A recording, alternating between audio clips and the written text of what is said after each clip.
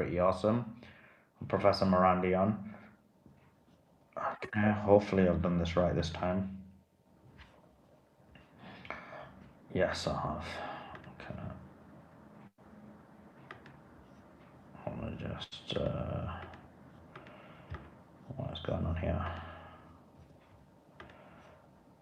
So yeah, guys, lots to speak about, lots to get through. So just give me a 2 seconds. We should have everything sorted now. I need to go back to the thing. Oh no, it is working, isn't it? Sweet. If you're on the YouTube, let me know if it's working. That would be awesome. And then I'll get into the news. Okay. Okay, lots to go through, lots to speak about. Okay. Okay, let me just quickly retweet your tweets first of all, and then we'll get into it. Let's delete this because that was a flop. And I think I will pen this. Okay, and space. What am I doing with space? Oh yeah, I'm retweeting everyone's tweets. Okay, so I'll do that right now. Thanks to everyone who's already co-tweeted. They're legends. So many people have already co-tweeted this. I'm gonna retweet your co-tweets and then we'll get into the conversation. Quite a bit of news has come out, so I'll give you an update on the news and then we'll take it from there.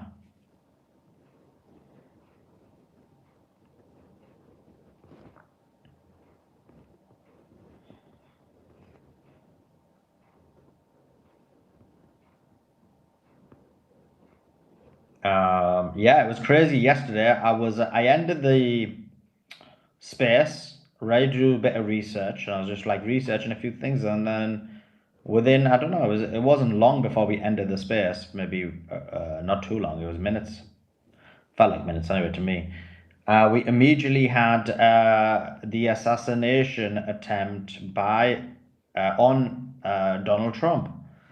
And yeah, we were doing this space and people were researching, we had Joe finding us things, we had everyone finding us things, and we really got a lot of information on the space about exactly what was going on. This is what real live news is, giving you news as and when we receive it.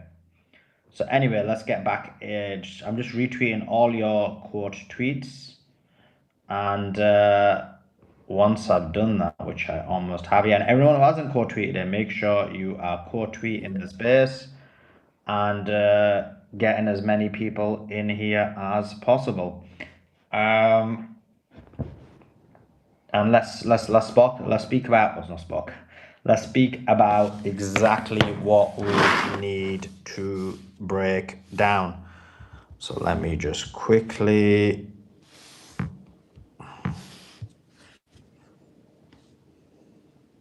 okay, give me 2 seconds. And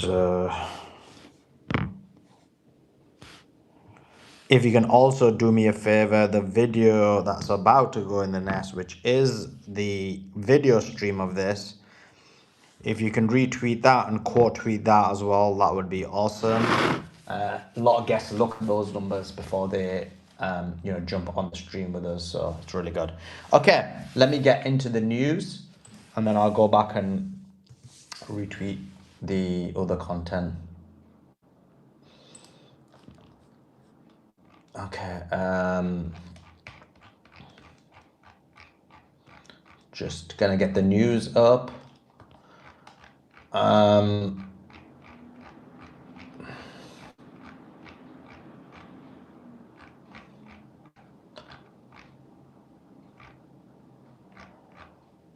Okay, here we go.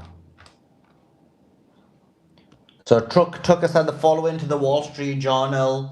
Wall Street Journal, this was before the assassination attempt, which is, he said the following. He said, I don't hate Trump. I hate this war and the direction that the United States government is taking. I feel betrayed. Israel dropped leaflets over Lebanon's Deir telling people, warning residents.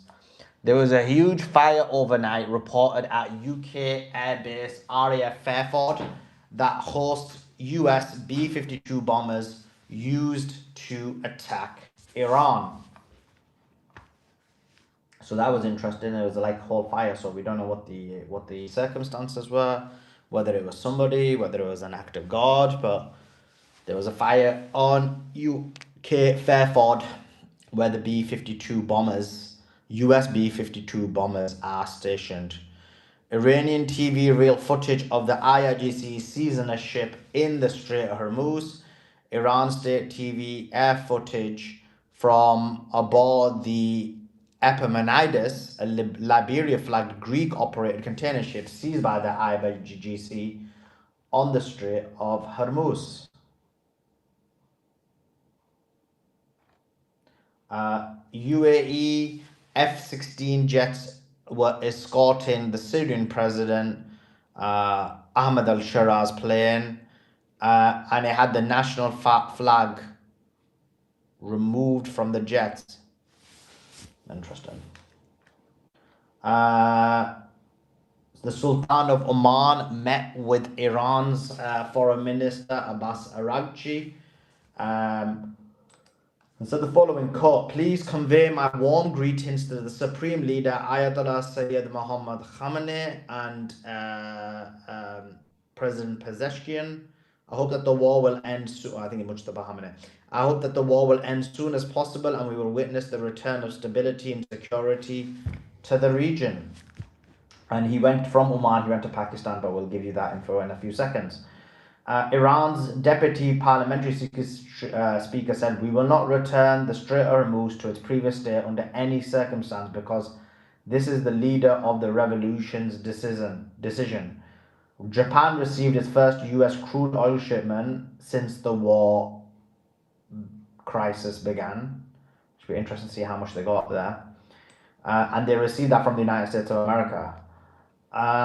Over 229,000 people in the UK have signed petitions urging the government to cut ties with Palantir. As you know, Palantir is drenched and entrenched within the UK apparatus, whether it's the whether it's surveillance, whether it's NHS and various other means and mediums as well. Former Israeli Prime Minister Naftali Bennett and Yair Lapid will announce a joint political party ahead of the upcoming elections.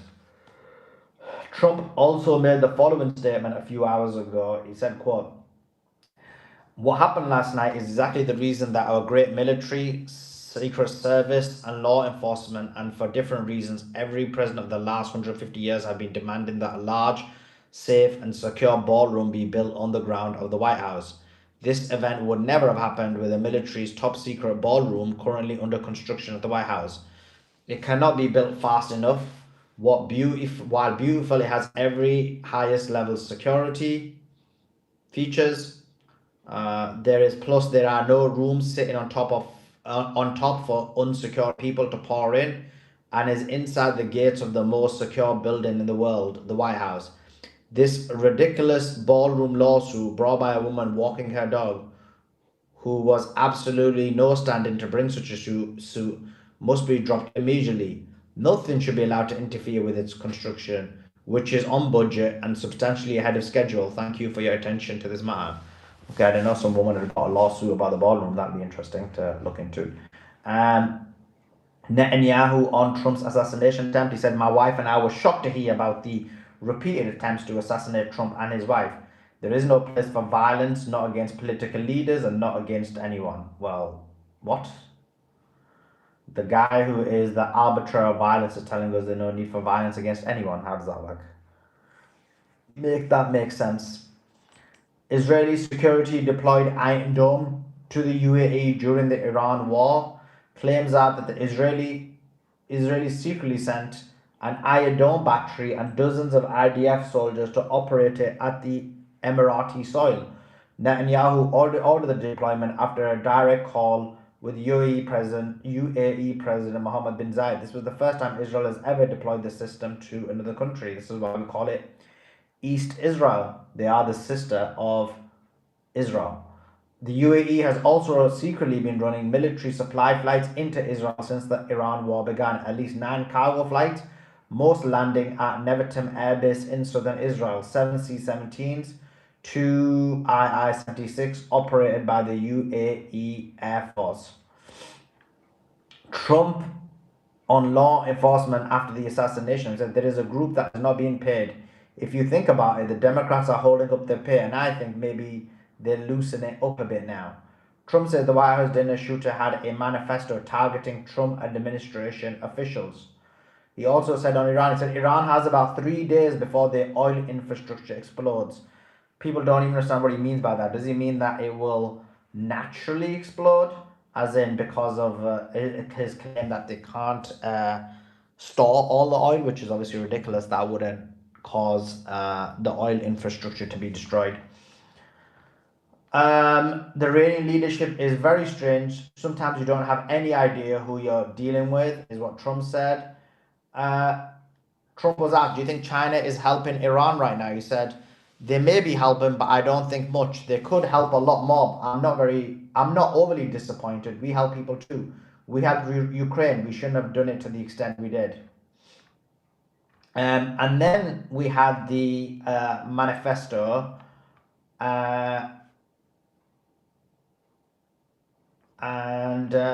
Of the shooter, and then because the manifesto doesn't seem, because people are saying he was anti-Christian, but the manifesto doesn't seem to suggest that. So if maybe he was doing tweets or something, I don't know. But this manifesto says the opposite. It sounds like he's not anti-Christian. This is what he said. Hello everybody. So I have given a lot of people a surprise today. Let me start off by apologizing to everyone whose trust I abused.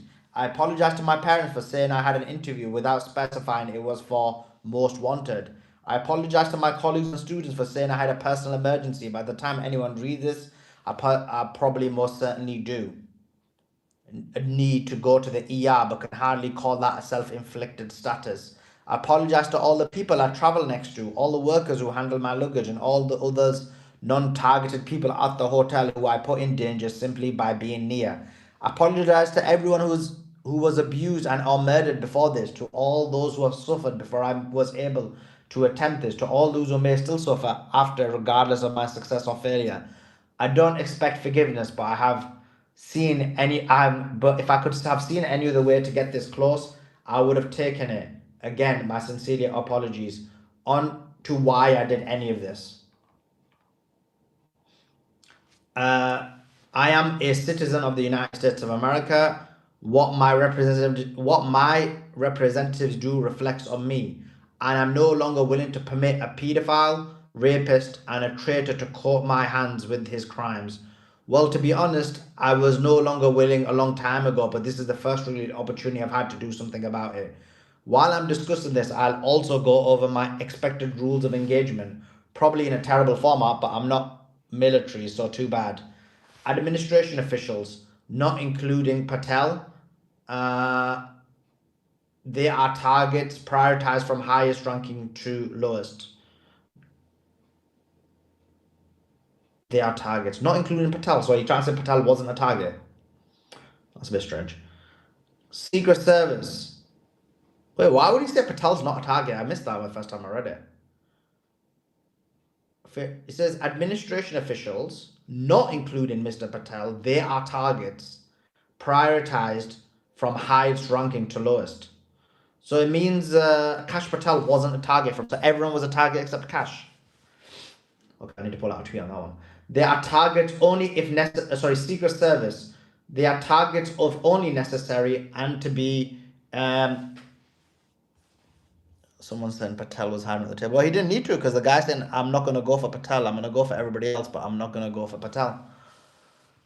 Secret Service. They target only if necessary and to be incapacitated non-lethally if possible. AKA, I hope they're wearing body armor because center mass with shotguns messes up people who aren't. Hotel security, not targets. if at all possible, AK unless they shoot me. Capital Police, same as hotel security, so not targets. National Guard, same as hotel security. Hotel employees, not targeted at all. Not targets at all. Guests, not targets at all. In order to minimize casualties, am I misreading this Patel thing? Like, someone let me know. Maybe I'm misreading it. In order to minimize the casualties, I will be using bookshots rather than slugs, less penetration through the walls. I will still go through most everyone here to get to the target if it were absolutely necessary, on the basis that people choose to attend a speech by a paedophile, rapist, and traitor and are thus complicit. But I really hope it doesn't come to that. Rebuttals as objections. Objection one: as a Christian, you should turn the other cheeks. This is the bit what I don't understand. So, because people say it's anti-Christian, but then, hello? This is the bit I don't understand, because people were saying he's anti-Christian, but he's saying, okay, I'm a Christian, and one of the objections is that you should turn the other cheek. So he says, objection one: as a Christian, you should turn the other cheek. Rebuttal: turning the other cheek is for when yourself are oppressed. I'm not the person raped in a detention camp. I'm not the fisherman executed without trial. I'm not a school kid blown up, or a child starved, or a teenage girl abused by many criminals in this administration. Turning the other cheek when someone else is oppressed is not Christian behavior. It is complicity in the oppressor's crime. So again, like, this seems to suggest he's trying to say, look, I'm a Christian. You guys are telling me I should turn the other cheek, but I don't think I should turn the other cheek. When it says turn the other cheek, it means if I was oppressed, then I should turn the other cheek. But if somebody else is oppressed, then I need to actually, as a Christian, stop that person in any way possible, because if I don't, I am complicit. It sounds like that's the argument he's making. But again, let's see what other people have got to say on that. Objection two: there is not a convenient time for you to do this. Sorry, this is not a convenient time for you to do this. He said, rebuttal: I need whoever thinks this way to take a couple of minutes and realize that this world isn't about them. Do you think that when I see someone raped or murdered or abused, I should walk on by because it would be inconvenient for people who aren't the victim? This was the best time and chance of success I could come up with. Objection three: you didn't get them all. Rebuttal: gotta start somewhere. Objection four: as a half black, half white person, you shouldn't be the one doing this. Rebuttal: I don't see anyone else picking up the slack. That's his rebuttal. Objection five: yield unto Caesar what is Caesar's. Rebuttal: the United States of America are ruled by the law, not by any one or several people. Insofar as the representatives and judges do not follow the law, no one is required to yield to them on anything so unlawfully ordered.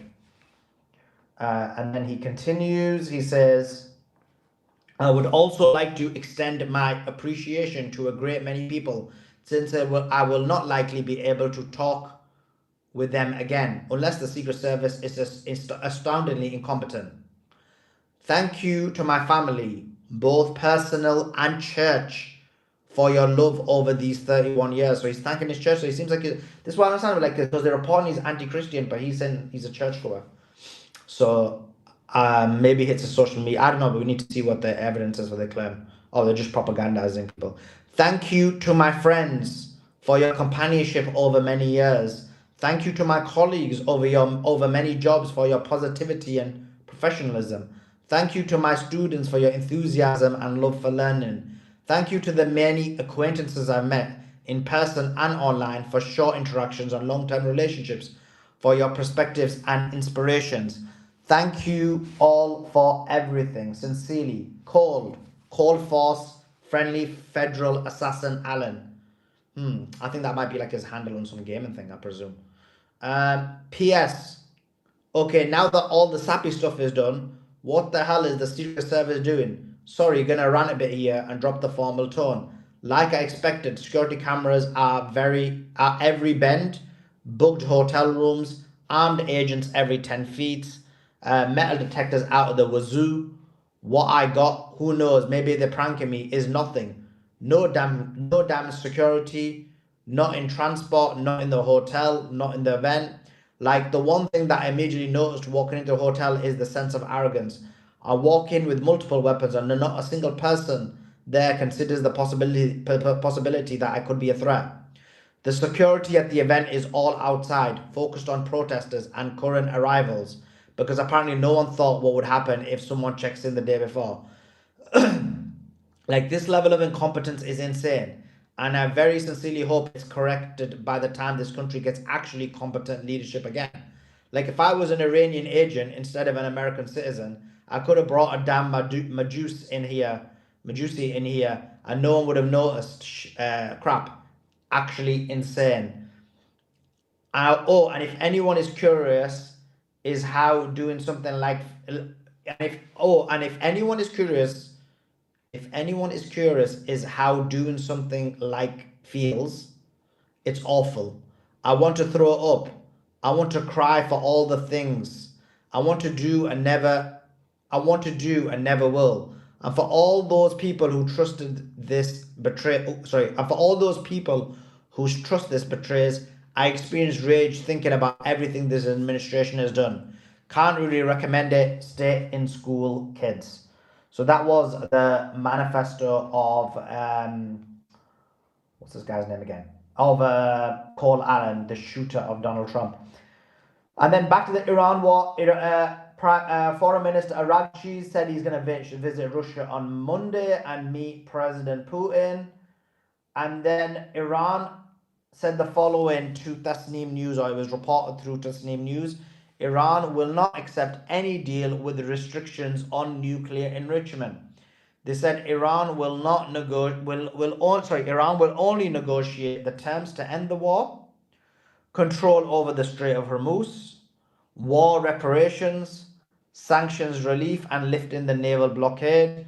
Nuclear issues can be discussed at a later time in a separate deal. The Islamabad talks will no longer include the nuclear program. So Iran is saying we're not going to even discuss nuclear with you guys anymore. And then former Israeli Prime Minister Naftali Bennett said on October the 7th, the institutional state of Israel, the entire government collapsed. What saved the country was the people. I don't know what the hell he's talking about there. He's talking nonsense. Um, okay, that's the kind of update on the news. Obviously, we'll give you it as and when we receive it from now. Do me a favor, retweet the space, reshare the space, let everybody know we're live. Also, if you can do me another favor and you can, the video in the nest, if you can quote tweet that, I will retweet people's quote tweets as the day goes on. We have got Professor Marandi coming on at 5 p.m. Eastern, so that should be fire. Let's get into the discussion. Let's speak about this and let's talk about it. Let's go to Andrew first. Andrew, thanks for joining us. Hope you're doing well. Give us your thoughts. Thank you. Good afternoon, Suleiman, Beatrice, panel. Thank you. Thank you, folks. Please repost everything. Get this out. Yes, quickly, briefly, thank you for sharing that. Yeah, I truly believe we were looking at another, I'm going to use the word fake assassination attempt, another psyop. I posted a couple things on there. I've been watching studying some other things on it. I don't spend a lot of time on this, but I do believe this is all part of the plan. The magician's in there. I won't read all the posts that I have in there. I won't take the time. But I think it was definitely PSYOP. I call it PSYOP Act 3. I believe with all my heart Butler was a big fake. Yeah, I won't go into that. The second one was that other one at the golf course, and then this is 3. The magician there, how it's all played, acted. I had to watch it twice, how our dear little Erica was just want to go home. Just and acting. Now, what you just read, the manifesto, this is very, very important. Looking at this from a very diligent student of Bible, I'm a self-identified Bible scholar, dedicated the past 15 years of my life to the King James Bible study. Also a devout Christian. That is without a doubt the language of a church, quote, church goer who is committed to following after scriptural doctrine, the followings of Jesus Christ. It's all there very clearly. And this also is clearly a man, I call him young man here in his 30s, very intelligent, highly educated, who loved to teach, loved people. However, we see clearly he has mental issues. I believe this could be some MK Ultra. I won't go into all that stuff, but it's all playing into it. And I see this potentially as a very dangerous thing because I believe ultimately that Christian fundamental, that I'll say Christians, and those is Muslims, Christians, who have morals and stand against evil, and I'll call it the evil of the Epstein class. I could see them using this as, oh, they're one of them. Ooh, we got a potential domestic terrorist here. I think we're going to see that. I've been expecting that for many years. Many like-minded believers like believe that. That's why I believe God is bringing in this time Muslims and Christians in a unity to stand against this moral depravity and how we've called out Zionism and its evil. This is all part of it. And I could go on, but I won't. And again, in Iran, this negotiation, I'm so glad Iran is definitely saying, we're done with this nuclear talk. No, we're in the driver's seat. Iran is in the driver's seat. Iran has won the war. It's now National Zionist Israel and America. We are in derision. We're being openly mocked. God has brought America and National Zionist Israel, I believe with all my heart, into open shame.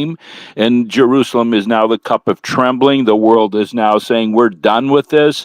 And now it's going to come down to, it's not ideology, it's good versus evil. We are the moral resistance. We will keep speaking out, and God bless you abundantly, dear Suleiman, dear Beatrice, and those. We are in the moral resistance. The YouTube, I'm trying to get my YouTube on my laptop loaded to repost it.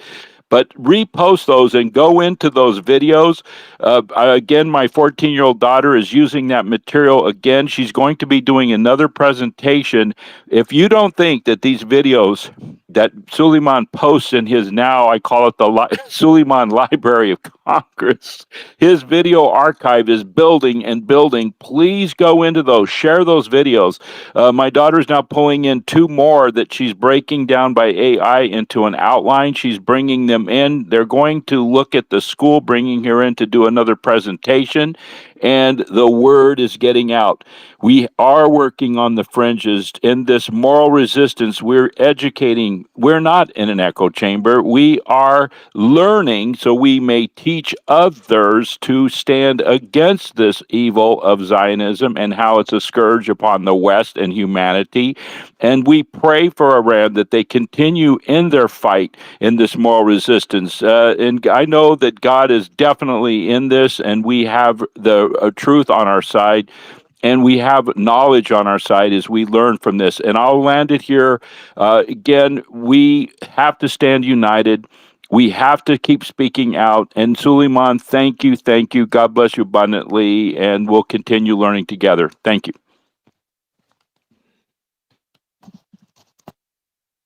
Appreciate you as always, Andrew. Thank you so much for your kind comment, and do value you a lot. Just before we go to Andy, let me just read the super chat. It says, "Good evening, all. Does anyone know if Weeping Widow?" Okay, I'm gonna have to defend this chick again. Does anyone know if Weeping Widow Erica Kirk made it home from last night? Correspondence dinner drama. Her kids haven't seen her. She's going through a very difficult time. Philosophy, and yeah, our thoughts and prayers are with her, and we hope she's safe and she's doing well. And she made it out because it was a very traumatic situation for her. Andy, what's your thoughts? Give us your thoughts. Yeah, the Erica Kirk thing, it's just so ridiculous how the slot machine is in full overdrive. Oh my God, poor Erica Kirk. It's completely ridiculous how anyone is still falling for that. This like we've just seen so many bad acting performances for her. It's completely ridiculous, and how they have the perfect camera angle, and then you see all these other influencers posing for selfies right afterwards. There is this someone Lee lady who has about 130,000 followers, and then people were going through her profile, and she was saying something like security was. Then she posted like security was very lax. They weren't patting anyone down, nothing, which I found interesting. But yeah, this whole thing just doesn't smell right. I mean, there was that account that Henry Martinez that posted Cole Allen before the shooting back in 2023. Then apparently, when Cole Allen worked at NASA for that 1 year in 2014, there was a paper written at NASA that year with a Henry Martinez as one of the authors. Someone put that thread together. I posted that last night because Evan Kilgore found that and put that thread together. So there's just all these interesting connections that just are too coincidental for this to be legitimate. But yeah, they're gonna prop up this thing. They're gonna try to milk this for a few days. And I was in another space last night after this ended, and someone had a point. If this can even move the needle for in Trump's favor and get 1 or 2 more% for him, that's worth it. If this is a prolonged war and this can encourage even a small more number of fighting age men to enlist in the army, that's worth it for them because they have a morale problem. So if this can slightly boost morale in the army, that's beneficial for them. And they can then use this to quash dissent. Oh my God, you don't support the war with Iran? How dare you? You support the Iranian terrorists? Our president almost died, and they're going to try to guilt trip us, and we are not going to fall for it because number one, even if this was a legitimate attempt, it has nothing to do with Iran. They're two separate issues. And number two, the war with Iran is still completely immoral, and we are the moral resistance, and we are standing up against it. And I'm just glad that nobody was injured in that attempt, thankfully, because we are against all civilian casualties. It's just completely ridiculous that they keep doing this over and over and over again. And then going back to what you said at the fire at the Air Force Base in Britain, I find that interesting. But I mean, hey, that's if that's significant damage, that's probably just a freak accident. But that's harder for them to bomb Iran without those assets, I guess. Yeah, exactly. Okay, we now have confirmation that the Iranian Foreign Minister Abbas Araghchi has left Pakistan. So remember he returned back to Pakistan, and now he has returned back. Sorry, he's left Pakistan. I believe he's going to Russia.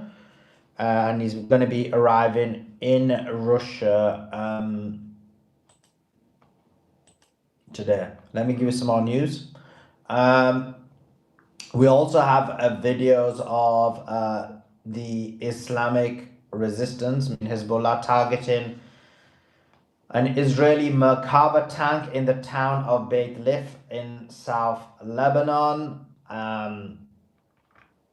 And taken that tank out. They've taken out so many of these Israeli tanks, it's unbelievable. Quite a lot of Israeli tanks have been taken out for sure. We also have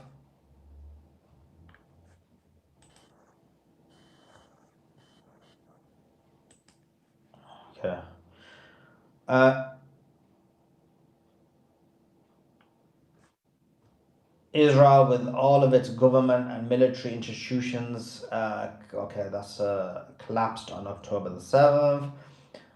The foreign policy makes the following claims. It says, what happens if the ceasefire between Iran and the United States of America breaks down? It says, despite Trump's extension of the ceasefire, peace hangs by a thread. If hostilities resume, Iran will likely move towards a blockade of the Strait of Hormuz. In this scenario, oil prices could easily cross the $150 to $200 mark, resulting in crippling global inflation and the collapse of the financial markets in New York and London. Furthermore, if the ceasefire collapses, Iran will not limit the war to the Persian Gulf. Politically, the collapse of a ceasefire will mean the end of Trump's chances in congressional elections. Trump is currently facing domestic discontent. The resumption of a full-scale war would be a final blow to the fragile US economy and his political standing at home. So everyone's basically saying that from Trump's perspective, he's handicapped. He can't go back to war because it will be financially crippling for him. He isn't really succeeding in this blockade. He can't give Iran what it wants because of the Israelis, or even work a workable solution. And so he's left in a quandary on what decision to make. If he makes a deal with Iran and allows them to have X amount of nuclear enrichment, one, and on the other hand, he's got what he needs. And then on the third hand, he's got a situation where um, he's got no way out. And so this is the problem you got with him. I think he's snookered. And this is why Iran's now putting the pressure on it even more. And the reason they're putting the pressure, if you see today, they said, we're not even going to discuss nuclear enrichment. Think about it. US has been saying nuclear enrichment's the whole goddamn show, and he's saying we're not going to even discuss nuclear enrichment. Just think about what that means. That's Iran now putting more pressure on the United States of America because they know Trump is being squeezed. He doesn't know what to do. Um, and so we're left in this kind of interesting quagmire where Trump essentially can't do anything. And he's kind of got like this fake blockade on, but it's not really working. The vast majority of ships are getting through, and he's stuck. And from Iran's perspective, it seems like they took these 3 weeks off. What was it? It was day 39 when the ceasefire happened. What, we were on day 58. So it's what, 19 days. Iran's taken these 19 days to recalibrate, reassess, and they're in a very strong situation because they've been able to refurbish is probably not the right word, but they're able to refurbish their missiles, recondition them. The older missiles, you always need to refurbish them and recondition them all the time. So they've been doing that during this time. They've been getting. It's not as easy to transport fuel into these underground bunkers. They've been doing that. So they've benefited quite a lot from this 19-day break. As of the Americans, obviously the Americans have also redeployed a lot of military assets. They now have 3 USS carriers. They have a large number of um, refueling tanks. They have a large number of fighter jets in the region. They have a large amount of new weapons, artillery. So all of those things they have. So I mean, things are set in the sense of ready for escalation, but Trump is snookered in the sense of escalation will brew confusion for them and they won't know what to do. So it's an interesting situation at the moment. But John, thanks for joining us. Give us your thoughts. Hello. Hey. How are you? Yeah, good. How you doing? So what do you think, Sully? You think we're going back to war or no? Yeah, I think so. I think it's going to happen at some point. Yeah, I agree. I think it's going to be bad. Anything you want to add, or was that the only thing you wanted to say? No, I just wanted to say hi. All right, cool. Thanks for bringing me up. No problem. All right, bye.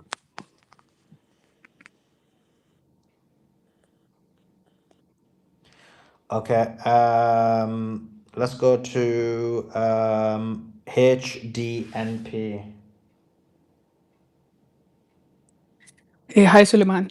Hi, how you doing? Yeah, great space. Yeah, just wanted to bring this up. So yesterday the false flag operation that took place.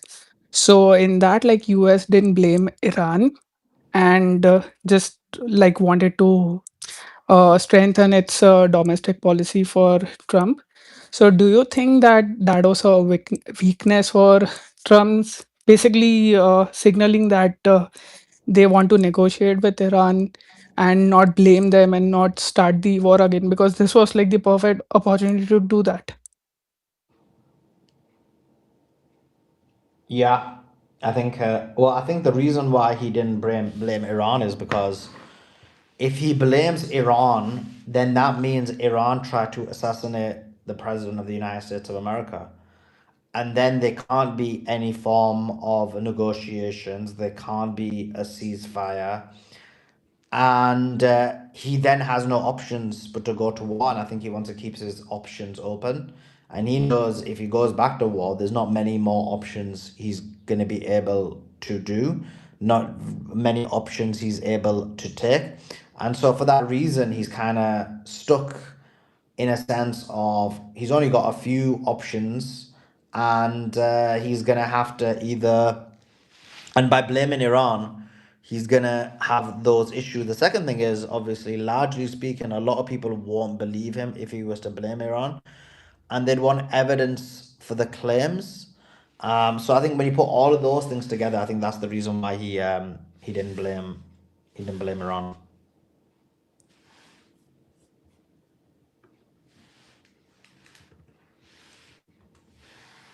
Okay, Ray, hope you're doing well. Give us your thoughts. Oh, you said Ray? Yeah. I mean, how are you doing, Suleiman? And everybody on this panel.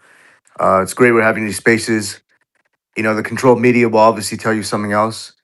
In regards to Trump's assassination, th- it's coordinated. I posted this on my timeline. I see these things immediately. And, you had the MAGA Zionist influencers saying that, had it not been for a ballroom, I think what's going on is it's three things. Trump's ratings are going down because Americans are struggling because of the Zionist wars. Trump is a pedophile and he needs to appease the Epstein class who has his tapes. So he goes along with the wars. He'll do the push pull. He'll do a fake struggle on the issue, but in the end he just goes in. And it's he has this the expansion of the ballroom or something going on. I'm not sure about what they're doing in the White House, but apparently he did it. And it's not black and white. There's different things. I think this assassination was one fake, completely staged. He was received some cue cards. His wife was looking at it. She was surprised. He was smiling. The guy wasn't even like he didn't even leave the area. I mean, like there's pictures of him standing behind some curtains, still watching the incident. So it's a scam. It's to get his ratings up, justify the construction at the White House, and make him seem like he's a victim, and make it seem like I don't know. Maybe they'll say it's Iran, but even in Passy, they blamed was some guy wearing an IDF sweater. Guy was probably loaded on medication or something. Manchurian candidate he sent out there. Or maybe he just walked in there. How do you get past that many levels of security and just walk in the ballroom? Let alone like the White House like property. Doesn't make any sense. That's the thing. Like, if people critically think, these things get exposed, but they are getting exposed thanks to free speech platforms like X. That's my take on it. I'm sure more's going to come out, but the MAGA influencers are all coordinating and they're posting the same bullshit. So I don't know how many people are on X watching this. I think the majority of Americans are not. This is why they still try these things. But it's a scam. That's basically it. I don't want to sound redundant. It's a scam. Uh, Donald Trump belongs in jail. The guy's a pedophile. Anything to distract from him being a pedophile and a Zionist stooge, and the releasing UFO stuff.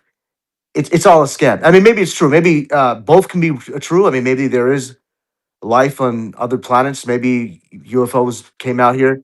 I mean, if two things can be true, but the timing is a distraction. So that's how I see it. Thanks for that, Ray.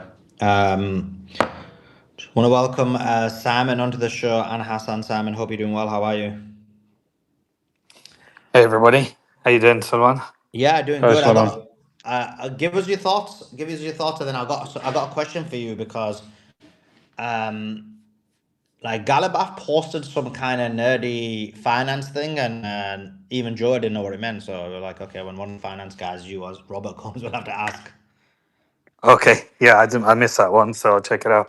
But Um, but overall, is there anything you want to add? Or the president yeah, of the United States was almost assassinated yesterday, so I know you're going through a lot of psychological turmoil. So just brace yourself and give us your thoughts generally. yeah, it's crazy times. Look, I don't know what happened. I don't know whether it's psychological trauma from people that are going insane and deciding to commit such acts. I don't know whether it's somebody that just felt that it's a good idea. I don't know whether it's a psyop. What I do think I know is that they'll weaponize it, and whether it's manufactured or not, like people are going to speculate, and everyone's going to come up with their own theories, and they're going to connect it to whatever their worldview is. But in the background, just understand what's happening. The new United States government is effectively covertly becoming Palantir through the closure of the Strait of Hormuz and the energy crisis, and we had 7.9% inflation on food prices, the doubling of the prices of fertilizers. Some food goods are up 80%. This is in US. US has got the lowest inflation in the world. Other places will have significantly higher. And what did they decide to announce during as a result of this food insecurity? That they need to update all of the farmer databases and the payment systems in case of emergency payments that are needed. And the contractor was announced as Palantir. Trump's promoting Palantir. BlackRock has increased their position to 15% of the company. Sorry, Vanguard. BlackRock is almost up to 10%.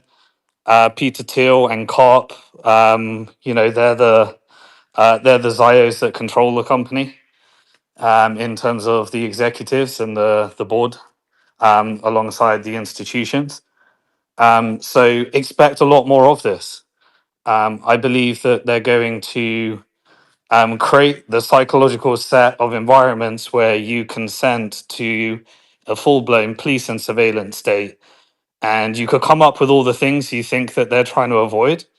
But at the moment, they are globally resetting all prices as a result of this closure. And they are actively building out a police and surveillance state.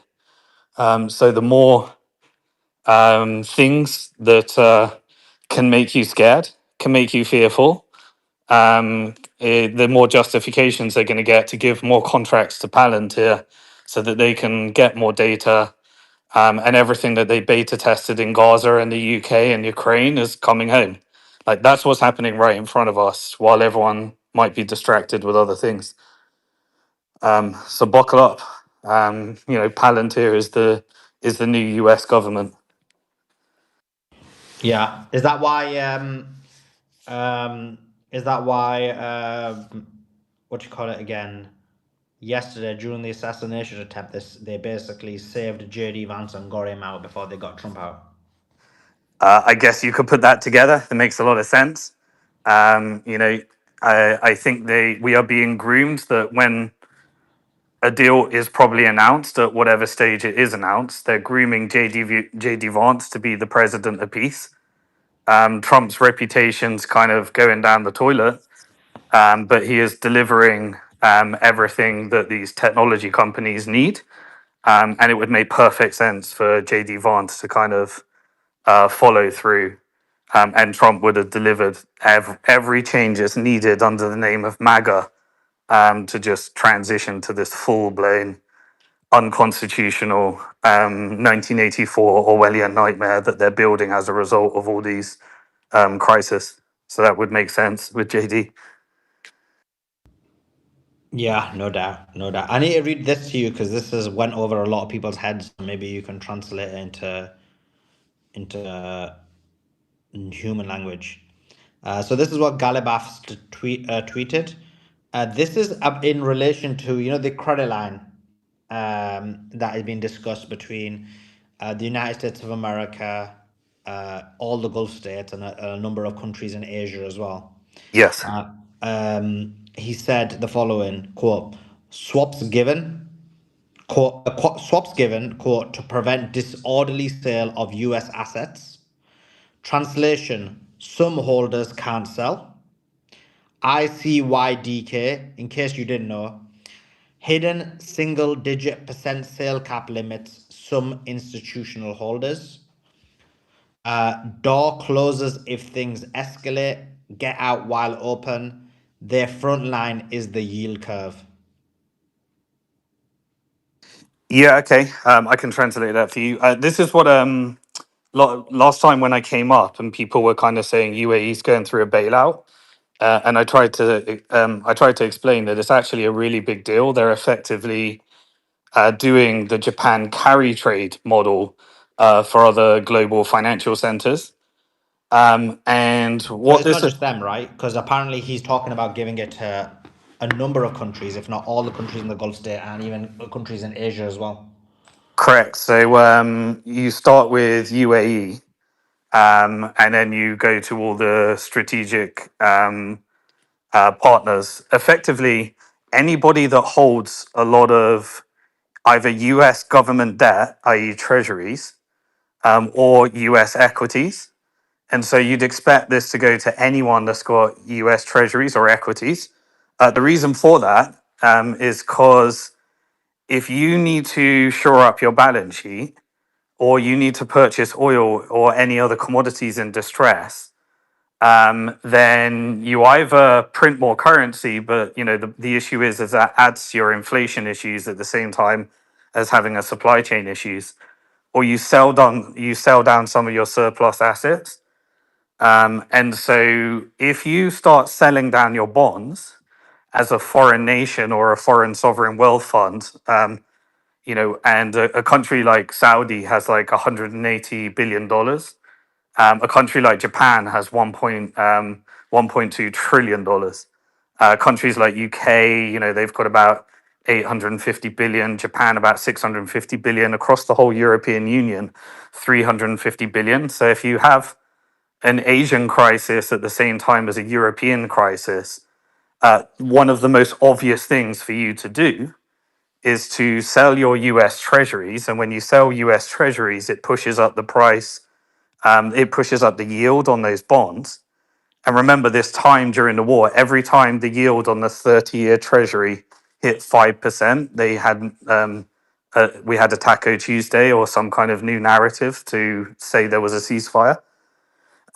So if those foreign countries, UAE, Gulf, any of the Gulf countries, any of the Asian countries, and the European countries, started selling down their treasuries, that would push down the price of bonds, which would push up the yields, which would then push up the refinancing terms on the credit market, which is incredibly delicate right now, as well as refinancing on mortgages. It would push it above 7%, which would be unaffordable for many Americans, and it would be a political issue.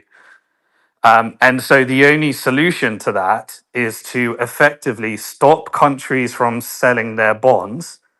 And that has a knock on effect because if you don't sell your bonds, and what he was implying in that tweet, whether it's true or not, is that they're going out to their partners and putting sell caps on the auctions and saying you're only allowed to sell a certain amount. I'm not sure whether that's true or not, but that's what the tweet implies. And if you do that, then you'd start selling down your equities. If you start selling down your equities, then you'd have a correction in the stock market. And so he wants the stock market to go up. He wants to keep bond yields down. And so the only way to solve that is to get them to deposit their currency, and do an FX swap line for US dollars. And then that's effectively allowing the hedge funds to borrow from these foreign financial centers instead of borrowing from the US. And you push the foreign financial centers, and effectively you do exactly what's happening in Japan with all of these other countries. So it's a radical change in the financial system. Effectively, it means if you own US treasuries and US equities, you can influence American foreign policy rather than the traditional role of enforcing countries to follow their policy. And what he's also saying is that yield curve control, that means the only way to really get the yield down is for the Federal Reserve to start buying some of those bonds if anyone starts selling them. And that effectively means that you're pushing the cost of the war through two mechanisms: inflation, and increasing the national debt so that the per capita value of the debt per American goes up. So he's kind of highlighting The bond market and the equity market are areas where you can't sell them because it will start to show severe stress in the US financial system. So instead, they're willing to give you an FX swap line to prevent you from doing that. And he's saying that the Fed will come in and start buying those treasuries in order to try and fix the system, which is money printing, inflation, and increasing the national debt. So when he says get out when you can, what does he mean? He means like get out of the entire like American financial system, or like what does he mean? Yeah, he's effectively saying get out of the dollar because they're effectively sacrificing the dollar as world reserve currency the deeper and deeper they go into that trade. And he's saying because they're desperate to stop you selling your equity and your bonds, they're doing these FX swap lines and they're giving away a significant leverage point of the US financial system to foreign countries. So therefore, you should really consider whether you should be holding those bonds or equities. So he's forecasting some kind of crash in either the bond market or stock market. And I guess he's using general terms rather than specifics. And like, if the US does this, and okay, if you do it with the UAE, I think there's, if you did it with just the UAE, maybe there's less of a risk. But if you do it with many countries, you kind of just escalating the problem, right? And accelerating You're it. you're effectively handing over control of the future financial system to foreign financial markets. So all of like Saudi and UAE have like UAE to a much greater degree has become like a world financial center. Saudi has been trying to do the same as well, and then you got Singapore and various other functions. Um, if you started increasing these swap lines, you've basically previously it was Switzerland, Bank of Japan, Bank of Canada, the European Central Bank, and the Bank of England. They did one for Argentina, but the difference with Argentina is a failing currency. But with the Gulf countries, they're pegged to the dollar, and so it's like just handing over part of the financial plumbing and leverage to foreign countries in order to save the dollar. And you're giving away a lot of your sovereignty and some of the tools that the Fed can use. Hey, Suleiman, I just wanted to jump in real quick and add this to in regards to the topic of the space. Something else that made this Trump fiasco an inside Wait, one job. second. Wait, why have you interrupted while we're talking about something Oh, to sorry about that. talk about something else?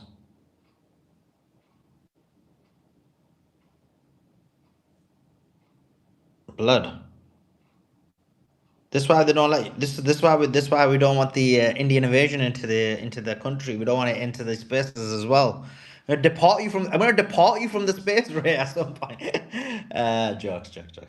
No, what I was Okay. trying to say was, Do you I mean, you know? Do literally you know had. when Ray came up?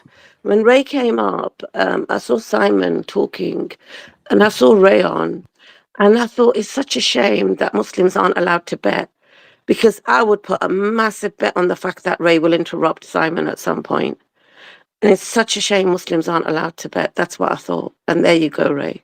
You proved me right. Okay, sometimes you complain about me not staying on subject. I'm on subject here. I mean, I've been following this bullshit. I'm Uh, talking about you interrupting. Yeah, I put your mean, hand you up. can have it back and forth. Okay, we can train you. Put your hand up. Ray's beyond training. Yeah, so Possible. the hand was up. Yeah, Possible. so you literally had journalists stealing Okay. bottles of wine This is why we and need. items from tables. Like, Okay, deported. This is what you do. I've got a better deportation system than Donald Trump. Is Trump deporting anyone? No, he's not. He's just doing war with Iran. Look at that. I literally deported him from this space. I'm gonna let him in as long as he fills the right papers in, comes in legally, understands the rules, and understands our values, and then he'll be allowed back in the space. You need a Palantir license, Solomon. Don't worry, it'll be No, integrated never, with Simon. Spaces soon. Never. We would never make someone. Never, Simon. Simon Dixon. Simon Dixon. We would never ever want anyone to get a Palantir license. If they I'm were to pretty do sure so, Ray will be on the database with his protesting scene. So um, yeah, Ray will definitely be on the database, or Ray may be working with them with the stuff, some of the stuff that he comes out with on these bases to try and get a band. But anyway, so coming back to the conversation, the in terms of, sorry, coming back to the financial situation, Simon, this is like something Darkside mentions a lot, but the strait is still closed. Like nothing's coming out, nothing's going in. I mean, I know there's bits and bobs and drips and drops of bits coming in and out, but not really much. I mean, what's happening to the financial industry, and what I mean by that is, in a more concrete manner, like I remember you saying right at the start, look, this needs to open within 2 weeks, or X is gonna break, Y is gonna break, Z is gonna break, and you said a few. We're now day 60 almost of the strait being closed. yeah, well, their FX swap line is their movement towards a covert money printing exercise. The Treasury has started to do bond buybacks for long-term bonds so they can refinance them on the Fed. So they're doing pretty severe action right now in order to make sure that the stock market stays up. And so they're doing their covert QE at the moment, bit by bit. And I think they're going to keep this as closed for as long as they can manufacture the supply chain issues. And so I think that's where we've pivoted to right now. And they're effectively, I think, the big. So what we've effectively seen, I keep saying effectively, what we've seen in the West is firstly the stress in the airplanes. So in India, businesses are shutting down because they can't get access to their little canister of gas, which they use to power all of their like street food stores and everything. I think it costs 4 times as much to get a canister filled with propane. So it's a lot of small businesses in the developed countries that are shutting down their little micro business. That's disastrous for them. They don't necessarily have savings. And so that's a crisis that they're starting to go through. In terms of the US, my understanding is the immediate stress point is we've already seen that America wants to do a bailout, a 500 million bailout package for a distressed discount airline that was already in Chapter 11 bankruptcy. Um, and so expect, these distressed situations with businesses immediately starting with that impact. And then we're going to start going a little bit further down the supply chain of people seeing over the next few months. That's baked into the equation. So the supply chain issues can't be fixed. We are going to have those supply chain issues for like the next 3 months, even if we get open. And then the impact that that has on small business will be effectively the same as what we've seen with all the other crises, a shakeout of small business, unaffordability for the average consumer. If the consumer's got any savings, they start selling down their assets in order to meet their purchases, and a movement towards the entire economy and stock market being propped up by a smaller and smaller wealthy class of institutions. So you may not see the impact on the actual indexes, but it's because the indexes are so swayed over and disjointed from the real economy, that the impact is really on the street with the real person, with the real business. So I think if you go and speak to the average person there right now, they're saying, all right, well, my food's getting more expensive and my energy's getting more expensive. I already was either in a position where I couldn't afford that. So now I need to stop consuming anything else and just go full blown into my rent, my mortgage, my energy, and my food. If I can't afford that, then I have to choose between the eating and heating scenario. And anyone that needs to refinance their debt, they're going to be paying higher interest, which means more interest on their debt.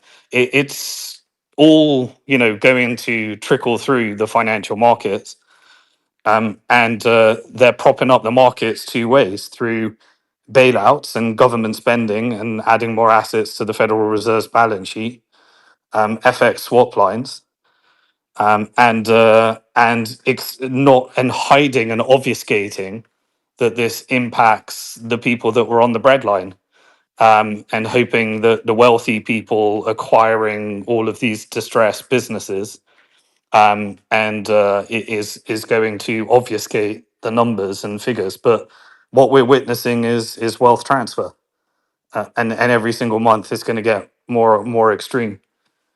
And that will lead to some type of environment that justifies the massive money printing that they're leading everyone up to right now.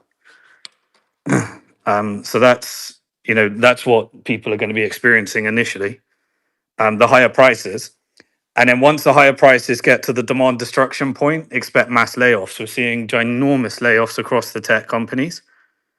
There's probably things like prepping up for getting rid of all the Uber drivers and replacing them with self-driving cars. They'll probably be looking at some kind of Operation Warp Speed 2.0 to accelerate these types of trends.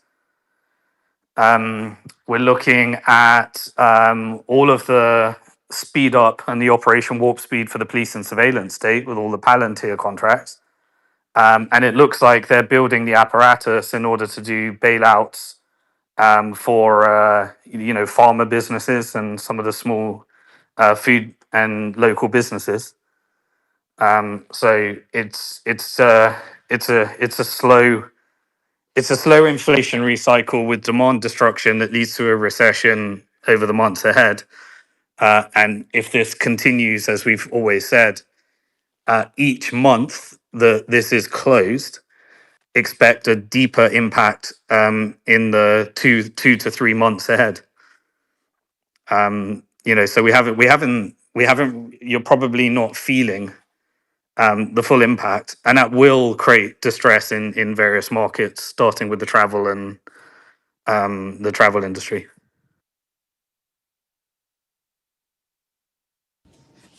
Yeah, this is the biggest concern, um, in terms of what's going to happen to people in real time. How much more longer do you think this can continue, in terms of the blockade? Because everyone, like all you finance guys who came up are like always saying like a few more days, a few more days. I remember Joe saying like April the 10th, and we're now, I think he said, I mean, he might not have said that day, I don't want to misquote him, but how much more longer can this go? Well, there's a lag, so you have the impact in 3 months from the actions that are happening today, and so we've been closed for 2 months. So we're already starting to see like the initial shock in terms of pricing. And then there's also the countries that are able to shelter themselves a bit more, deplete down their petroleum reserves, their food reserves, their energy reserves, their mineral reserves. They'll just be depleting those down while they try to secure alternative supply chains. That's going to place more and more stress on governments globally. So their debt to GDP ratios are all going to be going up. And and then if we're still closed for another 3 months, then 6 months from now, you can expect severe justifications for bailouts of markets, and worsening conditions for everybody in terms of affordability or losing jobs and unemployment. This is going to be, even just from here, this is going to be a 1 year operation for you uh, for you to feel the impact. If we're effectively, the question is, if we, for every month that we are still closed, it increases the how long we'll be in a recession, the severity of the actions that governments will need to take, which means wealth concentration and wealth transfer, and whether we actually enter into a depression or not. So I think, we're 2 months in, and I think you can say that the actions that are taken today, you'll feel it in 3 months is probably the good way to understand it. Interesting. Yeah. Just want to welcome Resistance onto this stage as well. I know he went missing since the Chinese ships were getting hit and boarded. So appreciate you, Resistance, taking your time out and then deciding to rejoin us. And Ziad as well. Ziad's on the space as well, as is Anna and as is Choring. So thank you so much for joining us, guys. Appreciate all of you. Just getting back into the. By the way, we've got Professor Marandi coming on at 5. That's going to be golden. Yeah, we've got quite a few golden interviews lined up. So you're just gonna mention everybody but me and Beatrix? Okay. Oh, public! I didn't see you, bro. I don't. That's all good. I'm like blind to Beatrix Marga. is there too, but it's cool. I'm blind to Marga. Good to see you, public. How are you doing? Good one. I'm doing well. Thank you for asking. And who else did you say is here? The coach Beatrix. Oh, I'm not. You both. Not seen that. I don't know who that is. Not really seen them in a few weeks. You see. So don't really know who that person is. So let's get back into the conversation. Let's speak about it. I mean, based on what you're saying, Simon, like people have got like what, a year or so, maybe less, to try and get their personal situation sorted out, right? And A and B, when do you think it goes to like the point of depression as opposed to just recession? Well, a depression is 4 quarters of negative growth. So you'd know in a year away from now whether we're in a depression or not. And it will impact different countries differently, as we know. In terms of getting your stuff together, you need to do that now. You don't wait until it comes. You need to understand. Like, everyone just needs to even just do some basic AI research on your city and your local community in terms of what dependencies it has. So I've already started to think around my island. Like, I started to look at what wind energy initiatives and where they were actually at in terms of what would happen and how much of the island could it power, and what would be the alternatives. I was going to be ordering some solar windows for my house, and I decided that now's the time to order those. So that was on the wait. And so I'm looking at having my reserves of gas and what the island can do with biofuels and alternative energy. So you can start looking at all of that, and you can use AI to get a pretty good assessment of the exposures in your local town. What you would, and then start to really think about what imports do we rely upon, and are those all local? So I started to call up my local farmers and find out what they depend upon. They said, we will have this issue if we can't get these imports. And I was like, okay, well, how much meat can we order now in terms of freezing it and stuff like that? And so just start prepping all of that stuff and thinking about what can go wrong. I'm pretty sure that everything's going to be more expensive. So even if you purchase it up front, you'll probably get a bit of an ROI on that in terms of the immediate impact. But and just starting to also plan what happens if you lose your job. because they're going to start using this opportunity to do a lot of layoffs. Is your job secure? What would be your alternative path if you do lose your job? And just start really thinking through those things. And most of those things take a long time to prepare for. You can start thinking about it now, and unless you go into your own Operation Warp Speed, sometimes you can do it in emergency, but normally it can take like 3 to 6 months, and things are going to get harder and more expensive. I think we're going to have issues in terms of electronic goods. There's a massive shortage in terms of semiconductor chips. So if you don't have your laptop and phone, and you were thinking of getting one, you probably need to order that before there's issues. So just really think about your life, how you earn money, how you eat, what you need, and just work through it. And fortunately, like, yeah, there's a negative side to AI, but the good side to it is AI can do a really good scenario planning for you to help you understand what the exposures are where you live. And it's going to be very circumstantial based upon everyone's individual situation. Yeah, tough times. Let's see how it goes. Guys, we've Simon, got. what do you think I Go just ahead. want to ask Simon, what do you think the real, like when you speak to, like when you've spoken to your local people, what do you think the real shortage is going to be that's going to have the most impact on the everyday consumer? Energy, fertilizers, and the one thing I'm learning is how disgusting our food is.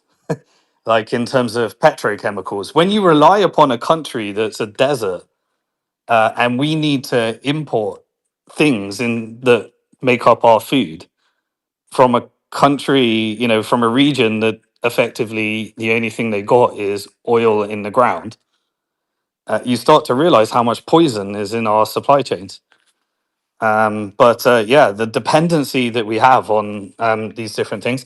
And I think in America, the big thing is going to be something in the trucker industry. I always forget what it is. So truckers need certain components, and then diesel seems to be the biggest thing in jet fuel at the moment. But Yeah, urea. I think it's urea, Simon. that's right, yeah. But yeah, luckily, where I live, we've got a lot of farmland, and but there are certain things and certain petrochemicals and various other things that they rely upon importing. But that's where it's worth getting to know your locals, because they will. You don't need to figure out what their issues; they will know what their issues are, and then you can plan accordingly. Really. And try and use it as, look, I know it sounds very depressing and hard time, but maybe try and use it as, try and see the positive in it. Maybe this is the time for you to actually figure out how to get a better supply chain, how to have stronger relationships, how to put focus on those projects that you were putting off before, that we were all procrastinating on. So maybe just try and see some positivity in it, and maybe just try and enjoy the process rather than of just actually understanding how things work in your world, rather than relying upon these big supermarkets. But really speak to your locals and support them, because their businesses may go bankrupt, and they're going to need your money, and so you might as well make sure that your money's spent on them rather than some big ass institution that's going to be benefiting from this. Thank you. By the way, guys, we got, as I mentioned, Professor Marandi coming on at 5 p.m. Eastern, and we got Anthony Aguilera coming on at 6 p.m. Eastern. So two great interviews. Obviously, the Professor Marandi one is going to be about the Iran war. The Anthony Aguilera, we will probably touch on the Iran war, but it's going to be about the Trump shooting. So it's going to be two interesting interviews. Yeah, let's get into the conversation. Let's go to who was next. It was Hassan, wasn't it? Hassan, hope you're doing well. How are you? What's your thoughts Hi, about Simon. the Sam, what's your thoughts about the negotiations and possibility of the war coming? Yeah, I mean, what I saw yesterday really brought to the front that America is just like a Hollywood movie. It's really like fake. The projection of power, we're super powerful. We're all, we have the biggest army in the world. We have the best this, the best that. And I think it's all lies. Everything America does and says is lies. It's basically an army of mercenaries. It doesn't have the capability anymore to even convince people that it has that power. And you see with the negotiations now, I think it's incredible. Really, it's incredible that the Islamic Republic turns around and says, "Well, we're not even negotiating on this anymore because they have no cards." They, this is a yeah, they've got themselves into a pickle really, and I just don't see any way out at the moment. Um, Look, it's been going. Well, how long has it been going now? It's 58 days, as it says on the title. So this idea that this was a orchestrated war and it's all gone to plan. And every time something happens, someone comes up with a new reason why this is happening. And that is some kind of organized chaos. But I really believe it's just chaotic chaos. It's a mad king called Trump. He's lost control. The people who put him into power have lost control of him, and I think he's just causing chaos everywhere, and that nobody knows what to do with him. And so, But do you think he's? I mean, I feel like people minimizing what he is in the sense of. Do you think he's actually a mad king? I don't think he's like a mad king. I think he's making, like, you think that he's like making decisions in a crazy manner, or like you can't be a mad king and then at the same time be controlled by someone else, whether it's Israel or wherever. yeah, look, when you're a if you're a mad king with that someone has a huge leverage over, like blackmail, that's the kind of king I'm talking about. Look, what we saw yesterday was such a blatant, what's it called? Sorry, what did they call it? A fake, False flag. false flag, false flag. That's it. So it's such a blatant false flag, and it's just like it's like a reality. It's like watching a reality TV show. It's ridiculous. People, what makes you do that? There's two possibilities. One is that you've really lost control and over the narrative. You have no, and you're trying to, grasp at any opportunity to regain control or regain some sympathy, or it's just another attempt to distract from something else. So maybe the war's gone so bad he's now trying to find another way to distract. That could be the plan. But the issue is nothing's really working. Like this is not going well for Trump or Vance or any of everybody now has lost credibility. So the whole establishment has lost credibility. I don't see how this is in any way orchestrated. It just looks like utter chaos to me. The war. I genuinely believe that they went to the war thinking they're going to be able to topple the Islamic Republic, the government of the Islamic Republic, and they threw everything at it, and it just failed. And then ever since then, it's been improvisation and trying to find some victory. And they're still in that phase at the moment where they're trying to find victory. So um, maybe they were trying to get sympathy from this public. I don't think, to get more support. I really don't know what's going on. It's very difficult to say, honestly. I don't know, but all I can say is that the negotiations show that the Iran is under control. It's gonna dictate the terms ultimately. We say there's going to be a deal. I don't know what the deal is going to be like, if there is a deal, or it will be just like continuous status quo, because any deal would have to include the relief of sanctions, which is just not possible. And now the nuclear file is taken off. It's going to be even more difficult to have a deal. So it's just looking like Iran's kind of. If you remember when the JCPO was scrapped, and then everyone said, "Oh well, there might be a new deal with Biden," and then nothing ever happened. It could just be like that again, where Iran's like given up all hope of having any deal and just realizing it has to just not bother with America because there's nothing it can do with it. So when it's putting these conditions out, I don't think necessarily it's them trying to make a deal. I think it's the opposite. I think it's trying to say, get to America, get lost. We don't trust you, basically. Yeah, yeah, appreciate that, Hassan. Resistance. I know you've been hiding. I know the Chinese empire took a few blows. Hard times, hard time. Virtual hug towards the pain and suffering that you're feeling. But jokes aside, how's things? How you doing? What's your thoughts about these negotiations? Hi, Sully. Yeah, thanks. Just been a busy week up at work, so sorry about that. But yeah, I've been listening in to the spaces on YouTube when I can, and the recordings. But yeah, all I can say is that I'm glad that Iran is taking a sort of a tougher stance now. I just felt that momentum was just declining on their side, and they were softening, and I'm just glad that that's happening now. And I think that if they stick to those terms and accept whatever the Americans are going to decide, America and Israel is going to decide, then that should be good for them and for the region. We're already seeing all the positive impact of the Iranian destruction of the US bases in terms of the weather impact that's happening, all the positive, all the amount of rainfall, snowfall, the clean air, the reservoirs being filled everywhere, Saudi Arabia being flushed with water, with rainwater. So it's all. I mean, all of that is. Thank God for that. It's really happening. So Iran is at least improving that aspect. I think that now Iran needs to enforce its points across and just accept what they need to do. With regards to China, it seems like I know Joe and a few others. Is it Andy pulled up the data, or Neville China pulled up the data to say that actually there's a lot of ships passing through since the blockade happened.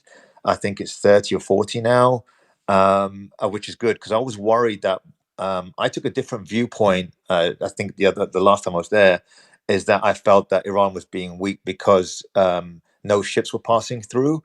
But then when we realized that the ships were passing through back and forth from Iranian ports and back and forth to China, etc., then I think they still have that momentum, and that's where I was worried about whether they lost momentum and accepted this submissive attitude that Professor Izadi was sort of portraying in your interview. So I just hope that these negotiations they hold firm for the benefit. I think that the more I speak to a lot of Iranians, they said they should all hold firm and accept. And they a lot of them said we just need to. We're worried that our own government is going to be too soft and they're going to be so accommodating. And we don't want that. These are some of the people that are living in Iran right now. They said, look, they just need to hold firm. And obviously, you saw the American PSYOP were trying to sow division between the IRGC and the civilian government. This is usual tactics, we know, because they don't have any cards to play really. This blockade is probably the only thing that they can do with regards to that. That's the strongest hand, I suppose, making it making it difficult for everyone in the world. But actually, what you're going to see is I agree with Simon completely.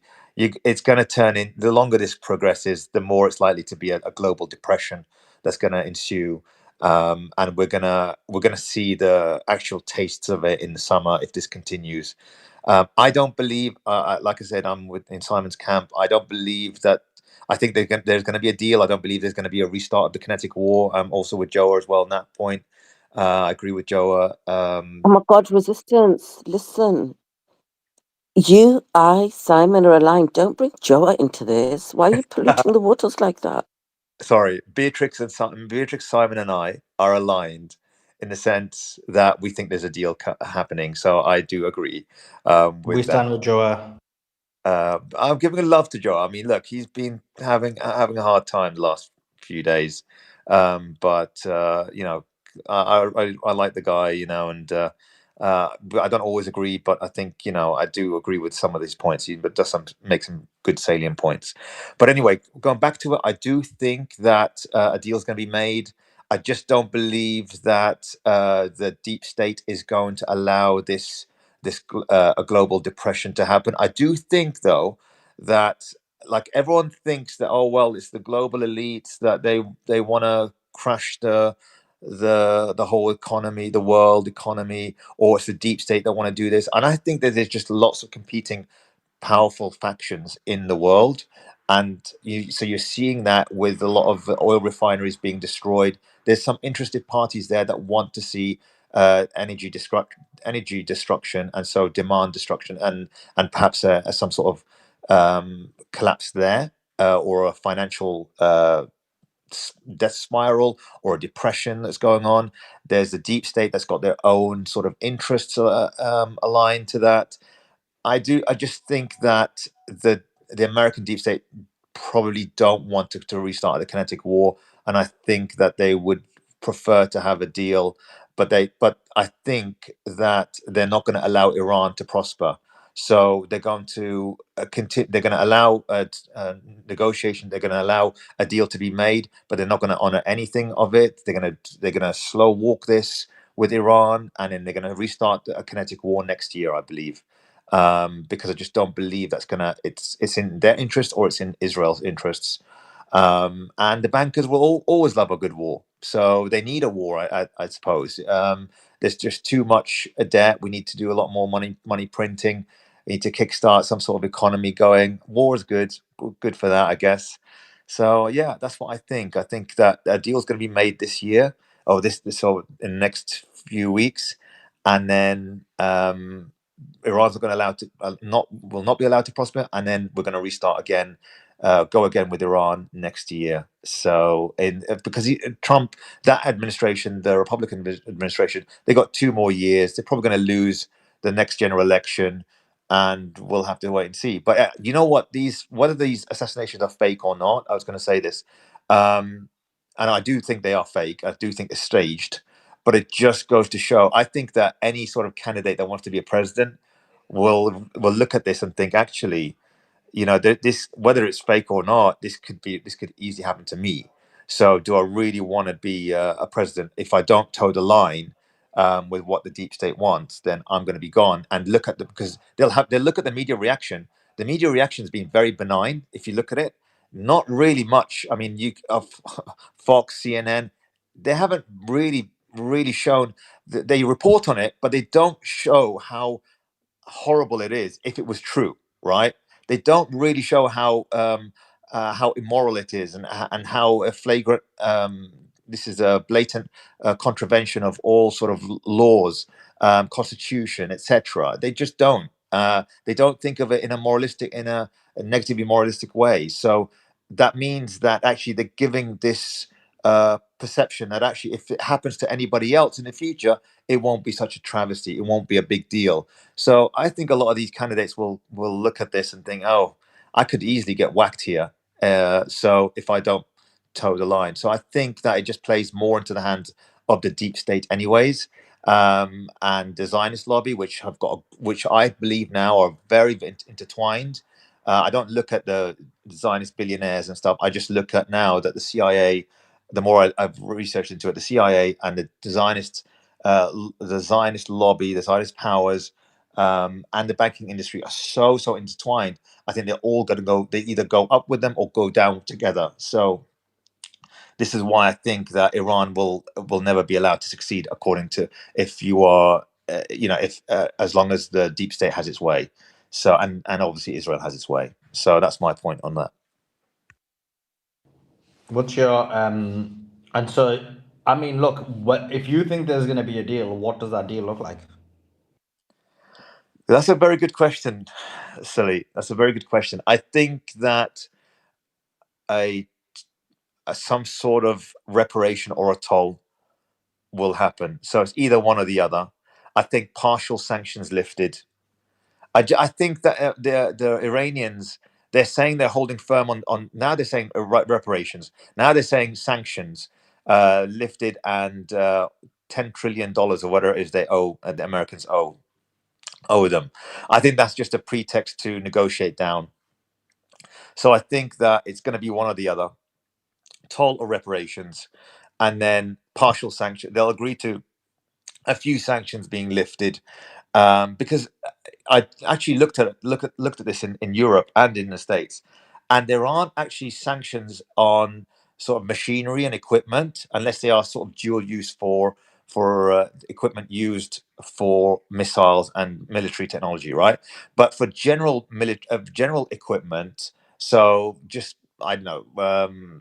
Screwdrivers or whatever it is, and machines that are for pharmaceutical industry, machines for automotive industry, things like that. Iran can actually sell that, and there's no sanctions on those. However, the reason why businesses in Europe or countries in Europe don't want to do business with Iran is because the banks are worried that they can't because there's restrictions on banks between Iranian banks and European banks, that they don't believe that they can do adequate business or a medium term or long term adequate business as long as the banking industry is being sanctioned. So while the sale of machinery is not sanctioned, that has some sort of that has a negative impact on Iran. However, that is where I think that they could negotiate lifting of sanctions, so that way allows the sales of machinery and things like that to to be allowed in Europe and America and South America, etc. So, but not that it will be encouraged. Of course, it's in under the table. The Americans will say, "Look, don't you dare start making deals with Iranian companies just because we're saying we're lifting sanctions, because we'll sanction you guys in other ways." So, there's so many ways the Americans can agree, but then enforce it under the table, like they've been doing the last 47 years in other areas. So I think that's where I think those are the nuances. I think that Americans will sort of exert their leverage in those negotiations, but it will be seen as a win for them. The Iranians will have no choice but to agree on that, because what else can they do on these points? They know that these are treacherous people that are agreement incapable, but they're going to have to go along with it as long as they can at least toll the Strait of Hormuz, which I think is more beneficial for them. They're already internalized a lot of the industry, and they've made connections with China, Russia, and some of the ASEAN countries using the SIPS Chinese banking system. So I think they'll only get stronger, I think. So yeah, those are the points. I think when it comes to nuclear enrichment, they will obviously keep it indigenous. That's the number one thing. And they'll keep it at probably at minimum of 5% enrichment. That just by listening to lots of the Iranian people, never mind about the Professor Izadi or whoever else in the and some of the government officials.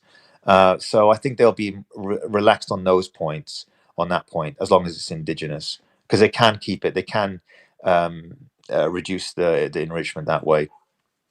So those are the points. I think U.S. bases, I think they can let go of that, but given what we've heard from, I think is it UAE says, "Oh, we're able to protect ourselves now, so we don't need any U.S. bases. We've demonstrated that." So I think this is how probably the GCC might spin it, to say we don't want any U.S. bases, whether they are, but they're proxies. So I think whatever America says, they will probably do. But we're already seeing the positive effects of the radar systems being knocked out and on the weather in that region. It's and from being arid to now being almost tropical in the last few days. So yeah. You mentioned the J word, and automatically the Mossad called, and he immediately came up. I do enjoy. I think I'm joking. He's not. I don't I know. was being baited. You Yeah, they baited. dated you. You said April 10th, and then I said April 10th everything was going to hell, which I didn't. I said there would be a deal by then, which there was. And then he said, I've been having a past couple of weeks, I've been having a bad week. I don't know what he's talking about. And now he believes in fantasy radars that control the weather. Past Uh, you. that's I don't know. It's not like Iran hasn't been a desert for centuries or something. Like all of a sudden it was the radar that's been around for 1,000 years that made that area a desert. Okay, come on. Like yes, it has rained. Thankfully, they've gotten a lot of rainfall. That's good for them. But that's not because of a radar. Or else it wouldn't have been a desert 1,000 years ago. I don't think there were any radars back then. Right. But I'll listen to other people. I see people like Anna had her hand up for a while and things like that. So I'll wait to get more involved in the conversation.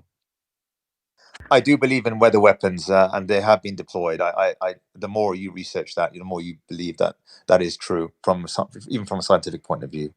No, you can control weather, but it's not from a radar.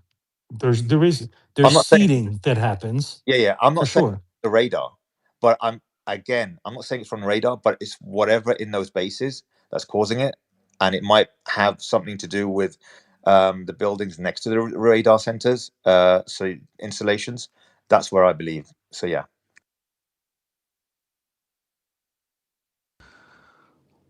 Yeah, I think Joa just got smashed there, bro. But we love Joa. How to get? It's been desert for 1,000 years. What are you talking about? Where were the weather weapons 1,000 years ago when it was a desert? Joa, what are you talking about? It's the cradle of civilization. That's where everything started. What are you talking about? It's been a desert for thousands of years. He's talking. He's getting mixed up with the UAE. Where you are has been a desert for thousands of years. Not Iran and Iraq. Iran and Iraq are ancient civilizations which have had water and rivers and everything for all of Did human history. Yeah, and they Who are still you to do. come over here and say, oh, make fun of us and call us, oh, we have deserts for thousands of years? Please, man. Have you not had deserts for thousands of years? Am I lying about something? In some Oh, parts okay. of the Thank you. country, That's all I'm it's saying. not, Thank you. but not Okay, all Ashkan. parts of Thank the you for country have been agreeing that you have desert. desert for thousands of years. I've Yeah, never some said the whole parts. thing's a desert. Yes, some parts. Arizona Yes, has been a desert for thousands of years. yes, there are areas in Okay, the world that have okay, less but all of rainfall, UAE is a including desert. part of But Iran. all of UAE is a desert. Yes, it All of is. It's Saudi true. Arabia is a desert. Yes, it's true. Okay, so don't piss me off, man. You fucking talking shit, dude. Why? Because I said they have deserts, dude. You get offended very easily. No, because they're stealing our You clouds, don't seem and you you're don't seem fucking Arab at all. making fun Arab of men us. typically They're are pretty stealing like our thick clouds. They're skinned. stealing our water, and you're sitting over Whoa, here he said making Arabs fun are of better us, than you, dude. Ashkan. He just What? said Go ahead. Arab man's better than you. What, I said Sully? they're typically pretty thick skinned. I don't understand. Ah, damn. Why are you attacking him? Why Arabs are What? better than Persians? This is Joa. You're going too low now, bro.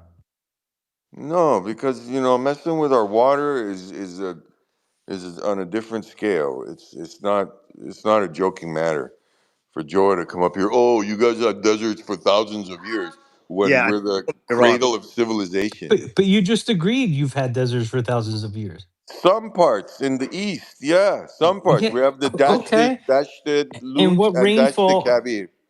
and do isn't rainfall something that's always been a problem in that region? No, it hasn't. Not ever since these No, no, no, only ever not since these really. radars have come up. The Tigris and Euphrates have been drying up. Why would that happen? Ever since these radars have been installed. It's happening globally. It's happening in California It's too. not. Why? Yeah, Because of well, they're radars? they're putting they're putting these radars everywhere. These HARP Well, this is systems. the thing is that you look at why they're destroying these oil refineries across the world. I mean, it can't be a coincidence that they want to destroy energy facilities. It can't be a coincidence that they want to make droughts in certain places across the world. I don't know. I don't have definitive proof on that, but the just the amount of oil refineries being destroyed in so many different countries, that's not a coincidence. No, none of this is a coincidence.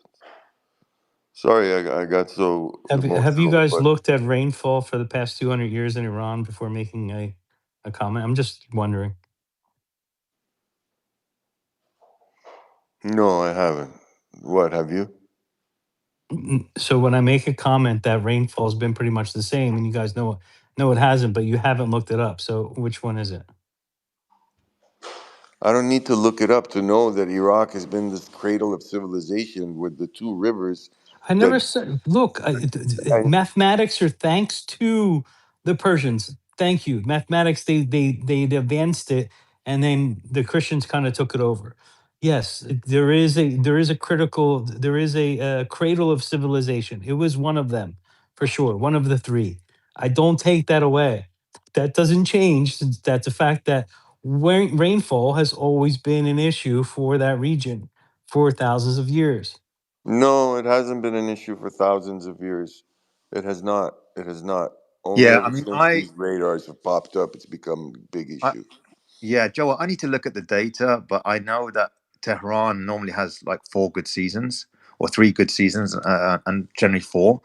And I know that just the last 10 years that the Iranians have been complaining that there's just a lot more drought nowadays than before. So I just need to look at the data, and then I can come back. But I'm pretty sure that they said that this has been the worst in Tehran Yeah, region. but that is a global issue. Do you understand? Like, if you want to look at it and be like, okay, what is the rainfall in Iran versus other places in the globe in terms of rainfall and the decline of rainfall? Then go look. And Iran doesn't stand out as particularly worse than everyone else. It is an issue that is part of the global climate argument, is because of the rainfall, which many people up here don't believe in. Right? It has nothing to do with radars. It has to do with things you put into the atmosphere. And you know this because what? Because you're a scientist or something?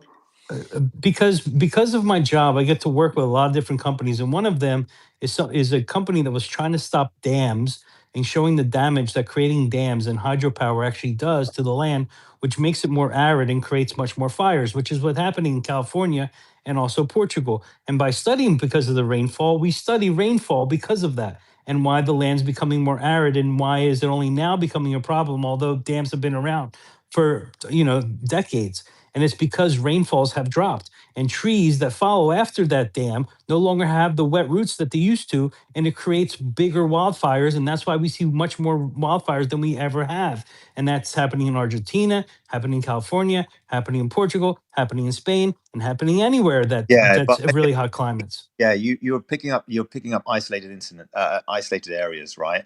But you got to look at the whole picture. And so for example, UK, Scandinavia, they've had more rainfall recently than before. So their rainfall has been increasing year on year. In eastern United States, their rainfall has been increasing. Maybe the West hasn't, right? It's the same argument about the North and South Pole, where so That the North Pole. resistance, you just did the same thing that the guy that walked into to Congress with a snowball and goes, they're talking about climate crisis, and look, I have a snowball in my hand. That's basically what you did. when you No, look at when you look at climate, you can't look at weather of a city. You have to look at global climate and what is happening globally. There is a decrease in rainfall globally, right? So yeah. you can't Look, pinpoint New Joa, York versus LA. They're Joa, going to be Joa, different. So Joel, Joa. you mentioned about west coast of California. You didn't mention the whole globe. I was mentioning to you that you can't use those because by that point, by that logic, you can also say the UK and Scandinavia, they've increased their rainfall, and you could say the East Coast has actually increased. So I'm just trying to use your logic by explaining the other side of the equation here. Okay, Joa, all I know is that ever since these radars got installed, suddenly a drought started. And ever since these radars got destroyed, suddenly a drought went away. So you can make your own logic about whatever you want, but I know the Iranian government is not going to allow these radars to ever be installed again. So you can talk whatever you want, say whatever you want, but this is not happening again.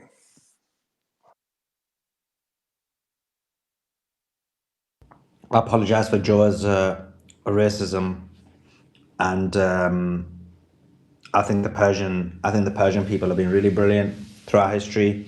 They're not desert dwellers, and they've been the. I love Joe because Joe's like, I don't know how he does it. He's got a unique skill, but even when he's on someone's side, he still causes a lot of rage. I love it. I love it. But that being said, I disavow his racism, obviously. I just disagree with him on that. But anyway, I know who to go to next. Let's go to Simon. Simon, was there something you were going to respond to? Did Joe trigger you as well? No, not really. I was just going to. I'm gonna have to jump off, but I was going to just say a few things about what I think a deal, the types of things I think they will be negotiating. Um, if you relieve Iran of sanctions, there is a series of very important questions that need to be answered afterwards. One is access to the SWIFT system. So effectively, removing sanctions means that the network of 11,000 banks are able to accept funds from Iran, which is a major change. And so there will be, what does that look like? Now, they've been building out alternative payment rails through Oman. And so I think, like, the integration into SIPs at the moment, they've been clearing their oil via gold. And so that's been loading up like the Shanghai gold reserves because they created a whole corridor between, buying selling dollars, purchasing oil, and there was a whole bunch of stuff that was happening around stable coins and freeze functions and stuff like that. So a lot of those payment rails is a lot of detail to figure out. And the other is you got to comply with OPEC and OPEC. Iran is already a member of OPEC and OPEC plus, but all the regional powers will want to have a say on what happens to the potential 3 to 4 million barrels that could be released per day. And so now, You mean whether extra, the right? Extra barrels. well, at the moment, they sell them to China at a discount. So they are still in OPEC and they're able to release them to China. But if you're going to be able to sell them at spot to anyone that wants to buy them, then you've got settlement currencies, you've got the significance of the petrodollar slash petro yuan, and all of those important things come into the equation. So then you brought China in, you brought OPEC, you brought Russia in, you brought the Western financial system in at this point. So there's a lot of details. It's not just as simple as sanction relief because it impacts the biggest powers. So that's one part of the equation in terms of sanctions. The second part of the equation is who's going to invest in the rebuild. So, China's Belt and Road Initiative will want a slice of the action. Iran will want to keep as much autonomy as possible. So they've kind of created this narrative of charge for the toll booth in order to rebuild and pay reparations. And then the GCC have said, yeah, we want some reparations as well. So effectively, that lays the foundation for a trade deal. And that may involve pipelines between Iran and the Gulf countries and various other things in order to, tie everything together. And then I think the final part of the equation is really ballistic missiles and the nuclear program really tie into, are you still funding and aligned with, the different networks? And I think most of the allies slash proxies have done a deal, with the exception of Hezbollah. So that's why I think we're still getting the Lebanon as like what everyone's focused or what we're focused on right now. Once it's resolved, what happens with Lebanon, then I see no reason why you haven't got the foundation of all the agreements. And I think that's what a deal will look like. And you can imagine that that's a lot of detail to get through. And there's a lot of very powerful people that will want to say in that. So you mean that Iran will give up its ballistic missile program? I think the whole financing of resistance, ballistic missiles, and nuclear program is one conversation. The whole conversation around sanction relief, oil, SWIFT, SIPs, and payment systems is another conversation. And the third conversation is integration into regional players, rebuild, Belt and Road Initiative, GCC, Sovereign Wealth Fund, stroke, Western Financial Industrial Complex investment. All three of those would be what I think a deal would look like. And all of those involved fine details that have major impact in terms of global geopolitics and the future of the world. So it's a very big conversation. But just on that side, the other things for me are like a bit easier to get to on a deal, if you know what I mean, because it's more like financial related. Does that make sense? Hmm. But the ballistic missile essentially is your defense, and even if you were to make a deal, let's say hypothetically there was a deal or whatever, but even if you make it, why would you give up any form of ability to defend yourself? Because things change. Like you make a deal with one country one time, and then 5, 10 years later, things are different, and these type of things. So like, why would you give up your defense? Yeah, these are all things which I'm not sat around the table, and they will be friction points. And there's answers for everything. If people are trying to do a deal, there's an answer for everything. Or if people are being forced into a deal, there's answers for everything. Which would be you have release schedules Well, just over to a add to that, yeah. just to add to what you're saying, I interviewed Hezbollah's lawyer, Jewish guy, Stanley Cohen, and he basically said, yeah, you can basically have there's different mechanisms to ensure that someone abides by it. Like you could have money in escrow accounts, you can, there's a various mechanisms you can put in place. He was saying. Exactly, yeah. So when you have good faith actors that are saying, "Here's my problems. How do I guarantee it?" Lawyers always come up with a solution. There's escrow services. There's ratchet clauses. There's external guarantees. There's joint investment agreements that guarantee people don't deviate. So every problem you could come up with when people are actually negotiating, they can solve them. And every deal, every M&A deal has these are the key points for me. How do I ensure that that doesn't become an issue? And then you just hold back funds, you hold back sanction money. You say if this isn't abided by, then this happens, and you just make it impossible or very consequential for every party to not deviate on the deal because staying on track for the deal is just better for everybody. Is how they'll try and construct it. Yeah, I just don't think that they're ever going to let go of their or even negotiate on their missile program. Absolutely not. This is just this basically they're kissing goodbye any ability to resist. So there's just no way, and we know that the countries like United States, Europe, and Israel, they will always be looking for an angle to try and weaken and if not destroy Iran if need be. But thankfully, they have their missile program and that capability to resist them in such a devastating way that they wouldn't be able to do that. So why would they give their one true weapon that they have, aside from the Strait of Hormuz? This is their major weapon. Yeah, so everyone will have a red line and everyone will have a non-negotiable, and then they'll put out things that are negotiable in order to get to what their red line.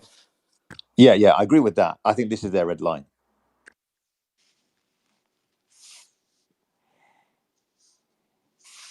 I have a problem with the whole premise of it because Iran is no longer going to be playing by the West's rules. It's not going to be trying to appease any Western desires or wants or anything. It's played that game for many years, and we can see what it's got. It's got it Now, but nothing. Ashkan, you agree that they are conversing, right? There is negotiation going on. You may disagree with the parameters of it, you may disagree with the pre-intent of it, but there's definitely negotiations. I mean, Iran said, look, we're gonna, like, for example, a week ago, I believe they said, enrichment is all right, but we're willing to talk about the percentage. And now they're saying enrichment is completely off the table as a nucleus, completely off the table, which sounds more like a negotiation tactic. There were conversations about Iran saying they were freezing it for 20 years or 5 years. So there is conversations going on, right? Or do you think there's no conversations going on at all?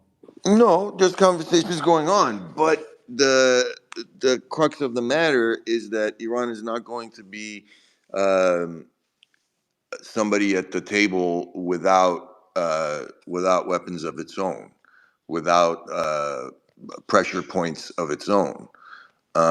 So, Yeah, they like, have I leverage. You're mean, saying they have leverage. yeah, Yeah, I yeah, agree with you on that. But let's go with what you're saying. They have extreme leverage. But as you have extreme leverage, you're still negotiating, right? And I guess the question is like, Are you saying they would never negotiate, or they would negotiate under certain leverage? And if they would negotiate under certain leverage, what would be No, something that Iran would say? You know what? We'll agree to somewhere. We're willing to, kind of give you something so we can get X, Y, and Z. Like, how do you think that? What do you think happens? basically, I think Iran is done with the United States. It's willing to just pretend as if the U.S. isn't there and just deal with the other countries of the world. The secondary sanctions are what really hurt Iran. The primary U.S. sanctions were not good, but it was, they could live with it. But the secondary sanctions, which forced. They're doing their FX swap line strategy though. So America does have leverage no matter what you want to say. So like there are two parties with leverage. And America doing FX swap line with Iran. that's why they're doing it with all the partners of Iran. So like, if you do it with UAE has significant financial relationships with with Iran. And so by extending an FX swap line, America and Iran are effectively Yeah, but pushing their leverage. And that's because Iran has been playing the dollar game up till now. But it's going to stop playing the dollar game. It's going to get dollar out of its economy. It's going to go yuan. It's going to make but that's a negotiation. That's what I'm saying. ships that are paying the toll to pay it even in reals. So that's what I'm saying. Yeah, It's but going you to got a be blockade on the other side. So there are two parties with leverage here. Like, and you got to blockade on get the. and you got What are to you get talking Lloyd's of about? London to start insuring shipments again. You can't get those shipments insured. No, Lloyd's of London hasn't been insuring Iranian ships for years. Why do you need Lloyd's of London? We They've don't need been Lloyd's they've of been London. insuring all ships via the Strait of Hormuz. Not Iranian ships. They haven't been insuring Iranian ships forever. Forever. Iran Yeah, has been I, insuring its I own just ships. yeah. I mean, look, if you either believe they're going to do a deal or not, but I don't think saying US has no leverage and Iran has no leverage is the right answer. That's just posturing. Yeah, No, I I didn't mean, say they have no leverage. I said they have their own leverage. Their leverage is going to be working on third party countries on their own. So US has its own leverage on the other countries of the world, and Iran will have its own leverage also on the other countries of the world. Okay, well then US needs a narrative to end the blockade somehow, and they need to agree to that. but just a question on that, Ashkan, and Yeah. maybe Simon or Joe can answer this. Um, so I've been. This is what I've been hoping for. That basically, there's enough pain on these American allies that they pressure America. So the Gulf states, Japan, Korea. Today we saw Japan getting was it gas or oil from the United States of America. So how much? Like what I mean by that is how much of a pressure will those countries put on America? Well, they only got 900,000 barrels. That's nothing. That's a drop in the bucket. Yeah, but that's the issue. If you really look at the game, I think the power brokers in America don't care if there's a global reset. So No, they they're don't. okay. They're okay with the market just getting worse and worse and worse because they're benefiting. Yeah, they don't care. Yeah, you're right. So now you've got a stalemate, because and then the longer it goes on for, the longer people start to say, okay, well, I'll figure out how much extra it costs to buy my energy somewhere from America. So there isn't an unlimited timeline here, and there isn't unlimited leverage on one side. There is really a negotiation, and the longer you leave this on for, the longer you give power opportunity to concentrate at the expense of the people, rather than Trump saying, "Oh, I care about the American." The American economy is for elites, and the elites don't care about a crisis for the plebs. So that's the issue. Yeah, but one thing you don't take into consideration is that Iran has been under these sanctions for 40 years. Iran has built What I do consider that. That's why I think Iran wants a deal. Iran has built a resistance economy. Iran is self-sufficient in most of the things that are important and will ensure the survival of the country. So for Sure, but Iran, you've got it could go Israel, you've on. got Israel and America to deal with. Okay, they have Iran to deal with too. What are they going to do? Exactly, that's the situation. So we either benefit all the elites, which I think everyone's okay with, or there's a deal, in which case we minimize the problem for the plebs. And both have leverage. I don't think there's a deal. I think there's just a face-saving way for Trump to get out of this. That's all there is. And what do you think that looks like, Ashkan? I don't know. I don't No, know but what. you're being because you're like debating, which is fine to do so. But then if you're like, I'm like, okay, so what do you think? And you're like, I don't know, bro. Like anything, like what you're saying is not gonna happen, but I actually don't know what's gonna happen. But like what? Because you're basically saying America's I gonna said. completely concede and completely capitulate, and they're not gonna get anything at all from this deal. So I'm asking you, what does that do? So that means, according to you, if you're right, that means Iran has complete control and has the full capacity of the nuclear enrichment program, as in no percentage decrease. Iran has full ballistic missile, full control of the Strait of Hormuz, Yep. full basically nuclear enrichment continues at 60%. They're able to Yep. enrich unlimitedly. The resistance continues. Yep. Everything continues as it is, and America just leaves. And the sanctions are That's removed, and the reparations are paid. no sanctions don't have to be removed. Like I said, Oh, okay. Sanctions are sanctions not don't have to removed. be removed. They can keep their sanctions. Iran will make deals on the side with the rest of the Ah, okay. So world. your position, basically, if I understood it right, is very similar to Trita Parsi's position, which is Trump just leaves. I think the dude he lost. He lost the war. What But is he he leaves, gonna? And you believe he just leaves Israel to fight? You think he doesn't isn't control? He's not bothered about Israel. He can be bothered. He can be not bothered. That's his prerogative. But what's important for Iran is that Remember, sanctions are two-way, right? Iran wants sanction relief, and America wants to give sanction relief if their Western financial powers can get a cut. So it's not like it's just, oh, Iran wants sanction. It's two parties would like to do sanction if you can construct the deal in the right way. yeah, I think the table's gonna be have to be tilted in favor of Iran if there's gonna be a deal.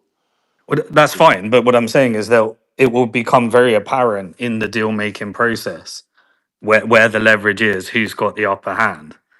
But based upon that recognition, you keep moving towards a deal, No, because the I don't outcome. keep moving towards a deal. I'm saying Well, if there's no deal, you're not negotiating.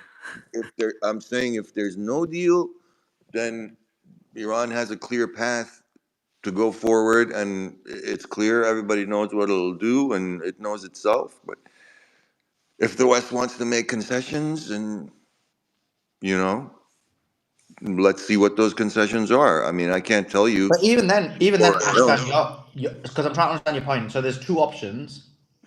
One is America makes all the concessions, which is fine. But then there's still a deal, and you're just talking about who has more leverage in the deal. I think that's what Simon's trying to say. Or the other option is America just leaves and says, you know what, we don't want to deal with this issue anymore. Israel and Iran have at it. And you're saying you think that option is more likely than the former option, or what's your position? I'm trying to understand it.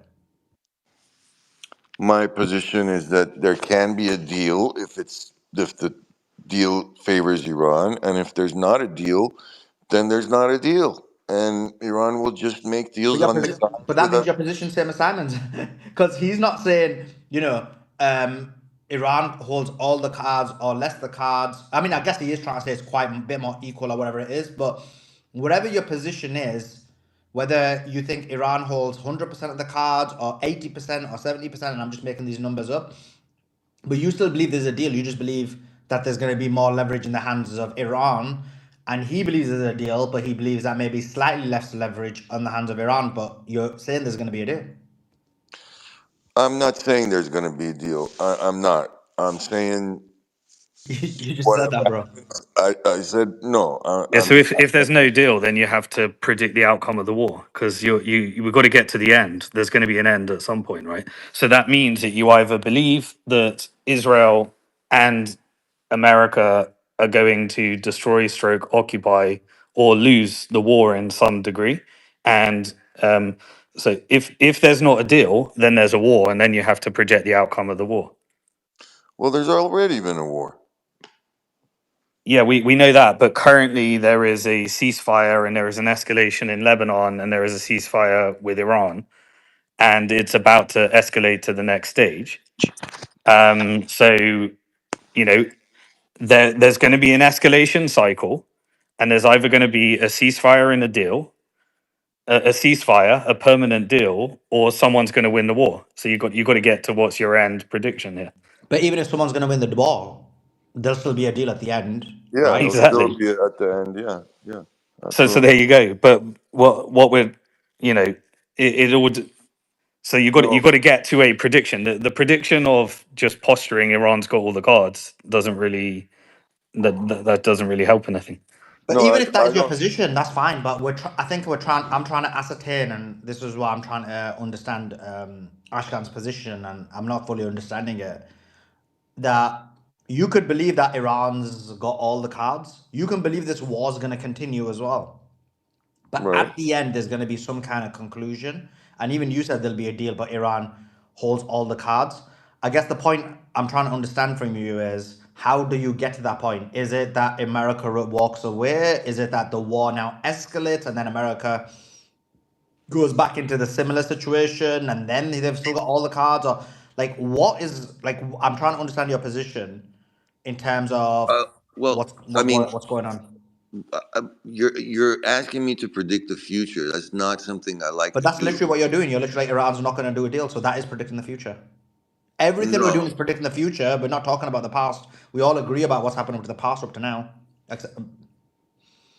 no. What I'm saying is that Well, there are you should just options. say that I There are don't know just what's coming next. options. What I'm Not. what I'm. I'm sorry, Simon. I didn't. I I'm wasn't. just saying, under that set of circumstance, you just say, sorry, I really don't know what's coming next. It's not that there won't be a deal, because there won't be a deal is a prediction that No, effectively no deal. Well, I don't know what no deal looks like. no, no. There. What I'm saying is there are options. This can be one option. That can be another option. But I don't like to sit here and predict and say, "Oh, this is what's going to happen," But because you did I don't predict, know because you what's going to predicted happen. that what I'm saying won't happen. Yeah, Ashkan, Uh, what you're saying is there's no deal. That is a prediction, brother. no, no, no, no. No, I'm sorry. I'm sorry. Maybe I misspoke. Maybe I'm not speaking right. But my point is that either they will, one side has to capitulate, and it's not going to be Iran from what I see so far. So, I think Sully that said, kind of means if there's no deal and no capitulation from Iran, I translate that as they're going to find a way of expelling US from the entire region, and I think, they're going to defeat Israel, and Israel won't effectively exist anymore as a I, nation state, because anything else means you do a deal. I think U.S. bases in the region have already been taken out, and Yeah, but Iran has there's a said massive US they're not presence right gonna, now. they're not gonna allow them to be rebuilt. So that's that. Massive U.S. presence is where? Where is it? It's on their. It's on their. It's in Jordan. It's in the whatever's left over of the bases. It's in Israel. It's in Okay. Yeah. They're in where else is it? UAE. Well, UAE. you They're in have another UAE. round, and those bases, whatever's left of those, will be gone too. Yeah, so So basically you're saying Iran is going to That's a prediction. militarily You just defeat. predicted, but that's a prediction what you just said. yeah, yeah, that is an educated guess. It's not a prediction. It's an educated We're guess. just pushing you because you see it's a bit unfair when someone gives a set of predictions and then the other says no, but has predictions but doesn't really No, define them. it's an educated guess that if the war starts over, that those bases, that what's left of them, will no longer be left of them. It's a prediction. It's not. It's a guess, and it's predicting the Okay, future. call it whatever you will. Okay, okay, call it whatever you want. Sure. But if war starts again, then whatever's left of those bases will not be there anymore. And Iran will take many hits. Iran will take severe blows. When did the war end? Exactly. It hasn't ended. Right. And that's why I commented, because you're saying when the war starts again. Well, there's a ceasefire. The war is not over. No, there's not a ceasefire. Okay, there's Well, not. hold on. I don't think right now, unless I'm wrong, Iran and Israel are attacking each other. No, they're not. It doesn't mean the war's over, and it doesn't mean No, that that's there's ceasefire, isn't it? firing. Once they start firing at each other again, it's no longer a That ceasefire. doesn't mean it's a ceasefire. Ceasefire, and first there's an agreement to stop by both parties. That That hasn't happened. happened. There was a ceasefire, and Yes, Iran and and Israel Israel stopped broke it. firing And at each Israel other. broke it by attacking Lebanon. And Trump told him to stop, Are and they? now he's rearming. Right? If you believe what Mario and others are saying about the importation of via air transport, we assume arms and munitions, and people are anticipating a re-engagement, a hostile re-engagement. So none of that to me describes a ceasefire. Okay, basically you're saying the ceasefire involved Lebanon and Israel attacked Lebanon, so there's no ceasefire. The ceasefire proposal absolutely included Lebanon, but Israel didn't agree to it. Except we never Went got public, and we Trump we went got public and said that he's told Israel to stop. For the moment, has Israel stopped? I don't think so. yeah, the issue is yeah, we got rhetoric. We got two-way rhetoric, Yes, that's but we right. didn't get here's the 10 points or Right. We haven't gotten a ceasefire. Can I jump in, gents, if I may? Um, Yeah, yeah, Sure, yeah. go ahead. okay, Sully. So there is going to be no deal done with Iran. Iran has made its points, and one of the biggest points is the fact that they want to be paid money in the trillions for the damages and for the loss of earnings and everything else, and that is from the supreme leader. There is no negotiations to be had until such time as that's agreed or is on the table. If it's not on the table, we're going to wait another 4 weeks, then we're going to see what price of oil is, then we're going to see what the damage is to the world economy. These things are already happening. Lufthansa's cancelling flights. Jet fuel is starting to run out in places. The world as it exists right now is not going to get any better. There is absolutely nothing that America and Israel could do that they haven't already done in the 39 first days that's going to make any difference on the battlefield. None. They can go and destroy as So, much shit as they so want. Hussein, just on your point there, Yeah. what you're saying is, which I agree with, but what you're saying is Iran's got certain demands. They're saying, look, you need to follow X, Y demands. They've got 10 demands and you're going to have to sign up to all 10 of them. There is no negotiations about it because every negotiations we had with America at the end is all just lies and bullshit. There is only so many times you can pull the wool over the eyes of a country that's getting I, sick and tired I of mean, it. I don't think that's Iran's position, but we'll ask Professor It- Marandi. I've got him on in 25 minutes. I okay, think yeah, Iran. ask him that question. Do you think Iran's going to move off these 10? Because I No, no, tell you that's not what, the point. No, that's not the one. You said there will what's be that? no negotiation. So I'm gonna ask him. Absolutely. There is no Yeah. negotiations right now, and there will be no No, negotiations no. unless they agree to what the Unless they Supreme Leader agree has. No, no, on the the 10 Supreme. demands. No, no, it's not even the tender. Well, one of the new demands that's been put on top is that you've got to pay something like 11 trillion. I don't know where that number's No, come from. that's the frozen assets. So it what won't be 11 you need trillion. to That's a let me ridiculous just number. Yes, explain it I so that know. you, That's why I said I can't believe it's 11 trillion. It's a number that's been pulled out of the hat. I think it's Someone has billion. said, I think it's how much billion. is it? I think it's 11 or 20 billion. There's various reports about what the amount No, is. no, no, So no, no, no, no. China's got 20 billion of our money. There's mm, 70 to 80 billion sitting in frozen assets in bank accounts of people. India owes 7 billion. Uh, there's another big country that owes 6 billion. This is all money that's just sitting in these countries without Iran has sold oil they've not been able to get the money for. All in all, there's 100 billion in frozen assets of oil payments that have not been paid to okay, Iran. but I That's mean, two look, I different don't. things. One Okay, one that's is fine. So frozen assets. can we Yeah. deal with what you said? So what you're saying is, which is that as long as these countries do not unfreeze this money that they've stolen from Iran, and until they don't remove the blockade, because that's not the only demand, And there was a third one as well, of which I can't remember now. There's about 3 or 4 things that Iran is saying. You need to do these things before we negotiate. I agree with you on that position. But then the word is negotiate. So that, because you made it sound like at the beginning when you came up that Iran's got its 10 demands, there's not going to be any negotiations, either agree or not. But Iran's actually saying, as long as you agree to these 4 things, which were agreed upon in our previous discussion, because they did agree to these things already, that's why Iran's saying it. As long as you But, follow but these all the things, things that agree. then we'll come to negotiations. And if you're saying no, that's not the case, Iran just saying we're not going to negotiate. These are the No, 10 no, no, points we agreed. Suleiman. The things that Iran agreed to were part of the 10-point plan. They weren't. There was no like ignoring the 10-point plan. The agreement was that the Americans signed up to it, and that's why when they decided to not sign up for it, the deal came to an end because they decided to put another blockade on. The Iranians removed the blockade and said, "Right, these are the rules. You have to pay us money. You have to go through our waterways."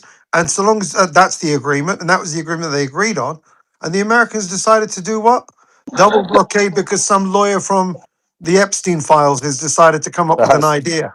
the issue you have there is that even if America says verbally, I agree to these 10 points, they still have to sit down and negotiate all of the detail, immense detail, hundreds of pages of Which is what they documents did in around Islamabad. those 10 points. Yeah. Professor Marandi said that basically Abbas Arakchi, the foreign minister, Professor Ghalib Baf, and maybe one other person negotiated directly with Witkoff, J.D. Vance, and the third guy, Kushner.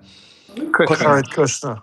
Kushner. So there was conversation, there was negotiations. So even though America agreed, like this is going to be the foundational basis of the negotiations, there were still negotiations between them directly.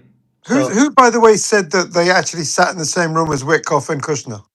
I heard Professor Marandi, and I'll actually ask him for a Yeah, clarification. please do, because as I understand it, they did He not was go into the same room as them. he said they negotiated directly. So I don't know. He didn't say the word Ask him. Yeah, we. that would be great, because Yeah, as I but he understand said it it, on today's interview with Nima because I listened to it because I thought I wonder what Professor yeah. Marandi was saying before I interview him. Okay, fair So enough. he I said that today apologize. in I an did. interview with Nima. So he said they negotiated directly. He didn't say the room, so I'll ask him that. Like, what were they in the same room or something? Like, I'll Yeah, ask because him.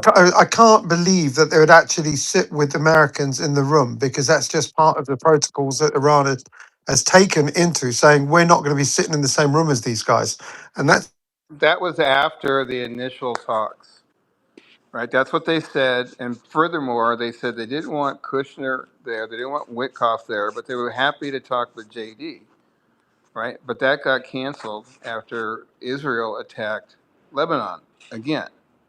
Then Trump came forward and said, well, I've stopped that. But at that point, Iran had said, we will not have direct negotiations with America. We will talk to Pakistan, which what happened 2 days ago.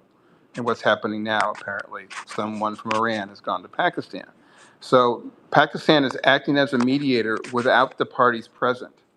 So there is negotiations going on because the 10-point plan, just points, aren't details, don't result in either a ceasefire that can be administered by the UN, that would be approved if it rose to a treaty status, which it should here in America, because that's really the only way to ensure that our law protects the agreement made by one president or the subsequent presidents like Vance would be bound under our treaty law to continue the agreement.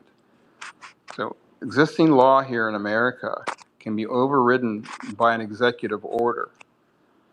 And that's why this should result in a treaty. You don't get treaty status. You don't get permanent agreements between decades or ancient enemies like we have here with the announcement of a 10-point plan. So the negotiations are continuing. They're continuing in another form. And oh, by the way, a blockade is an act of war by definition. So the war has not ended. There is no ceasefire. They're just rearming right now.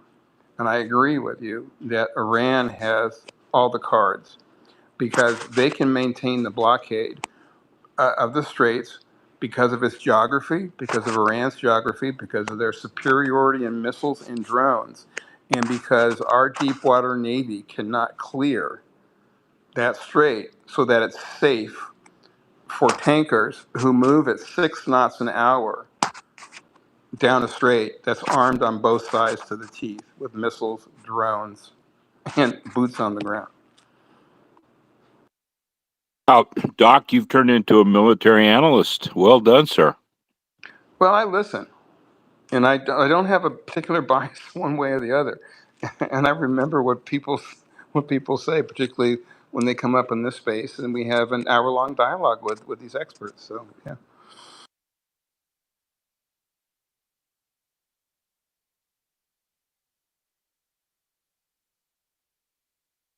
Also, when people say, "Oh no, Iran will want X amount for rebuilding and blah blah," that's what Simon was saying. That there will be contracts for rebuild. It's just about who negotiates and has those contracts for the rebuild. Right, and who Um, for him. But what I remember, and Beatrice, correct me if I'm wrong, is that two things have been said at different times by Iran relative to compensating them for the attack, the illegal, unconstitutional crimes against humanity attacks that Israel and America have perpetrated on Iran. And one was, we want reparations. The second was, we want acknowledgement that we can affect charge vessels moving through the straits, akin to what Egypt can do in the Suez. And I seem to recall, maybe I'm misremembering or that's gone by the wayside, that Iran said, we don't need the reparations as long as we can charge going forward. We'll rebuild ourselves. And I thought that was a response to the initial negotiations that Kushner and Wickoff were reportedly at. But Israel didn't buy it. And there is no peace here without Israel waving the white flag as well. I think Trump's ready to do that, but Israel's not. And Trump's not in control.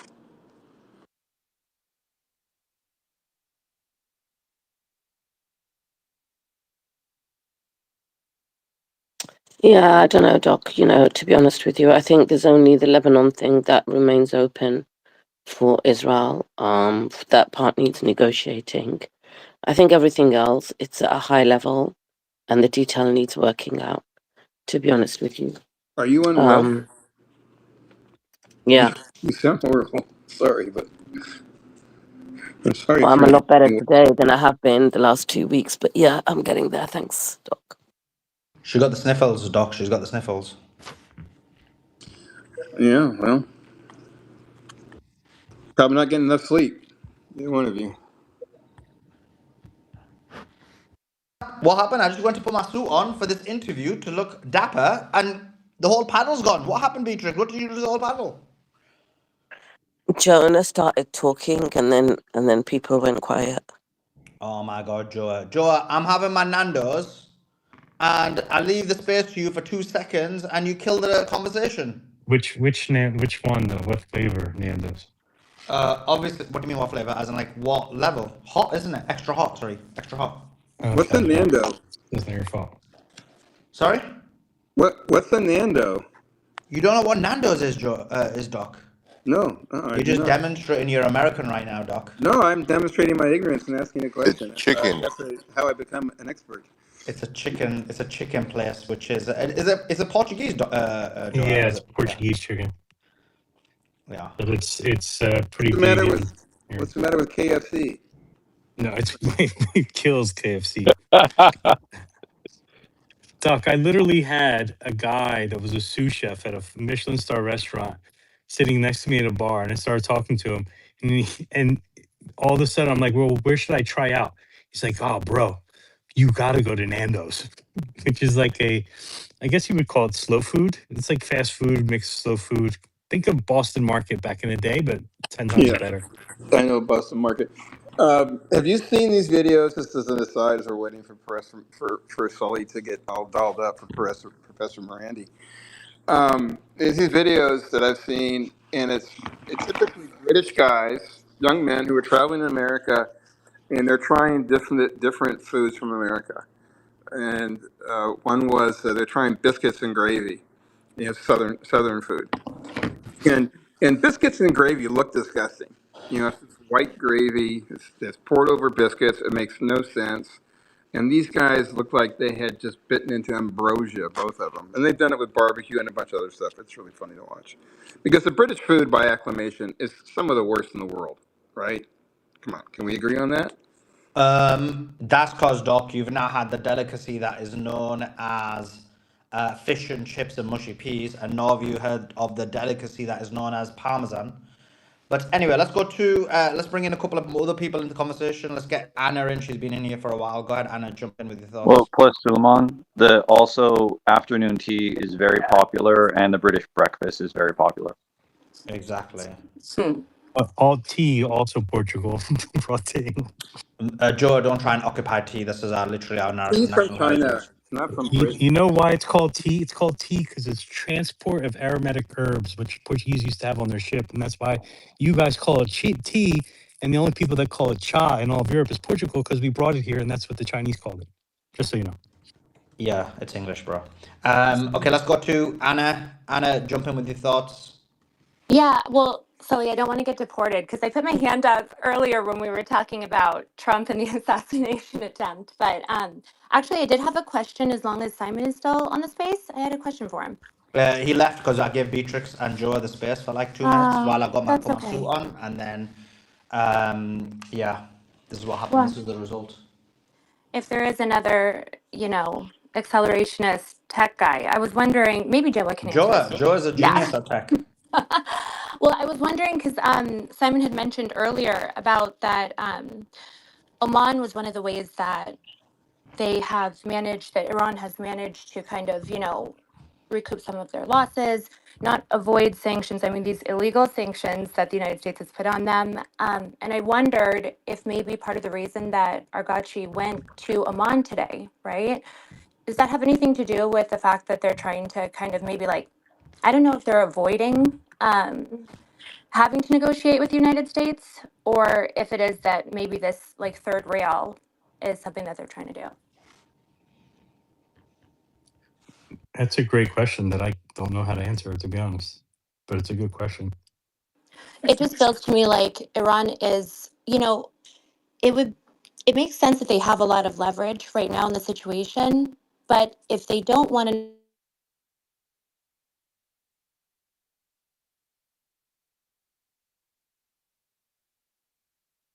have a lot of leverage right now in the situation, but if they don't want to negotiate with the United States just because of how poorly they're negotiating, then maybe it's that Iran is trying to like come up with alternative options. It would make sense going to Oman, going to Russia. That's what I was thinking anyway. Well, No, the one thing sorry. that's the one thing that Simon was talking about, the swaps. I don't know if he realizes, but it doesn't seem like the swaps are going to go through. And if they don't go through, most of the Middle East is going to be looking to make deals with Russia and China and everyone else. So it wouldn't just be Oman and it wouldn't just be Iran. It's all of them are. And even UAE even said, if you guys don't give us the swap line, we are going to be looking to the yuan. So, I just think Simon believes that that's going through. I just think he's misinformed because every report I'm seeing is US is not going to approve the swaps. It's highly unlikely because if they do give away part of their sovereignty. Blood, Didn't don't be they? attacking Simon, right? What you on about? He's I'm just right in saying what. he might be misinformed about the swap thing. I don't think it's going through. Have you seen anything saying it's going through? Scott Bessent said that they are considering giving it to a large number of countries. The last thing I saw, Scott Bessent said they're considering giving it to a large number of countries in the Gulf state and Asia as well. That's the last thing I saw, Joe. Yeah, I saw that, but then behind closed doors, the other people that are involved in decision making are saying we're reviewing it, but it's highly unlikely. Okay.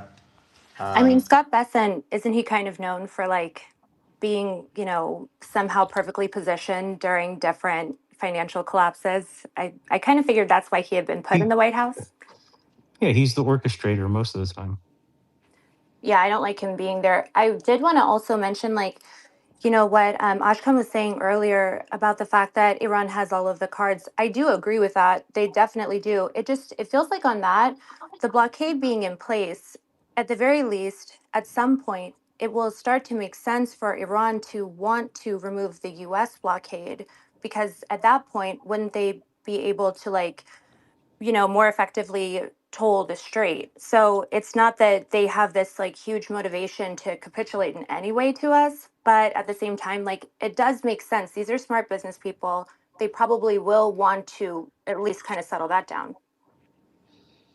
No, they wouldn't.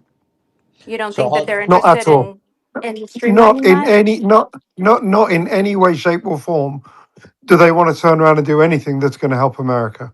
Iran's whole project right now is to destroy American hegemony. Whether you want to call it in the Gulf or whether you want to call it globally, that's why they're forcing everyone that wants to come through to do deals in yuan. And the blockade is not hurting Iran as much as it's hurting the rest of the planet. That's what you've got to get into grips with. People turn around and say, oh, Iran's going to run out of this. Iran doesn't care. And that is the point that people need to understand. The resilience of the people in the country to not ever be in a position where America gets to tell it to do anything ever again. That's the final goal. That's the final price. And that is a dominion that they want to reject for themselves and for the whole of this region. America's not been a very fair arbiter of peace, justice, or anything else, because all they've ever done is get themselves involved in as many wars as they can, most of the time on behalf of the Epstein class and Israel and everything else to make money for their military industrial complex. I just wish America would be what it's supposed to be. A bastion of democracy, a bastion of good. But we've got, unfortunately, the American people held hostage by Israelis that are deciding what's good for America. And they don't care what's actually good for the American people. All they care about is how their corporations are going to be taking up even more of the world's resources into a smaller and finite number of corporations. And they want to dominate the world through money. And it's not going to work anymore because there is a two-tier world, the world of America and its slave nations, and what's coming up through the East, which is a resource-rich Russia, an absolutely resource-rich Russia, a Chinese powerhouse of industry, and the populations of India and all of these other countries that are emerging global nations that are not going to sit there and allow America to continue down this road. Now, if America actually was doing itself a favor, which is thinking of its own people and think of its own nation and thinking of its own American values and spreading those, the things that we've heard about through the time in history, then America would be loved by absolutely everyone.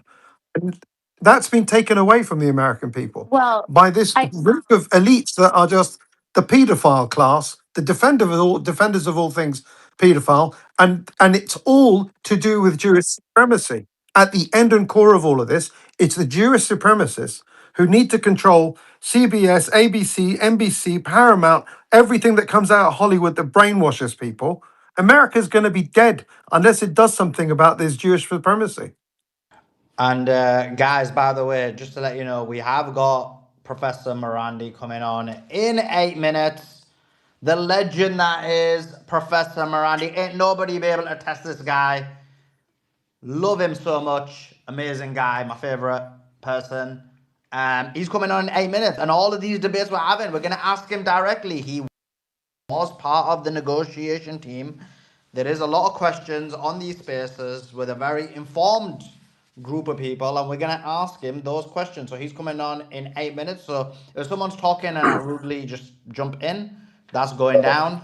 Yeah. Also, the tweet in the nest, guys, is the video for the Professor Marandi interview, which is live on X. I want everyone on the space, all thousands upon thousands of you, to do me a favor. Go to it, quote tweet it. Anyone who quote tweets it, I'm gonna actually let me do that right now.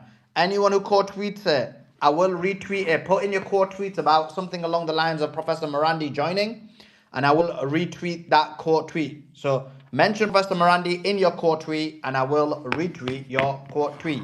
Do that for me right now. You got 2 minutes before we do it. Was somebody gonna jump in? Yeah, Ashkan, go ahead. I just Yeah. wanted to respond to what he had just said. I was going to say that yeah, I think Americans definitely are starting to wake up. Not enough, needs to like a lot more. But we know that unless we're an actual corporation or a defense contractor, they don't give a shit about us. Excuse my language, sorry, but we know they do not care about us. that's why I was mentioning the fact that it seemed like it was really smart for Arachi to be going to those specific places, because that way maybe they don't have to negotiate with the United States. They can do their own thing and not even have to worry about it. Cool. Thank you for Yeah, that but answer. Anna, Ashkan. Oman has got nothing to offer in any way to Iran. The only reason I'd go to Oman is to explain to them that you may not want to be part of the toll thing, but you are going to be part of the toll thing because you're going to get some money from it. That'd be the only conversation I'd be having as Iraqi with Oman, because Oman is not a global superpower or this, that, and the other. Pakistan is a nuclear power.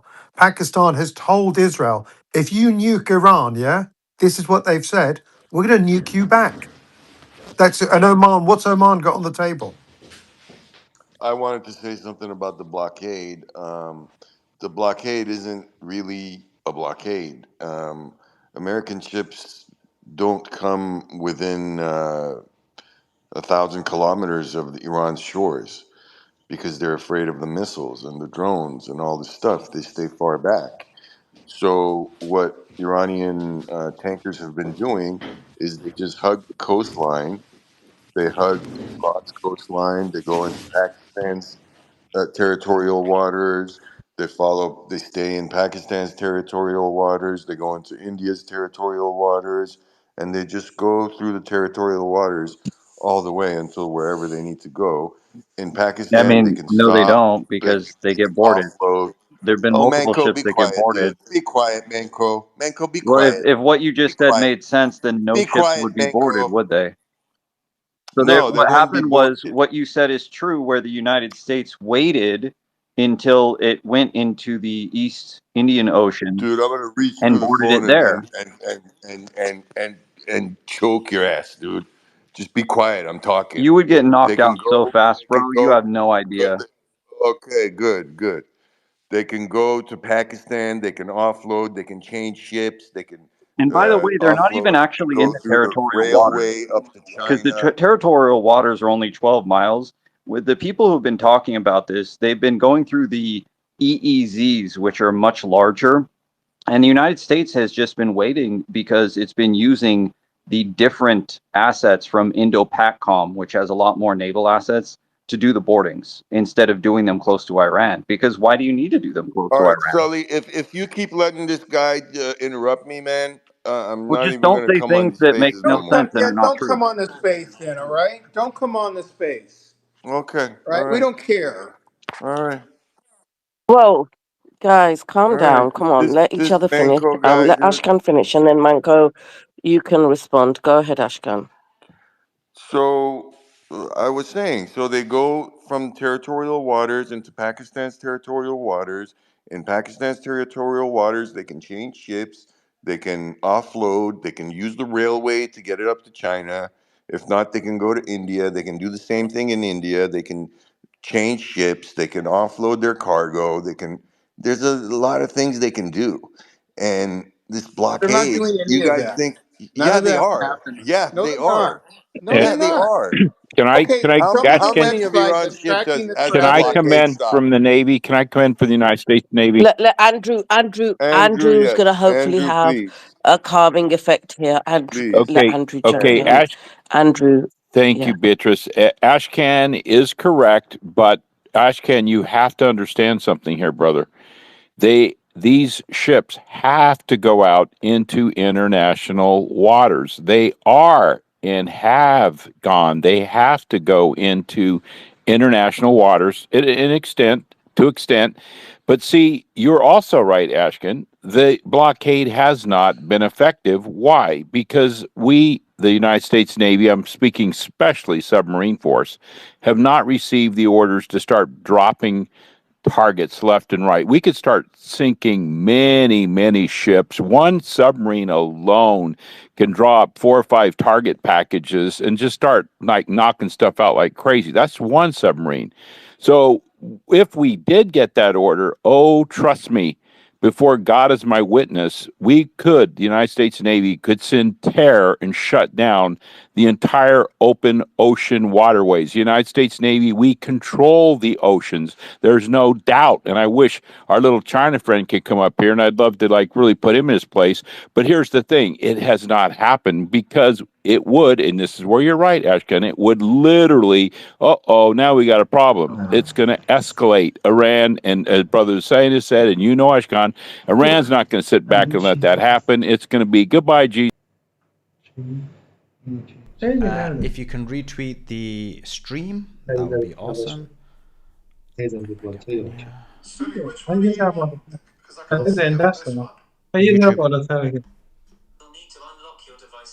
and X.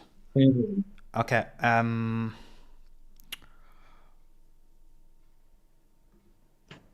Okay, that's hard.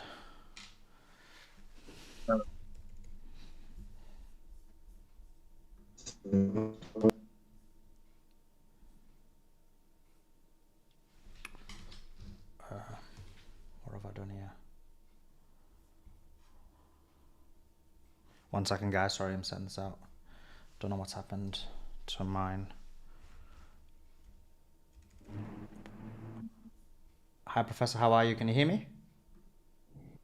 Yes, I can hear you. Brilliant. Okay, excellent. Okay, we're live, so we can start straight away if that's okay. Sure. Thank you.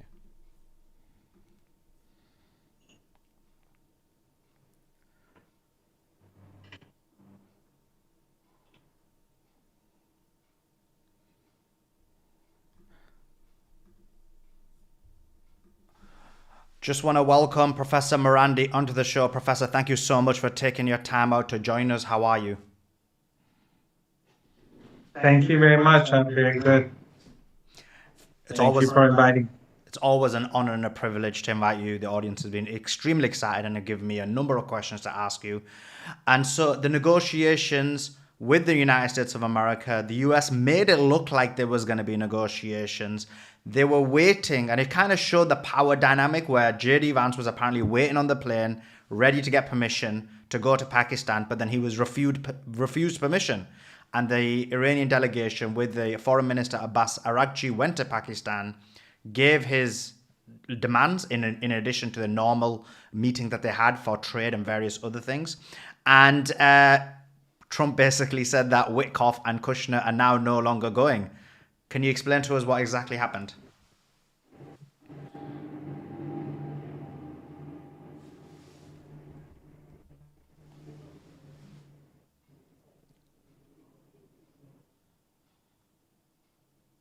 Professor, can you hear me?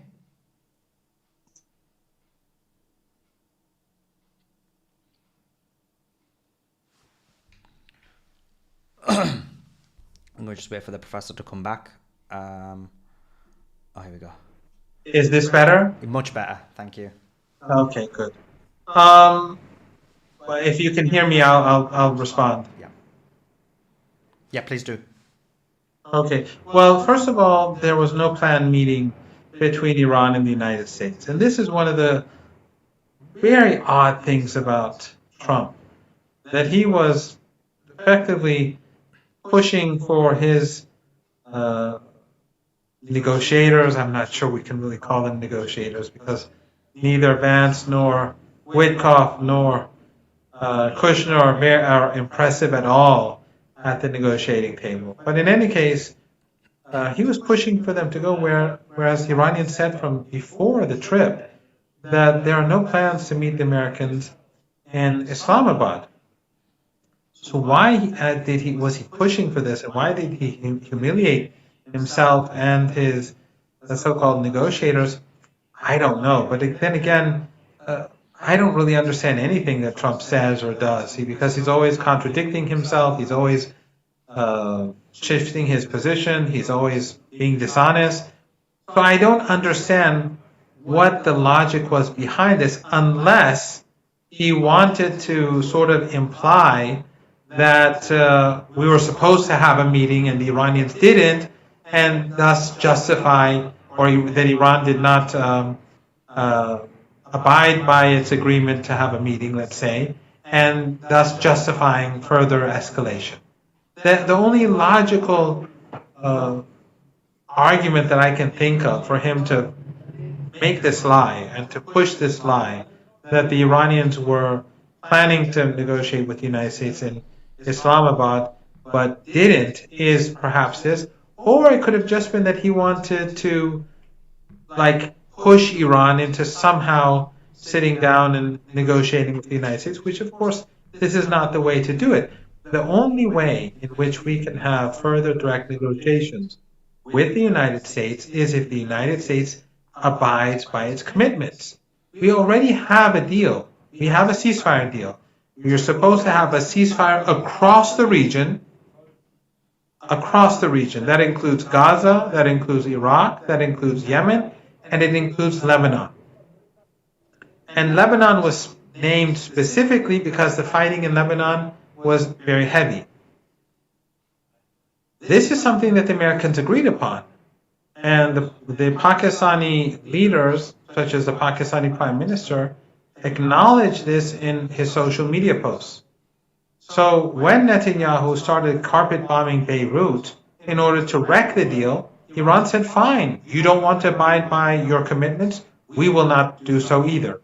So Iran continued to prevent extra ships from passing through the Strait of Hormuz. Now, why do I say extra ships? Because Iran allows friendly countries to use the Strait of Hormuz. Iraq has not waged war against Iran. It did not participate in the war, unlike Kuwait, Saudi Arabia, the Emirates, Qatar, and UAE. which one did I not list? And Bahrain. Kuwait, Bahrain, the Emirates, Qatar, and Saudi Arabia. But in any case, they did not involve. So the extra ships that were supposed to be allowed to leave, or like the Russians and the Chinese, their ships can pass through too, and they do pass through. But the ships that are linked to these 5 countries, they are not allowed to go because they participated in hostile actions against Iran. So in the ceasefire agreement, Iran was supposed to allow some of these ships to go through in response to the ceasefire across the region. Now, of course, they're slaughtering Palestinians every day, and the ceasefire in Gaza is fake. And we have to remind people day and night that the Americans and the West are allowing the Israelis to murder multiple Palestinians every day in Lebanon, and they're carrying out genocidal strikes in Gaza, and they're carrying out genocidal strikes in Lebanon every day. But in any case, Iran has said that until there's a ceasefire across the region, in particular in Lebanon because of the heavy fighting, we're not going to allow those ships to leave. In addition to that, Iran also said that the Americans have to leave this. Sorry, I'm very exhausted. They have to lift their siege on Iranian ports as well. So if they don't do these 2 things, then Iran is not going to allow those ships to go through the Strait of Hormuz. And if they do not do these 2 things, there's no reason for further negotiations. Because if we're going to have further negotiations, we have to have these issues resolved first. If the Americans are going to refrain from abiding by the commitments now, then when we have further agreements at the negotiating table, why in the world will they abide by those? So the Iranians are saying that unless you abide by your commitments now with regards to the ceasefire, we cannot have further negotiations with you, because such a situation will only incentivize the Americans not to carry out commitments. No doubt. I did have Hezbollah's lawyer on, and he did explain there could be a mechanism to ensure that they fulfill the end of the deal through escrow and various other things. But Iran came out today and they basically laid out their demands. And what the demands were is, we're not going to even go to the negotiation table until you fulfill the agreement, remove the blockade, unfreeze the assets, and a few other different conditions. And Lebanon. And Lebanon as well. And so the question here is that the American blockade is in place, but their blockade is fake.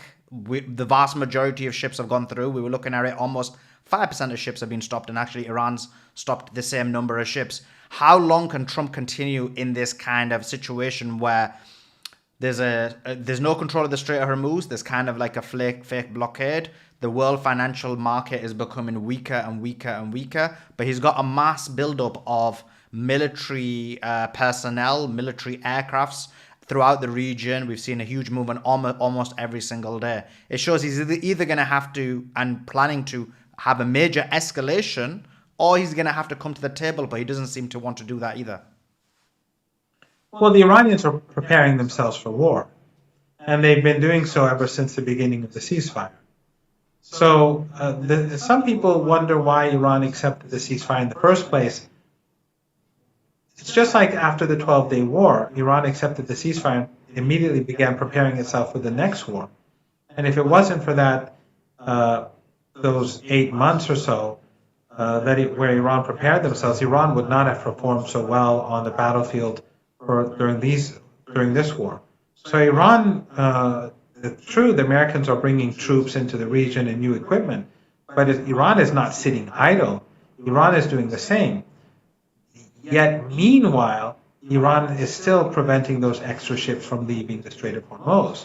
And every minute, literally every minute that goes by, it creates new pressure on the United States and its allies, because the U.S. allies are suffering as a result of the closure of the Strait of Hormuz, and so is the U.S. economy. And the pain is going to increase every day. We really do not see how severe the crisis is. We only see, people across the world see a hike in the price of gasoline or a hike in the price of food in the marketplace. But things are much worse than that, and they will begin to become more visible to all of us. So as time goes by, it is going to get more difficult for Trump. Also, a point that we have to keep in mind is that the weather is going to get much warmer in the days and weeks ahead. And those people who are familiar with the Persian Gulf region know that the humidity and heat in countries like the Emirates and Kuwait and so on will become very difficult. And for American soldiers to be based in these countries or to carry out some sort of assault on Iran under these circumstances, it is going to be very, very difficult. We have to remember that when the Americans attacked Saddam Hussein's forces in Kuwait, they did it much earlier in the year. They did it during the cooler period. And the same was true when they invaded Iraq with the help of these very same Arab dictatorships that once upon a time funded Saddam Hussein. The only country in the region that officially opposed the invasion of Iraq was Iran. Maybe Syria too at that time. I don't remember. But Iran opposed the war. But these countries, when they assisted the Americans in the invasion of Iraq. But that was done much earlier in the year. It was during the cool period in the Persian Gulf region. Now it's going to get within like a couple of weeks. The pattern every year is that in mid-May it gets hot, and then by the end of May and early June it gets very hot. So that is going to be a big problem for the United States. And also if the United States attacks Iran and starts striking, for example, Iran's electrical power plants, as Trump keeps claiming he's going to do, then Iran is going to have to retaliate and against the Israeli regime and against these regimes in the Persian Gulf region who are assisting the Americans in carrying out this war. In those weather conditions, if they lose their electricity, people will have to leave the country. They'll have to go to Oman or elsewhere. So this is not a good situation for the United States. The time is not on their side. True, when they block the Strait of Hormuz, it does make life more difficult for Iran. There's no doubt about it. But the Gulf, the Persian Gulf, the ships there, they're staying put too. So the global economy is in very difficult situation. It is getting worse by the day. U.S. troops in the region are going to face more heat and more humidity, and the risks to these family dictatorships in the Persian Gulf, who've done such a disservice to their people. They've done such a disservice to their people by themselves with the United States. They could have said no to the United States. They could have said no to war. They can still say it even now. Imagine if the Saudis, the Emiratis, the Kuwaitis, the Bahrainis, and the Qataris collectively said, no, we don't want war. We're not going to be a part of any attack on Iran, and we will not allow our airspace, our territory, or our seas to be used by the United States to assault Iran. The Americans would not be able to launch a war against Iran. It would be over. It's as easy as that. But they just simply don't have the agency to make their own decisions. They're too compromised by, for whatever reasons, the Epstein class being whatever it is. These regimes don't have that ability. So, but in any case, time is not on the side of the Americans. Time is not on the side of Trump. Time not being on the side of Trump. Yesterday, in the United States of America, there was possibly a third assassination attempt on Trump, allegedly. But that being said, it gave me a thought in my mind, which is he talks about regime change in Iran. He talks about conflict within the Iranian government. And yet, I watch almost daily the Iranian president, Ghalibaf, various others walk the streets of Iran with the people cheering, whether they may have political disagreement or not. And I thought, wait a sec, this Trump could never do that. He could never walk the streets of the United States of America. He, even in an enclosed environment, even when there's security, there's still so many attempts allegedly on his life, which shows that it demonstrates the difference. If you talk about real regime change, it seems like the Americans want regime change. What's your thoughts on that? Yes, and again, you're doing the smart thing by saying allegedly repeatedly, because there are many questions about this assassination attempt. Of course, it's very early, but the previous assassination attempt when he was a candidate was very odd, and when he became president, you'd think that he would have pursued this to the very end. And we see that even former allies of him, like Tucker Carlson and others, are wondering why the assassination attempt has not been fully pursued by the Trump regime. But besides the points that you've raised, you see that Trump has, and his Secretary of War, as he calls himself, they've removed multiple generals. And just recently, they've kicked out the Secretary of the Navy. So in Iran, we don't see such purges taking place as we do in the United States. In Iran, everyone is busy doing their work, and the decision-making process in Iran is very clear. The Supreme National Security Council makes strategic decisions, and with the approval of the leader, they're carried out. The Supreme National Security Council has designated Dr. Ghalibaf to be responsible for the file of negotiations with the United States.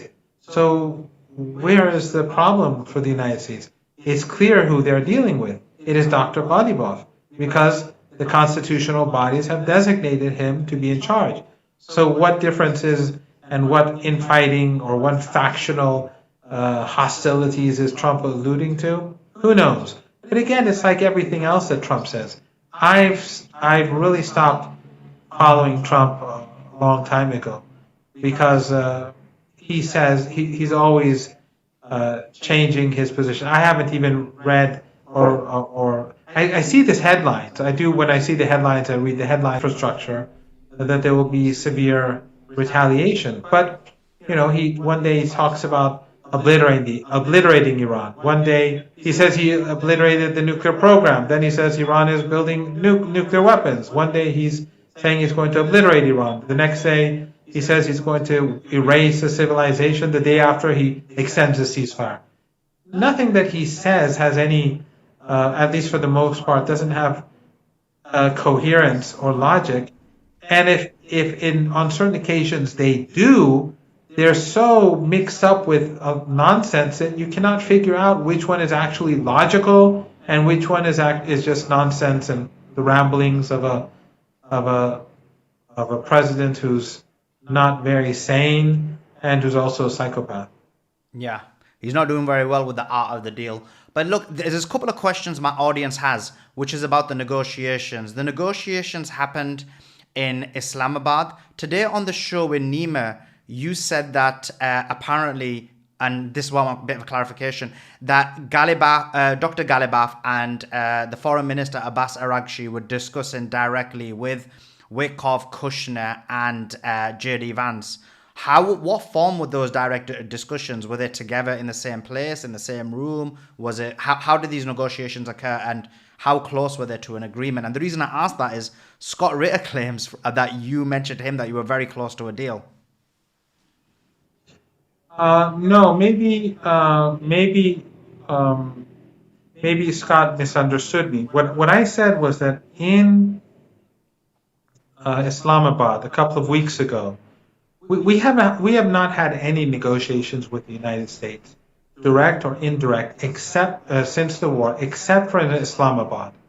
One day from morning till evening, there were negotiations where there were three people on the Iranian side: Dr. Ghalibaf, Dr. Araghchi, the foreign minister, and Dr. Bagheri, who is the deputy for the Supreme National Security Council. On the other side, there was Vance, Witkoff, and Kushner. So there are three on the Iranian side, three on the other side. And then there was the Pakistanis in the room as well. So they negotiated all day. There were agreements on some issues, but the Americans were insisting on issues that were unacceptable to Iran near the end of the day, such as the nuclear program. Iran refused to negotiate the nuclear program. The Iranians said that the basis for our negotiations is the 10-point peace plan, and Trump accepted that. And so for Iran, that is the criteria for the talks. And Iran has actually said today that we're not going to be discussing the nuclear program at this stage. At this stage, we discussed the 10-point plan. So in Pakistan, the Iranians listened to the Americans when they spoke about the nuclear program, but they did not. The Iranians did not offer anything in return because they're not going to negotiate the nuclear program. At this stage, it's about peace. The nuclear program is can be discussed later.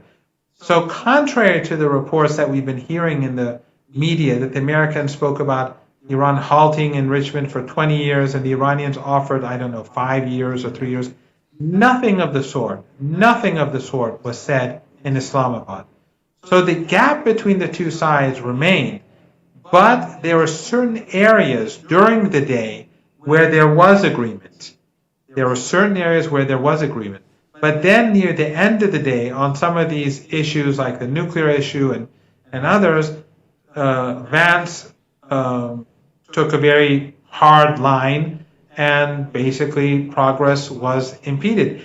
And the Iranians felt, so maybe Scott is right in the sense that I was saying that there was some progress during the day, but then later in the day on key issues, the United States was unwilling to be constructive. But in addition to that, the Iranians felt that the American side did not have the authority to make decisions. So when the Iranian delegation was at the negotiating table, they didn't make any phone calls to Iran. Ayatollah Khamenei and Dr. Ghalibaf had already, and the Supreme National Security Council had already agreed upon what was to be negotiated. But Vance, even though he was surrounded by two Israeli agents, he made phone call after phone call after phone call, including to Netanyahu. And Netanyahu himself said that Vance called me and gave me a report, which I think Americans, you'd think that American media would be shocked that he would use such language when this puny colony in the Mediterranean says the prime minister says that the vice president of the United States gives him reports. And he also said that other American leaders give him reports every day. So, it says a lot about who's in charge. But in any case, it was very clear that Vance did not have the authority that was necessary to carry out serious negotiations. You mentioned that there were certain points of agreement. What were those points that you think were in agreement during the negotiations? I don't think it's for me to give those details because first of all, I wasn't in the negotiating room, and second of all, I think that in order for in future negotiations to take place, it would be best for the negotiators themselves to divulge whatever it is they feel necessary to divulge. But I think that it can be, you can say that some less serious issues were resolved, but for the Americans, they were very insistent on discussing the nuclear program. For Iran, that's not a priority. For Iran, it's a 10-point plan. Iran's sovereignty has to be respected. Terrorism against the Iranian people has to end. Reparations have to be made. There has to be a ceasefire across the region, and the Israelis cannot keep killing people with impunity. And Iran's control of the Strait of Hormuz has to be accepted. Iran did not impose control over the Strait of Hormuz until after this war. It had no intention of doing so before the war. This is something that Trump brought upon himself, and this is something that the Netanyahu brought upon himself, and the same is true with those Arab family dictatorships that were part of this war. They brought about this change in Iranian policy, and it is irreversible. And I can tell you right now that all the ships that right now pass through the Strait of Hormuz, they pay a fee. Every single one of them. Every single ship, except for Iranian ships, that pass through the Strait of Hormuz today. I read maybe China and Russia and Spain maybe have got a bit of a dispensation on that.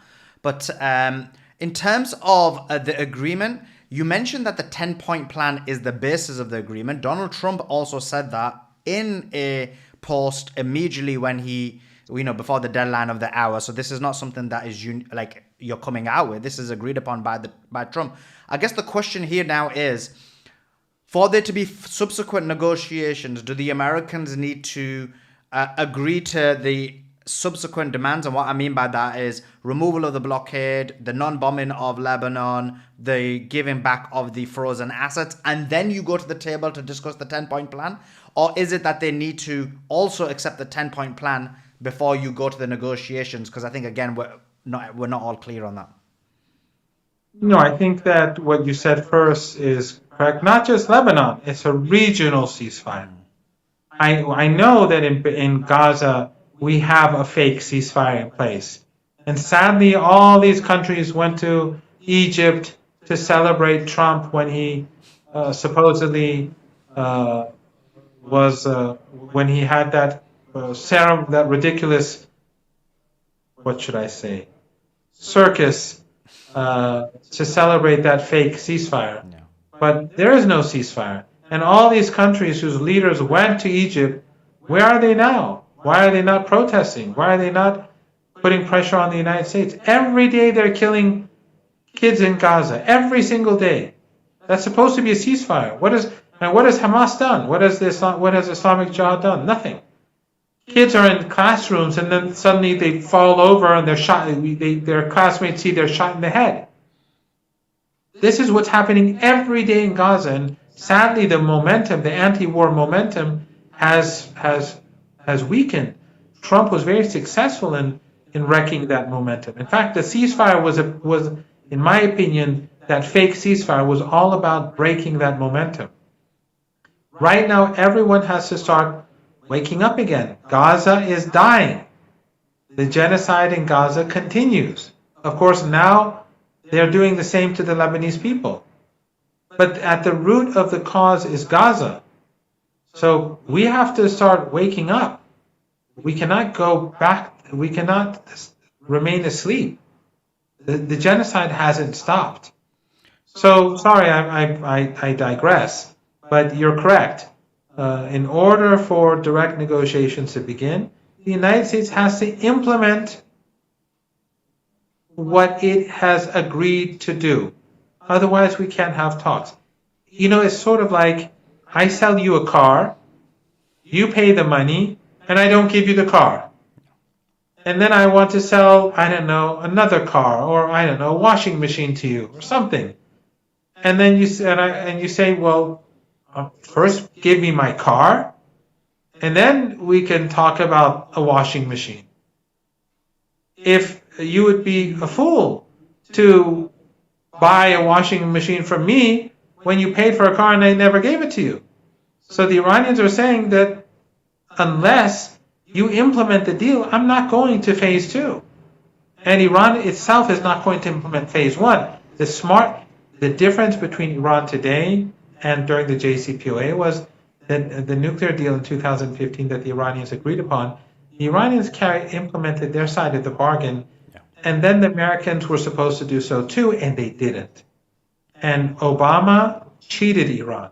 He implemented some of his commitments, and he didn't implement some of the most important ones. The Iranian negotiation today is very different. They say you don't abide by your side of the bargain, we won't abide by our side of the bargain either. You don't stop killing kids in Lebanon, we're not letting any of those extra ships belonging to your allies in the Persian Gulf region to leave the Strait of Hormuz. You impose a siege on our ports, we impose a siege that affects you and all of your allies. So the equation is different today. Of course, I should add that the situation is very tense. The United States could attack Iran tonight. Yeah. We don't know. But Iran is not going to back down. We are steadfast, and we have no doubt that regardless of whatever aggressive acts the United States takes, that we will be able to impose a strategic defeat on the United States. So the smart thing for the Americans to do would be to find despite the fact that the Zionists don't want this, but to find an off-ramp for themselves. And the smart thing for the Arab regimes to do would be to tell the Americans no. So you mentioned about the Gaza peace board, and I completely agree with you. For me, it's like white collar crime. They're stealing Palestinian land, but through white collar, and you see the people on the board. It's Trump and the Mossad agents that are Steve Witkoff and Jared Kushner. Now, I'm a Sunni, and obviously people are trying to cause sectarian divide in this situation quite a bit. And the mode that they're trying to do it is about Gaza. And they're saying, wait a sec, why isn't Iran including Gaza in the agreement? And even though it's kind of a misnomer because they forget on October the 8th, it was Hezbollah through the conversations they had with Iran that immediately jumped in and stepped in and helped supported the Gazans from day one. There wouldn't even be an issue as much with Hezbollah, or if they right now, if they didn't support the Palestinian people. But I guess I'm just giving all this information in order to ask you the question that any kind of final agreement, how would you be able to, would you include Gaza into that agreement or Palestine into that agreement? And can you do that because they have their own separate agreement? This is something that I've been speaking to, saying, look, they've got their own agreement. It's going to be a lot more difficult. But if you can kind of highlight or clarify, illuminate us on this issue. Yeah, that is a big problem. That is a big problem. Countries in the region went and helped Trump impose this ridiculous ceasefire on Gaza, and it's going to be very difficult to fix that. And it's still, when I think about it, it still makes me upset. Remembering those images in Egypt, where I don't want to name the leaders, but you know who they are, who all went there and who all praised Trump and who Trump praised them, and they were all whitewashing this war criminal, this partner in genocide. But I don't know how that can be dealt with because there is a ceasefire agreement in place. But in any case, that ceasefire agreement is not being implemented. And in one of the conditions for Iran was they named Lebanon because in Lebanon there was open fighting, but in the ceasefire is supposed to be regional. Now, how can Iran push for that? That's something that the negotiators have to figure out. But people have to remember that the only people who've made sacrifices for the Palestinian people are the Lebanese, are the Iranians, are Yemen, and other resistance supporters, individuals in individuals in Jordan who carried out operations, and of course the resistance in Iraq. No one else has bothered to do anything. I mean, governments and people across the world have been protesting, and there's been activism, which has to be revived, in my opinion. There has to be because Gaza is starving right now, and Lebanon is being added to. They're trying to do a repeat in Lebanon as well, and Western media is trying its best to help the Israeli regime get away with it. But all of this, all of the wars, the maximum pressure sanctions on Iran over the past few days, it's all about Palestine. It has nothing to do with anything but Palestine. And the suffering of the people of Lebanon is simply because they're saying that we will not relinquish the Palestinian people. The same is true with Yemen. So those who are speaking otherwise, first they should, show their own credentials and tell us what sacrifices they've made, and which countries or which bodies they're affiliated to, because many of these people are people. Let's be very blunt; they're on the payroll Yeah. of countries like Qatar or the Emirates or Saudi Arabia, or anyway, Well, or I'm aware of others. that they've offered people $50,000 per video. So this is known amongst the influencer circles. Yeah, and the fact is that these governments in our region, including Turkey, I was wondering if I should say it or not, and I mean Erdogan, because I separate Erdogan from the people of Turkey. The people of Turkey are, fantastic and supportive of the Palestinian people, but they do nothing, and therefore, in order to justify their uh, lack of support for the Palestinian people in real terms, not like a few videos on Al Jazeera or I don't know footage showing Israeli crimes on some news channel. I mean real intervention, real support, breaking off ties, breaking off fuel, energy connections, whether it's gas in Egypt or oil in Turkey and Azerbaijan, and so on, breaking off political ties, economic ties, intelligence ties, military ties. You'd be surprised what sort of relationships, and I'm sure you're not. I know you know these things, but people would be surprised to know what the extent of the relationship between regional countries and the Israeli regime. But in any case, those countries that do nothing, they have an incentive to say that others are not doing anything and to raise questions in order to hide the fact that they are completely indifferent to the plight of the Palestinian people. But in any case, the axis of resistance has made huge sacrifices, and it will continue to stand for the Palestinian people. And I'm confident that despite the fact that these are very troubling times, that ultimately the Palestinian people will be liberated. That is the hope. Now, one last question is about you mentioned about the protests, and I think the protests are extremely important. Now, linking that to the ceasefire, I didn't think the ceasefire was a very good idea, although we see the merits of it because Iran's able to recalibrate. There's a lot of technical situation that they need to get together in order to start the war again. And I know in terms of like reconditioning missiles, and there's various other things you need to do. So I understand the logic from a military perspective. But I guess because I'm on social media a lot and I know the level of influence impact we have and the impact that can occur, I do see a bit of deflation in the support, the high level of support that there was on day 39 and how people were so engaged and entrenched. Now people are like, is this really, like, is it just like a personal thing? Like, there is a lot of, like, there's a deflation of it. And so there's less of a chance of a protest on that. What's your thoughts on kind of that aspect of it? Well, it's obvious that when missiles fly, they have a different sort of impact on society. But at the end of the day, this is Iran, one country that has been under maximum pressure sanctions for decades, fighting against a huge coalition, against the empire. All the countries in the Persian Gulf, except for Oman and Iraq, were part of this war with all their wealth. They funded these bases. They fund the U.S. War against Iran. And they don't just allow them to be there. They fund their activities in these bases. They support their presence. The Americans don't pay anything for these,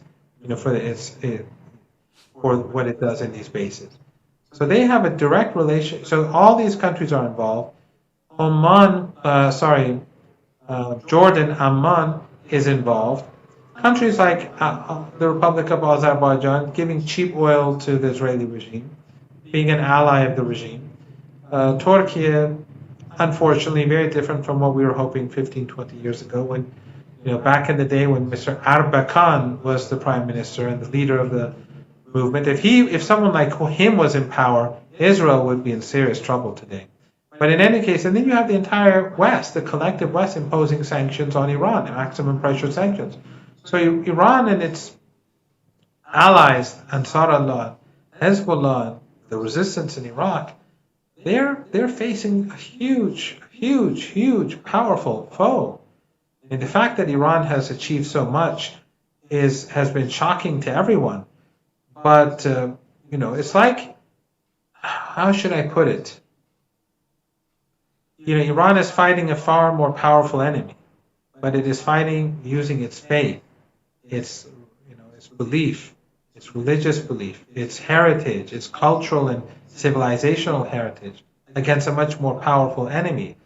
But it's sort of like, I don't watch sports, and I'm not saying people shouldn't watch sports. It's just, but when I was young, Muhammad Ali was, a very famous boxer. And it's like watching someone like him in the 15th or 14th round and wondering why he isn't punching harder. Well, he's exhausted. They've been fighting for, many rounds, and it's not easy waging war. War is destructive. War destroys, a country's assets. So Iran fought hard. Iran, no doubt, came on top, but Iran also needs to prepare itself for the second round. The United States, true, is reinforcing its assets, but so is Iran. Iran is preparing itself for the fight to come. Does that mean that we should have war? No, if we can end this peacefully in a just manner and to consolidate the resistance, that would be excellent.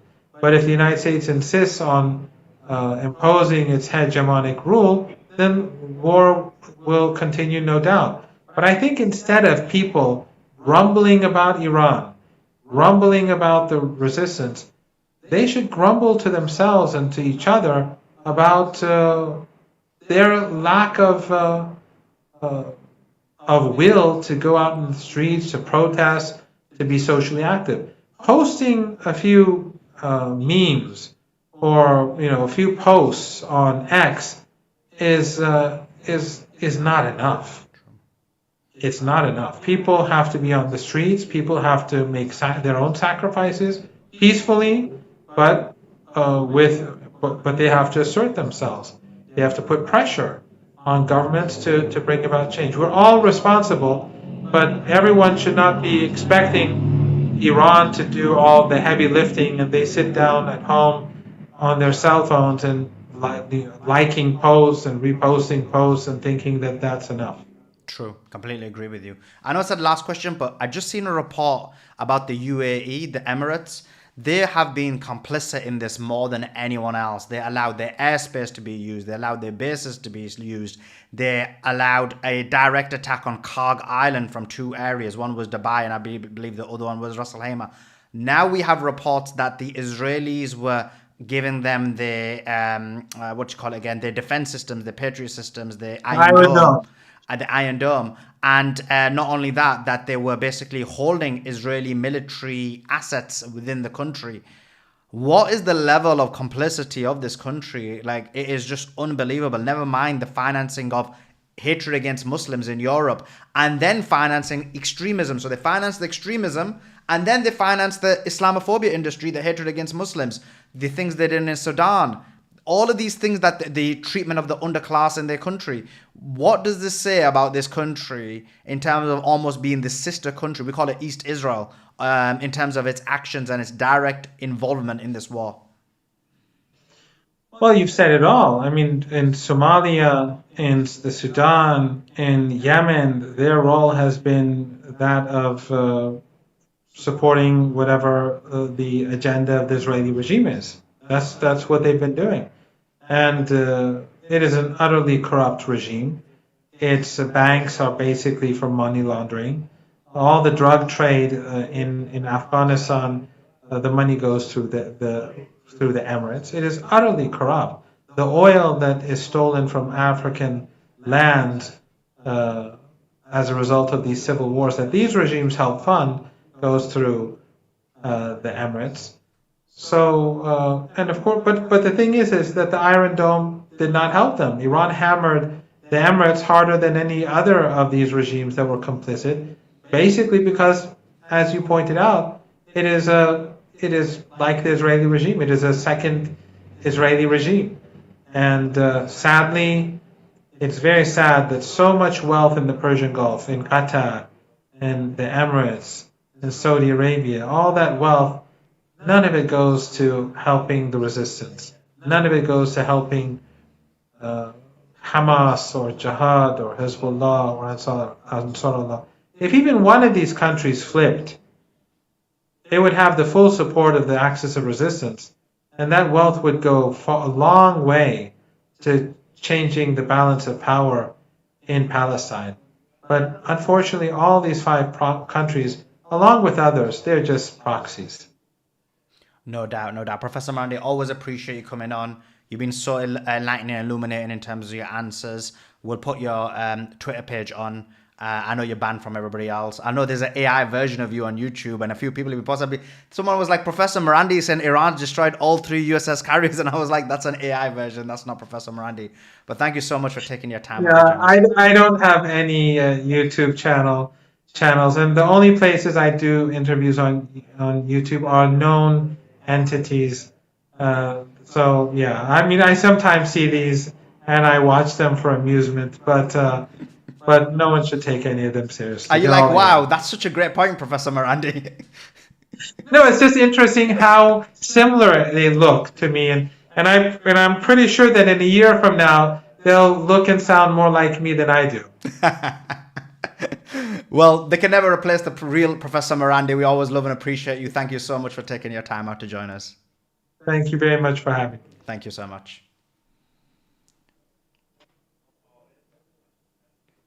That was Professor Marandi. Really appreciate him. Really value him. Great interview. Great pieces of knowledge and information. How much have we learned from that? A lot. I think we asked, because our knowledge base is so much, we're able to ask questions that maybe others don't. And we got a lot of depth and breadth from that. Guys, if you're watching this video, like this video, share this video, comment in the main section, let your friends and family know about it, and subscribe to this channel. This video is on our Moral Resistance channel. Send this channel to all your friends and family. This should be the channel you're following. We stream it live on our main channel, Suleiman Ahmed X.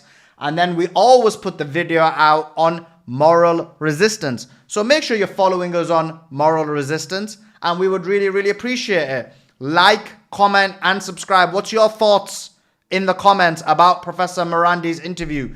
Do you agree with him in terms of some of the positions he stated, some of the ideas he relayed, some of the thoughts and perspectives he gave us? Let me know your comments. Appreciate you guys. Like, comment, and subscribe. Appreciate you guys joining in. Appreciate you guys listening. And for sure, we'll see you next time. And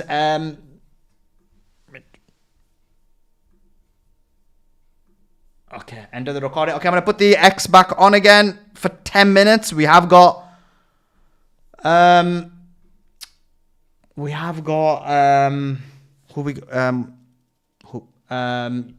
You know what I mean, don't you? We've got Anthony Aguilar coming on in about 10 minutes. So let me just move this across here, just so I can see him when he does come across.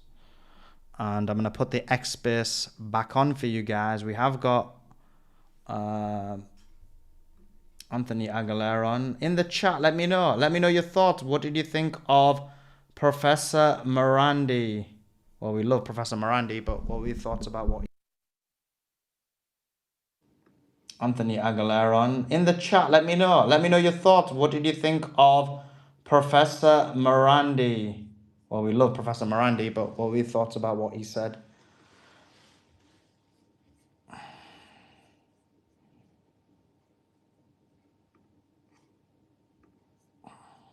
Okay, we're back on the space. Don't know if Beatrix is available. Maybe not. Okay, cool. Beatrix is Oh, always okay. here. Oops. What's your thoughts? I love Professor Marandi, and I think he says, like, one second. I think when he talks, like, especially your last question, when you asked him about the UAE and stuff, he doesn't hold back in coming forward. He's not trying to do like, from his perspective, he obviously is Iranian. He feels quite strongly about it. He's not trying to be moderate in any way to please sides or do PR. He's brutally honest in terms of how he sees things, and I love him for that. Yeah, it was great. Hopefully, we had a lot of discussion about some of the questions, and I think we got those questions answered. Resistance, are you there?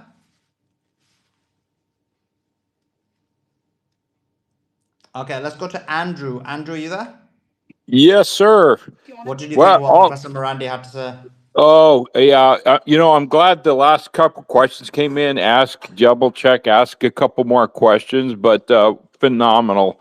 He's the reason why I coined and copied the phrase "the moral resistance." What really I don't know. It'd be I tell you, I think he's one of my most absolute favorites. But then, of course, you know, I don't know. You have so many great interviewers in here, but today. Andrew says that after every guest you bring on for an interview. He says, "Oh, this has got to be one of my favorites." After every know single it. one. I know Beatrice. It's like, oh man, I don't. But no, he is one of my favorites. I'll say one of my absolute favorites. And you're Suleiman. You're able to get these great guests and interviewers, and it really speaks, highly of the channel, the whole movement, and everything you're putting together here. But I really love the way he's so humble.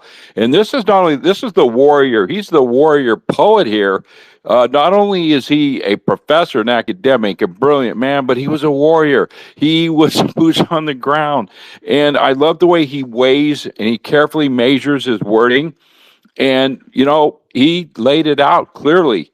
There will not be any negotiation until the United States is a good actor in this and comes forward. And I'm so glad he added real quick in there, and Lebanon. Iran's not going to let Lebanon go on this. They're not going to throw anyone out. They're putting everything out here. The United States, and it's so embarrassing every day that goes by, and it's actually by the moment. And he said by the minute.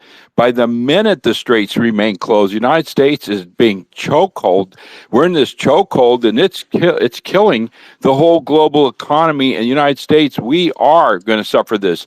And again, I can't imagine how embarrassing, and this is why I keep repeating that the National Zionist Israel and the United States were in derision. It's open shame. But thank you. I could go on and on about the points he made, but I stand out most in he's emphatically stating, look, there is no deal until America comes forth and at least meets these three essentials. He laid them out right there. Of course, don't forget Lebanon, that you have to lift these sanctions.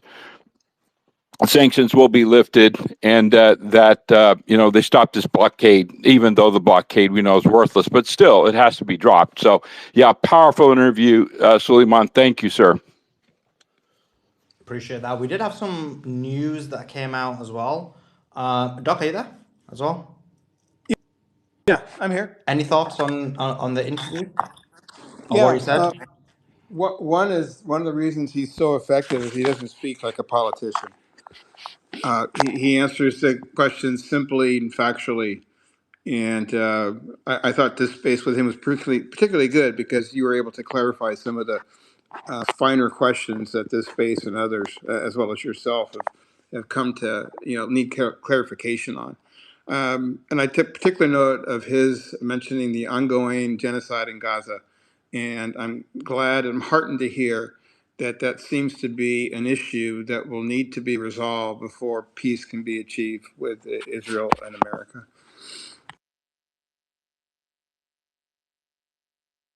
Yeah, exactly. Somebody on YouTube said, I was going to ask you this, Andrew, and you, Doc, but somebody on the YouTube chat said that he looked tired. And when you were talking just then, Andrew, and you said, "What a warrior," I just imagined how much he's doing back to back, every time zone, every day, all these different countries he's actually going and doing interviews with. He comes on our channel whenever Suleiman asks him. You send him all the way from like mainstream Piers Morgan right the way through to local. I mean, he must be exhausted.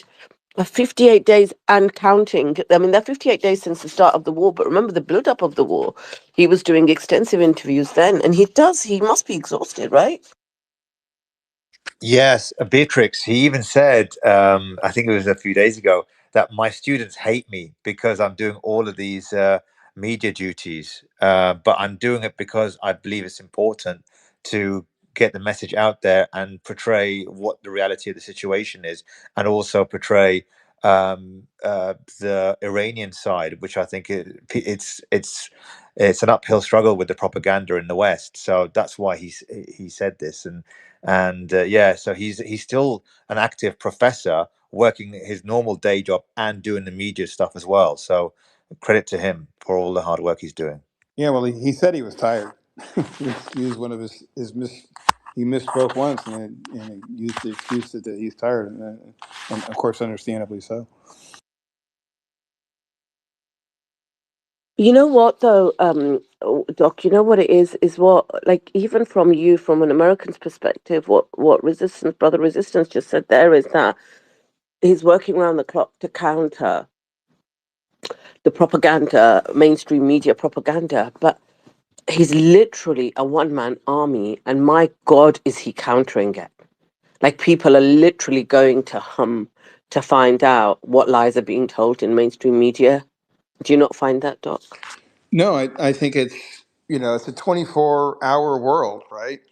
There's always someone somewhere at any time in the world who is interested in this topic, who is affected by this war, who wouldn't benefit or be willing to attack Professor Marandi's speech and his appearances. So I mean, he could be doing this 24/7, 360 days a year, and still not be able to combat the tidal wave of misinformation that's coming not only from politicians but of course our media sources and the bots here on X. It's really a yeoman's job, and I hope he takes some time, as I hope both you and Sully take some time as you can, because this doesn't look like it's going to end anytime soon.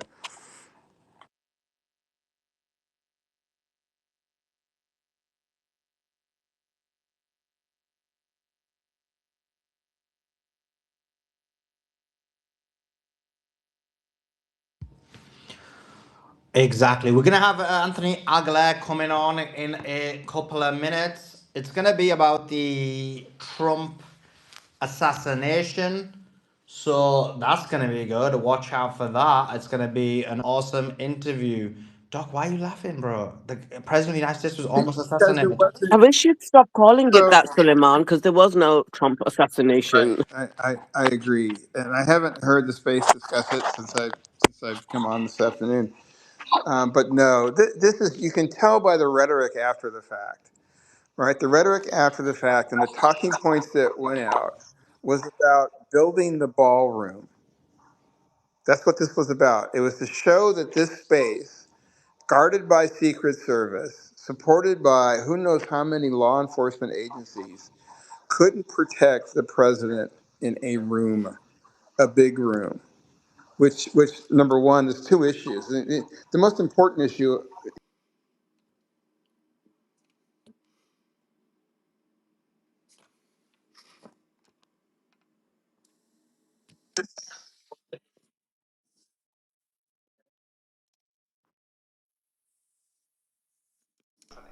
The other focus of the media coming out of the situation is how Erica Kirk was crying as she passed cameras in a staged camera spot as she was escorted out. You know, it's so embarrassingly obvious. So, Doc, we've got. Appreciate you, Doc. Definitely want to hear what you've got to say, though. I don't want to devalue that. But we have got Lieutenant Colonel Anthony Aguilar on. Can you hear me? I can hear you. Brilliant. Okay, let's start.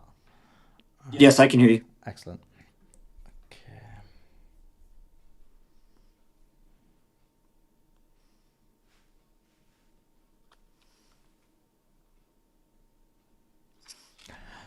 Okay, I want to welcome Lieutenant Colonel Anthony Aguilar onto the show. Lieutenant Colonel Anthony Aguilar has a vast amount of military experience. He served the United States of America for a very long time, is a Green Beret, and became well known when he basically let everybody know exactly what was happening in the GHF. Lieutenant Colonel Anthony Aguilar, thank you so much for taking your time out to join us. How are you? I'm doing well, thank you. It's always a pleasure to join you and speak with you. It's always a great platform, and I love your audience.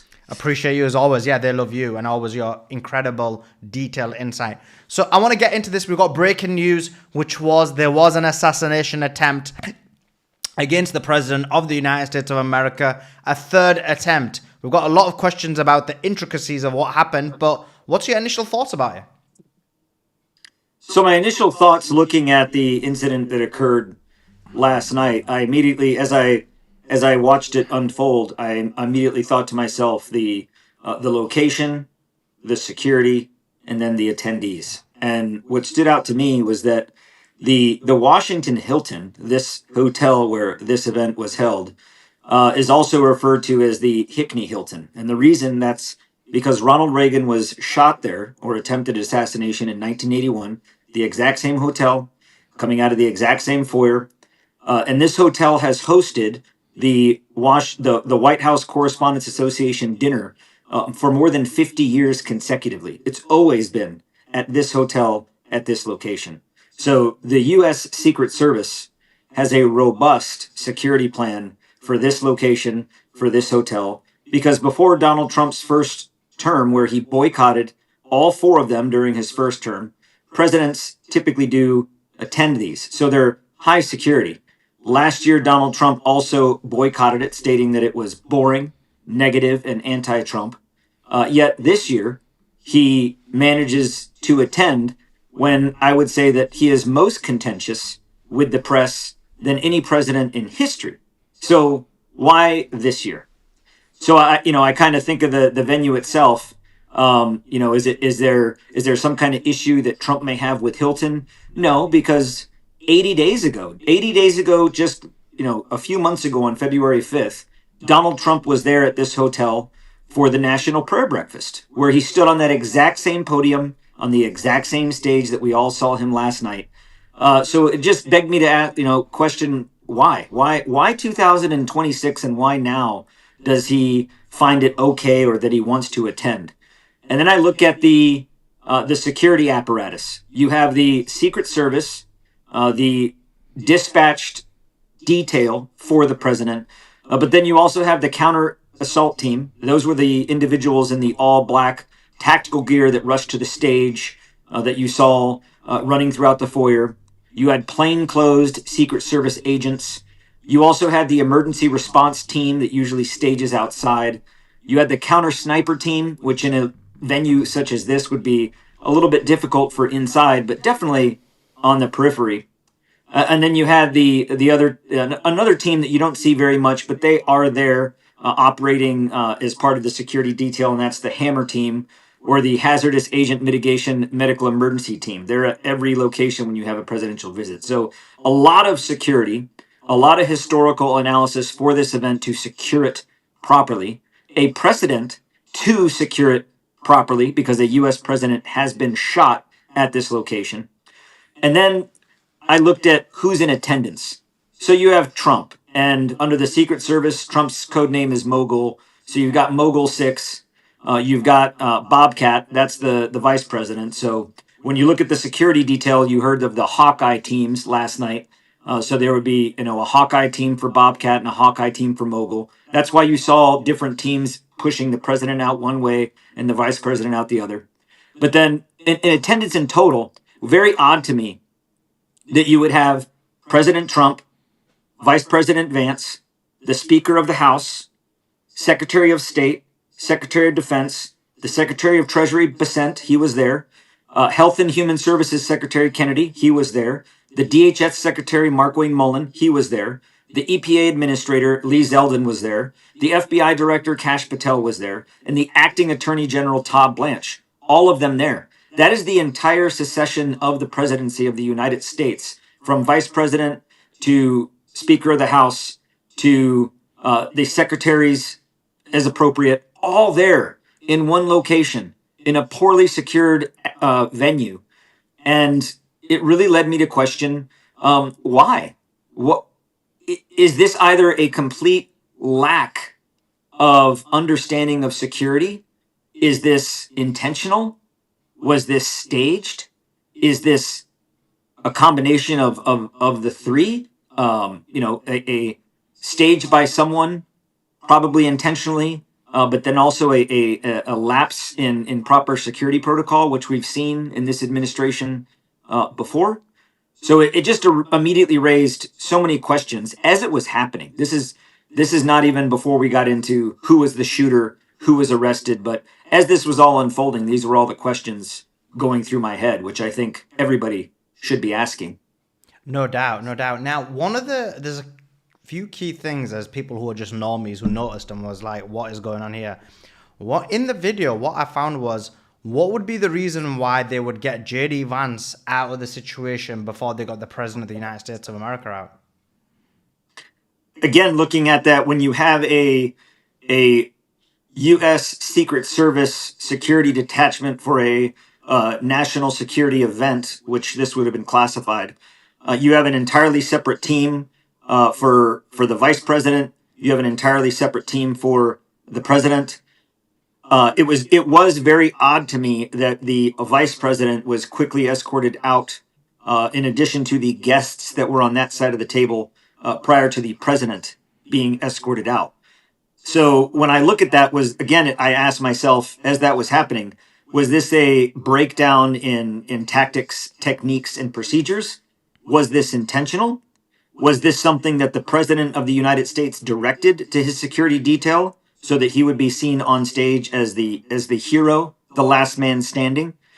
We do know that Trump does have a proclivity for theatrics and a proclivity to be in the spotlight. So it's entirely possible that had this been to some degree staged, or had this been to some degree neutralized without there much of a threat in the actual ballroom, did Trump remain on stage for that moment of spotlight, akin to the incident in Butler when his security detail immediately took him to cover, yet he insisted on standing up and taking that photo op? Is this another Trump theatrics moment? And I think that it is. What would be, I mean, look, in terms of, and we'll get into this assailant, but what would be the reason why Trump would do this? Is this in order to galvanize support while his support is at an all-time low? Is it as simple as trying to fundraise for the ballroom, but then faking an assassination attempt for something like that? Is it to galvanize support so he can now start his new war with Iran in terms of the new leg? What's your thoughts on why he would do something like that? So I thought the approach to this would have been, why have a Manchurian candidate assassin, or which we could call the Manchurian assassin? That's what I would call Cole Thomas Allen would be the Manchurian assassin.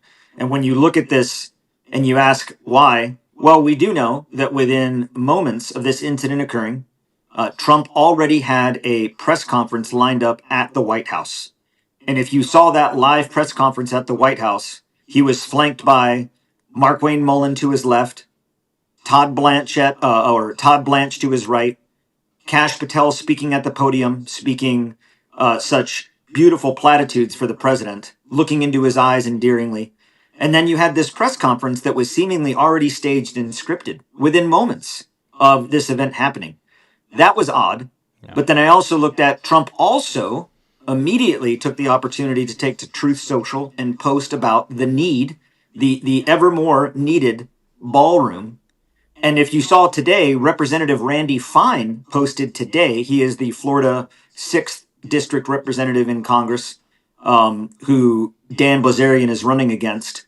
But this representative, Randy Fine, tweeted today that tomorrow he intends to put in legislation to push through the funding of the ballroom and to remove or to have dropped the lawsuit that's currently preventing the ballroom from continuation. So, do I think that Trump did all of this for the ballroom? No, but I do think that Trump is an opportunist, and where there's an opportunity to rake in more of his personal benefit, he does. What I really do think overall is that what would be the why to a staged incident or to the use of a seemingly individual already on the edge to then use him for this event to draw attention to it?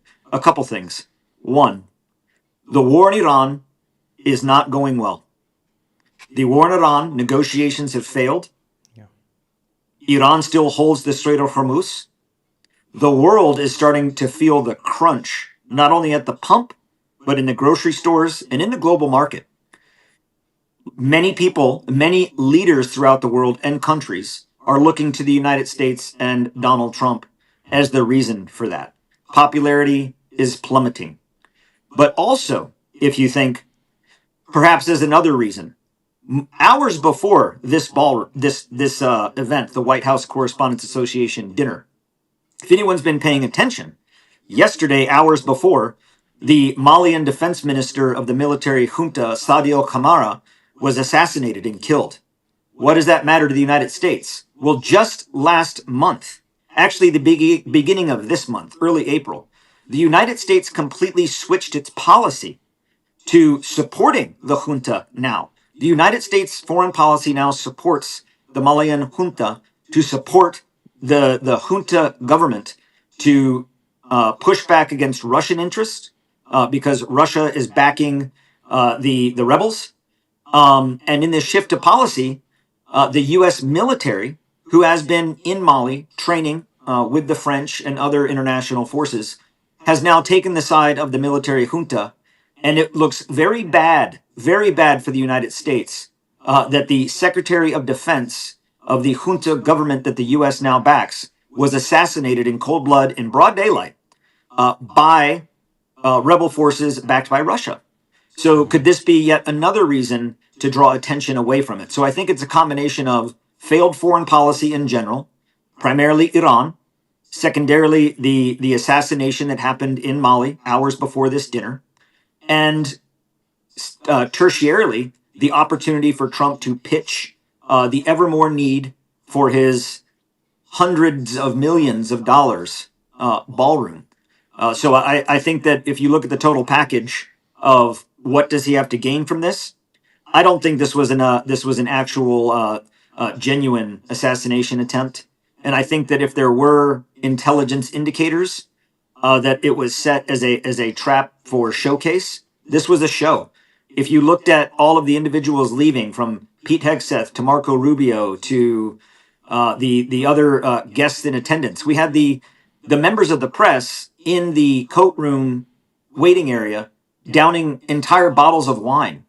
We had the press secretary, we had Kash Patel somewhat laughing and having a good old time as they left the hotel, the Hilton.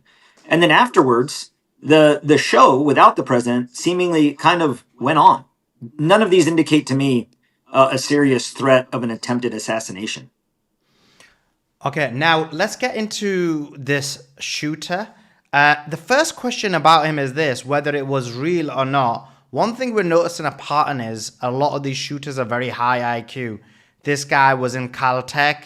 He was a mechanical engineer. His GPA was very high. He was featured in a lot of Caltech magazines, and I believe he was in robotics. The same is also said about Tyler Robinson, the alleged assassin of Charlie Kirk. And the same is said about Luigi Mangione, who again had a very high IQ and once again was excelling in his IQ and his academics. What is the correlation? Is it that these high IQ people are antisocial? Is it that they recruited sometimes? Like, what is the situation why we're seeing a pattern of very smart individuals carrying out some of these anarchist acts? So I would take it as a combination of the high IQ and the ability to understand complex and comprehensive social situations, but in terms of the complexities of the politics and the greater impact to society, but then also the recruitment factor. And I want to make the distinction between, it's not recruiting in terms of open recruiting to an individual from the CIA on the internet or through social media of an advertisement of, hey, anyone interested in an assassination attempt, apply here. It's grooming. It's identifying individuals through social media based on their views or based on their political views or social views. And then they're individuals that are then groomed and then seemingly provided the opportunity to then do something quite easily that otherwise would be nearly impossible. How did this individual, who, yes, a very high IQ, very well educated, obviously not just educated but intelligent in its application, have the wherewithal, the seemingly motivation, and the courage or the chutzpah to take a bunch of weapons, fly from California to D.C., seemingly bring these weapons in. He says in his manifesto that he carried not one, not two, but three and four, a shotgun, pistols, and knives back and forth through security and staging these, and wasn't asked or looked at or second questioned once. That doesn't happen unless it's allowed to happen. We know that the security was very lax. We know that this individual, the shooter, Mr. Cole Allen, was allowed or seemingly passable in going back and forth with these weapons to a point that wasn't in the ballroom, but just outside, to where there could still be a semblance of control. I don't think that's an accident.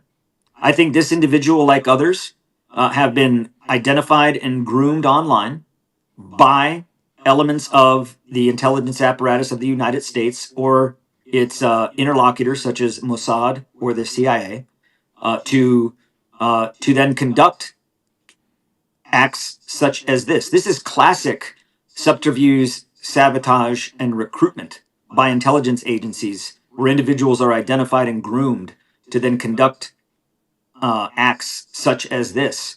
And if you look at how this particular incident occurred, and then the setting of all of the people that were there, it doesn't really add up in terms of an organic assassination attempt. Yeah. And in terms of now we look at the event, let's talk about his manifesto. In his manifesto, he talks about a number of things. He talks about how it was very easy to get in there, but this is a hotel. Wouldn't it normally be easy? And what I'm saying about this is, I know a lot of people are like, guess what? The security was lax, and therefore there could be something that went wrong. Now I accept that this is the president of the United States and you're expecting the highest level of security. But having have went to many of these events myself, not in terms of the president, but for example, I went to Amfest, which is the Charlie Kirk event after the assassination of Charlie Kirk, and the security was so lax, it was like they weren't even checking people properly. So is this just not a systemic issue that people just don't value security, don't look into it in detail, or what's your thoughts on that, or is it that this is the case, but with the president it's not the case? What's your perspective on this? Again, as I mentioned in the beginning, had it not been the location, I would somewhat consider that notion of complacency lack of proper security planning. And don't get me wrong, planning for security in an instance like this is very robust and very difficult. It's not easy, but that's why organizations like Homeland Security, the Secret Service, the CAT, those type of elements and organizations, that's why they exist. And the other piece, as I mentioned before, with this particular location, in 1981, when Ronald Reagan was shot just outside the front door of this location, it is what gave rise to the creation of the Hawkeye elements or the counter assault teams. So this location, this hotel, would be considered what I would call a critical target, a critical target to not only secure because of its historic use for this particular event, but you would also have on the books decades, more than 50 years of proper security measures to properly secure this venue. And yes, when you're dealing with a hotel like the Hilton, you have to balance the normal customer base, but you also then have to balance the security needs of the actual primary and the event, like the president, the vice president. And this event, the White House Correspondents Association dinner, always happens the last Saturday of April. Always. So to have this, I could tell you when the White House Correspondents Association dinner is going to be next year and for the next 30 years. It's always the last weekend, Saturday in April. So was this planned prior that this was going to be here at this time, at this place, in this venue? Absolutely, it was. So was the lapse in security almost an intentional lapse in security to a point? Or was it an absolute lapse in security overall? Both are problematic. Both are very problematic when you consider the security of all of these people that were there. And that's why I said in the beginning, if you look at this, from the president to the vice president to the speaker of the house to the secretaries, all the way down to the FBI director and such, that's the entire succession of lineage of the presidency should someone be incapacitated in their office. So it's pretty odd. We wouldn't even do that. In fact, we don't do that even at the State of the Union address in the most secured place in the nation, quite arguably during that time. We don't even put all of them in that room during the State of the Union. So why would we do it? Why would it be allowed to happen to put all of these individuals in one room at a hotel? It doesn't make sense. It doesn't. It doesn't. Now, another question I got for you is the Google Trend search.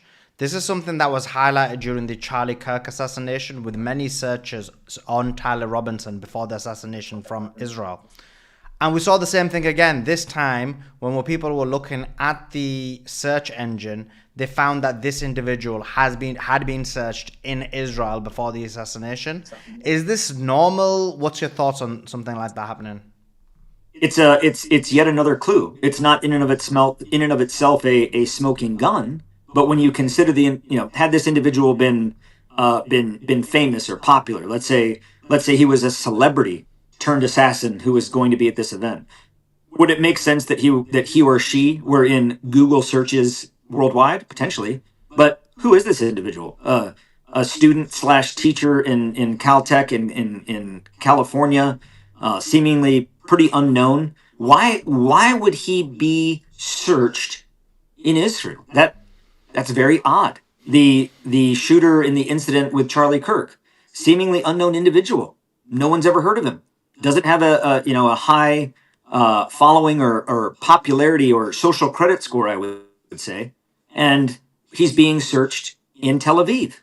The shooter in Butler, Pennsylvania, seemingly unknown individual. Why is he being searched in Israel?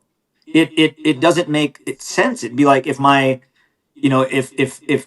FBI did an investigation in my neighborhood because my neighbor 3 houses down had been murdered, and they look at our IP addresses and they find that at my house I've been looking this individual up every day on Google for the last 3 weeks. I would be a person of interest. So yeah, I would say that Israel is an entity of interest in this, as they were with the assassination of Charlie Kirk, and as they are with the first assassination attempt in Butler. The other way to look at this potentially was that the United States was nonetheless had no wherewithal of this, and this was staged by Mossad in Israel as a warning or as a signal to Trump in the come tomorrow, come Monday, come day 59, as we approach the 60th day. Is Trump going to capitulate to Congress and the 60-day mark of the War Powers Act, or is he going to continue this war on behest of Israel? This could have very well been a message directly to Donald Trump. That does make a lot of sense, actually. That probably makes more sense than most theories I've heard. As a kind of like an outward threat to say, look, you need to go back to kinetic war, is basically what you're saying. If Right? we can, if we can show up to Washington D.C. and sneak someone into your fancy dinner with all the security present within feet of where you and your wife are sitting, and your sons, because they were there too, and everybody in your cabinet, we can get you whenever we want. I think that the other alternative theory is that this could have been quote unquote not an inside job by the United States government, but perhaps something infiltrated and coordinated by Mossad as a direct message to Donald Trump for what his marching orders are come Monday with Iran. I think that Donald Trump is on the fence to pull away from this and take the political loss for the domestic win, or stay and fight and draw us into a deeper conflict and war. And I think that's what Israel wants. And there's a potential theory that this could have been a direct message to Donald Trump. When you look at Thomas Crooks, we haven't got much information on him. There hasn't been much search on him. There hasn't been much data about him. This guy attempted to assassinate the president of the United States of America. And even after Trump has taken office, we've got nothing. With this guy, we've actually got quite a lot of information. Why is there a difference in terms of the way the investigation has been conducted and how that information has been relayed to the public? Oh, well, so this is still, hot in the press. It happened on a Saturday night. It happened at an event that quite frankly, a lot of people tune into because of its popularity with late night shows like Jimmy Kimmel and the other shows that kind of make fun of it or parody this event. So I think a lot of people were probably tuned into watching it and understood, at least initially, what happened. But we look at the assassination attempt from Butler. What still do we know about that guy? What still do we know about that event? Hardly nothing. The individual from the incident with the assassination of Charlie Kirk. What really have we known or gleaned from that other than what came out in the initial investigation? It's pretty much been dead. Let's talk about the incident where the 2 National Guard soldiers were killed in Washington D.C. Does anybody even remember that? What happened to that guy? The guy that was accused of the murder and attempted murder. What happened? I've heard nothing. So it seems like these things are quickly swept under the rug. But for this, it seemed to have grabbed headlines. I think that by Monday, when we see what the decision in terms of how we move against Iran, that this too will become swept into the dustbin of history, other than the moment of distraction and its ability to feed the flames that Donald Trump, to feed the MAGA base, that the woke left or individuals want to harm the president because he's doing the right thing and he's doing things that no other president has dared to do. That's a narrative.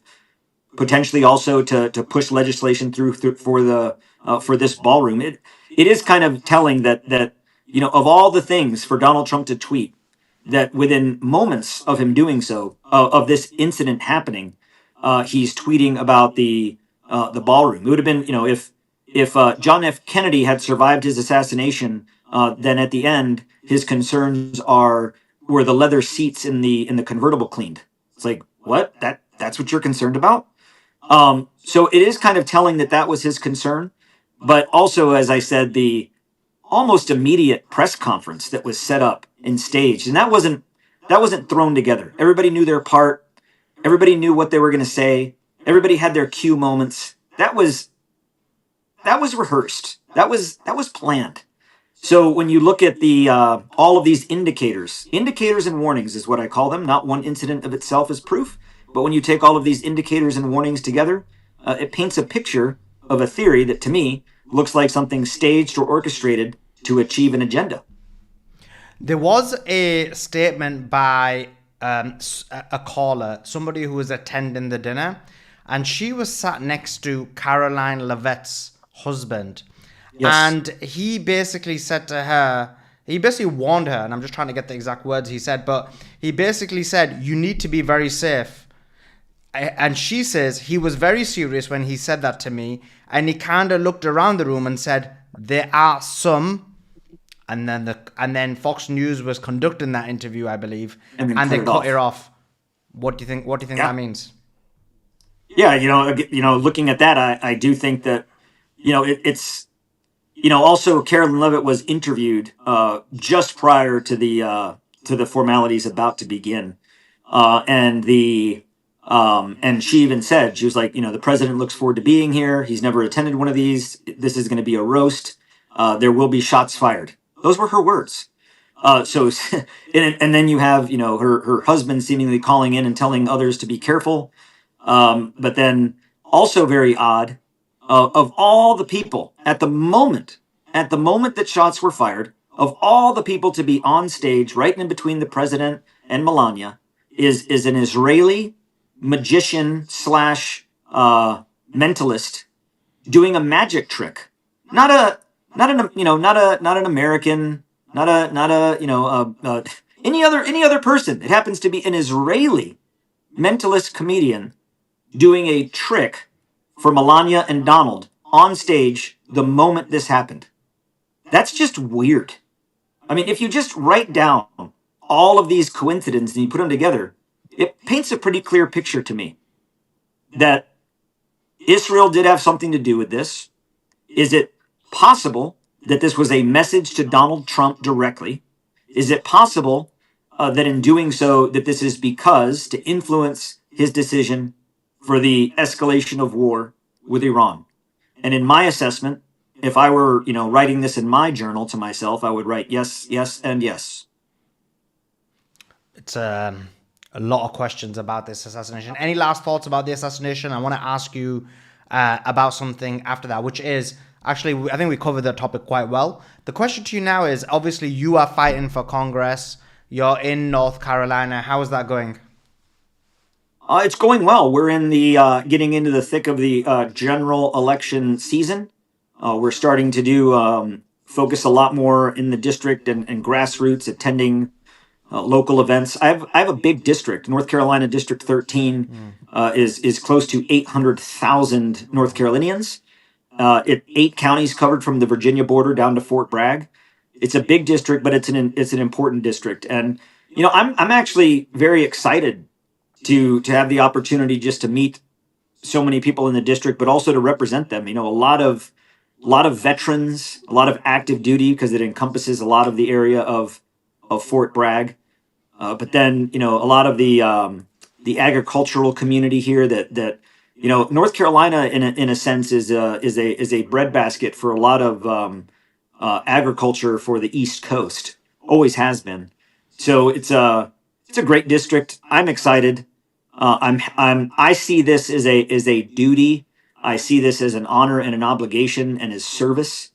I'm really excited, and I think we have a very strong campaign. I think that when we start to hit the riding hard on the campaign trail, so to speak, with I'm really going to push for debates from the incumbent Republican Brad Knott and the Democratic runner Behringer. I'm really going to push for debates. I think that we need to debate those issues that are important to our district. But I also want to highlight to North Carolinians that the incumbent Republican who currently serves in Congress to represent our district doesn't live in our district, is pro-war, and takes money from AIPAC. I think North Carolinians need to know that. So, in terms of that, I'm excited. The campaign is going really well. I've got a great team. It's all grassroots.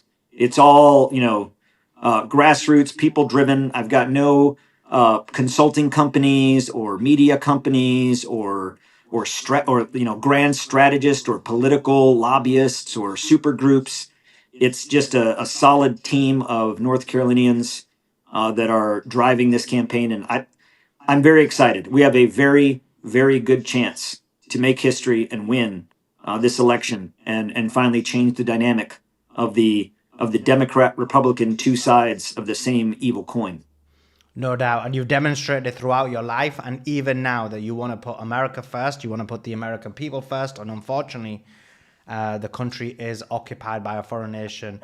I'm going to put your X page up, which is Anthony Aguilar with a few numbers. I know you're on Instagram. I know you're on YouTube. You're on TikTok as well. So everyone should be following you on all those channels. Is it just Anthony Aguilar or what's the handles? So most of them are Anthony Aguilar. I think for X, it's Anthony AGU and then an 88102 because the Anthony Aguilar was taken. But then also on that, you'll find the link to on all of my social media, X, Instagram. I'm on Upscrolled, on all of them. But also you'll find my congressional webpage, www.aguilar4uscongress.com, and then from my congressional page, you can find more information about my campaign, ways to help, to volunteer, to support and donate. But really, the number one important thing is for every American, West Coast to East Coast, from Canada to Mexico, vote. Get out there and vote. And if you live in North Carolina District 13 and you're a eligible and registered voter, vote. If we continue to have elections where only 1/3 or less or slightly more vote, we're doing ourselves a disservice. So everyone get out there this midterm and vote. Every state has early voting. In North Carolina, early voting goes from October 15th to the 31st, and then the primaries on November 3rd. So everybody needs to get out there and vote, because we need to be the change that we want. If we think that someone's coming to save us, we're mistaken. We have to do it. And I'm here for that. I'm here to represent we the people. So yeah, my website can offer you a lot more in terms of my specific campaign priorities, but I think most will find that they are aligned with what every American wants: healthcare, education, living wage, not spending our money on endless wars, not giving billions of dollars every year and capitulating to a foreign government. I think most Americans want that. No doubt, no doubt. Lieutenant Colonel Anthony Aguilar, always appreciate you coming on. Thank you so much for joining us. And we're Thank definitely you. going to get you back on I believe on Tuesday or Wednesday. So thank you so much. Appreciate you. Yes, I will see you later this week, and I look forward to it. And I wait in bated breath to see what tomorrow, Monday, will bring for the world. Well, yeah, this is and that conversation will be about the Iran war. We'll have to wait and see. Thank you so much for taking your time out to join us. Appreciate you as always. Of course. Thank you. That was Lieutenant Colonel Anthony Aguilar. Always appreciate him. Great insight, great information, so much knowledge. This guy is a wealth of knowledge. His expertise, his knowledge base, his understanding of situations is immense. Guys, make sure you're following this channel. Make sure you're subscribing to this channel. Comment in the main section. Anthony Aguilar seems to think this was a false flag, possibly carried out by Mossad. Do you agree with him? Let me know your thoughts in the comments. Or do you think this was a legitimate assassination attempt against the President of the United States of America? Let me know your thoughts in the comments. Like, comment, and subscribe. Subscribe to this channel, which is Moral Resistance. All of our interviews are on here. Obviously, they're live on our main channel, which is Suleiman Ahmed X. But on this channel, all of our interviews are live, which is Moral Resistance. Make sure you tell your friends and family about it. Appreciate you guys joining in. Appreciate you guys listening. And for sure, we'll see you next time. Like, comment, and subscribe. Okay, we're putting the X space back on now. Obviously, I have to do the outro for the video. So in case X people are like, well, it's ending. It's not ending. Just give me 2 seconds while I put the X space back on for you.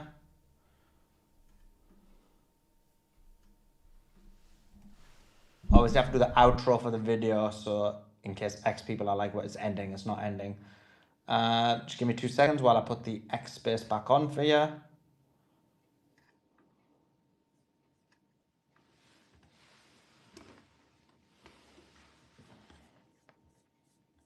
And then the YouTube guys can let me know. There we go.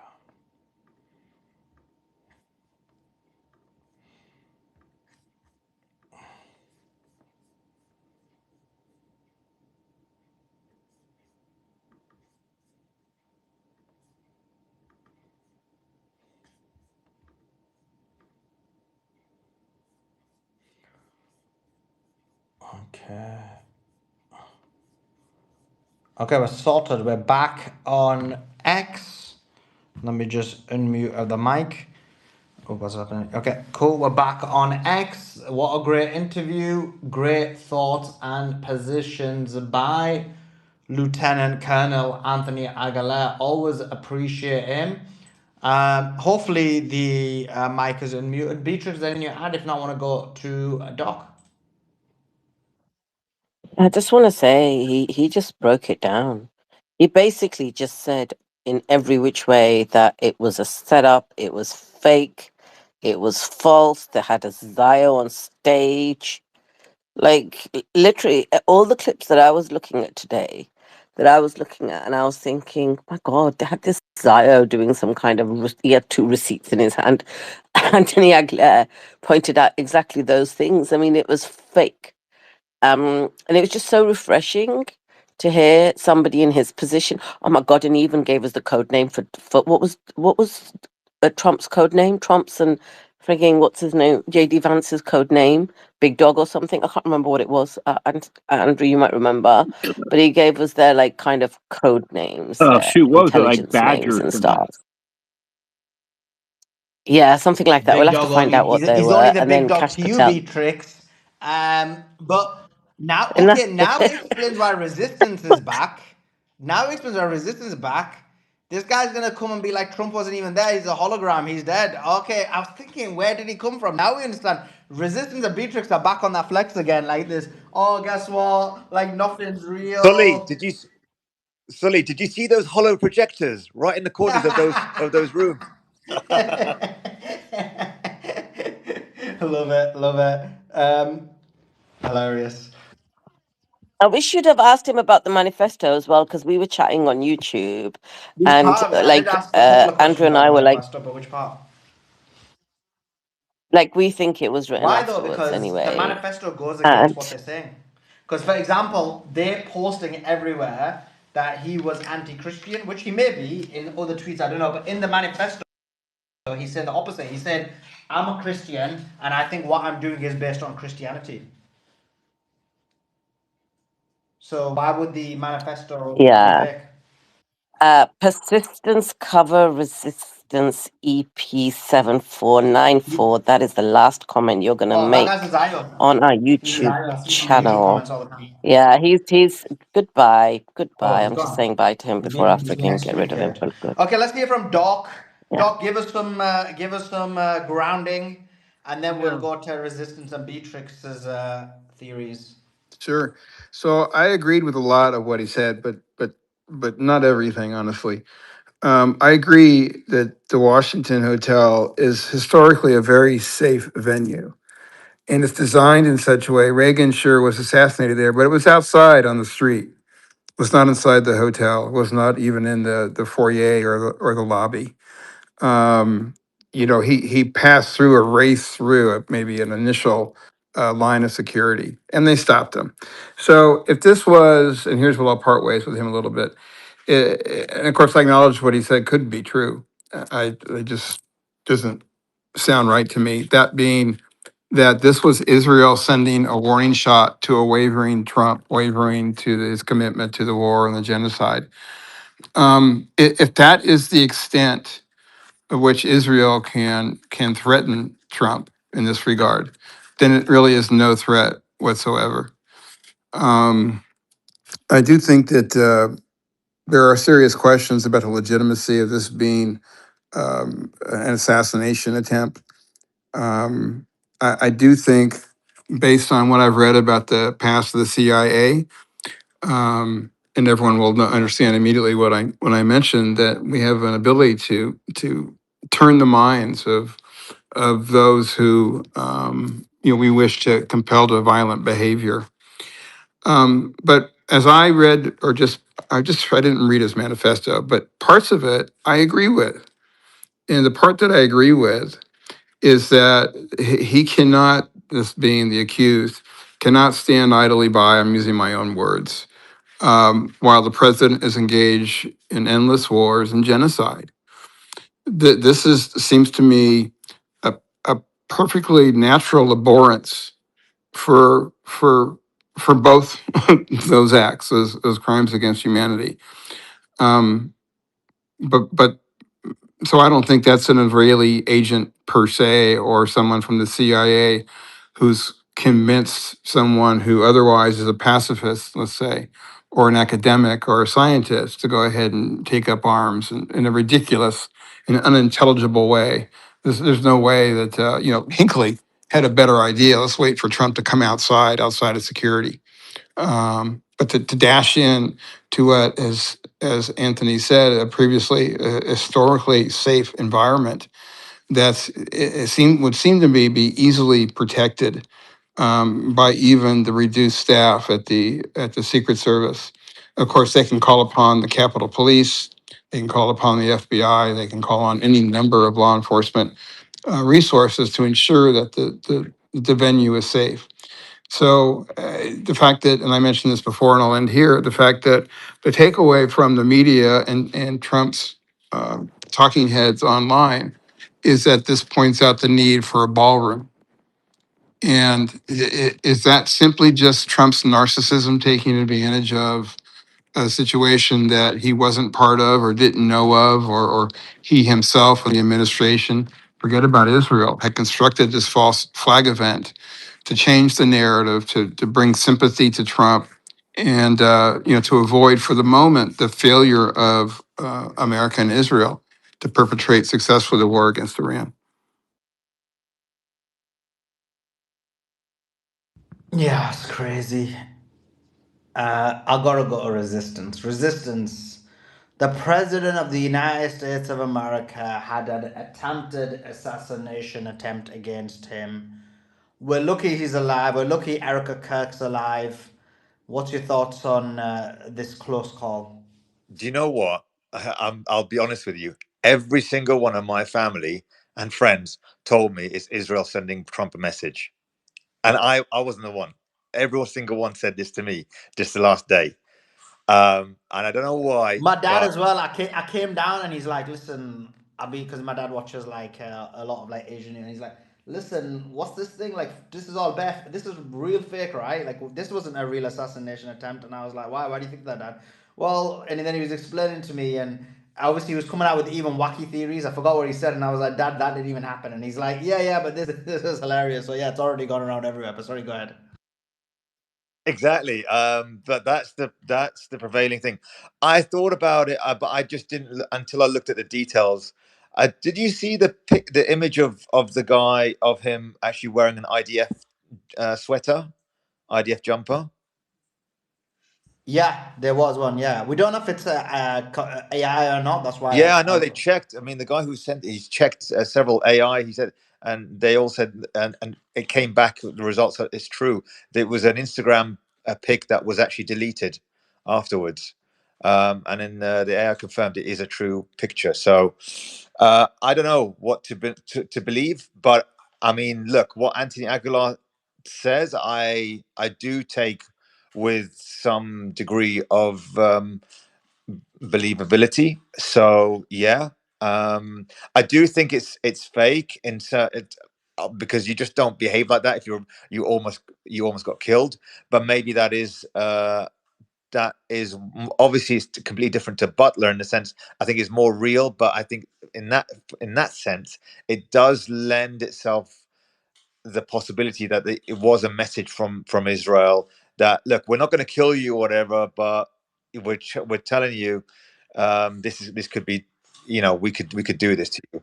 Or I mean, my initial one was that he was staging it for some sort of charity event, obviously for the ball and making money and make it and bring, sort of currying sympathy from the public and the people in there. But there he does. Anthony Aguilar makes some good points. Why is everyone there?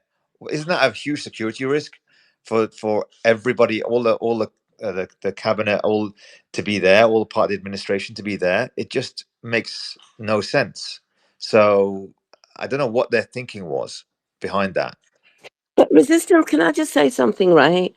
Um, this ain't no sign from Israel. This half botched, half like, this guy checked into the Hilton, comes downstairs, these half botched agents running around, rolling around on the floor, trying to catch one man, not even being able to do that. The security was absent. For one thing, if it was down to Israel, then the full security would have been there outside and inside.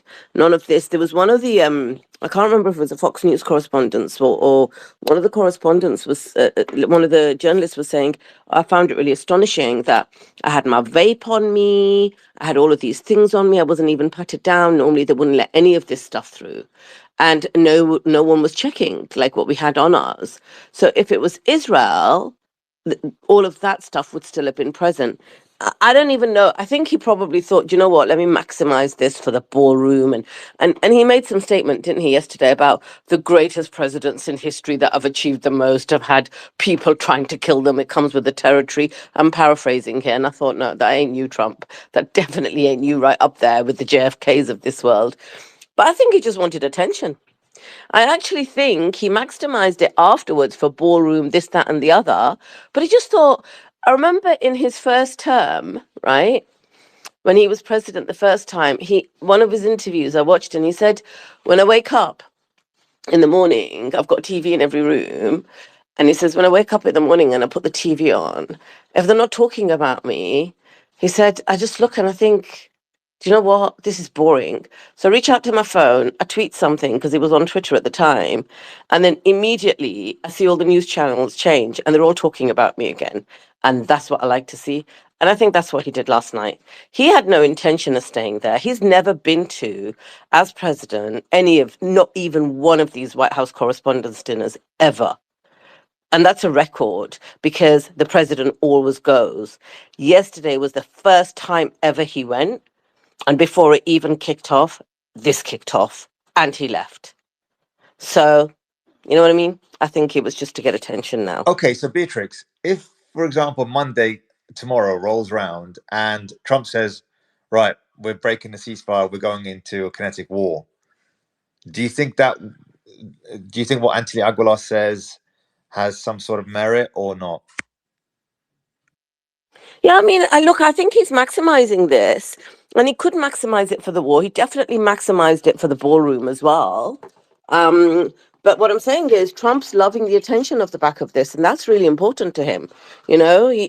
He doesn't see himself the way we see him, right? He sees himself as some Superman kind of, you know.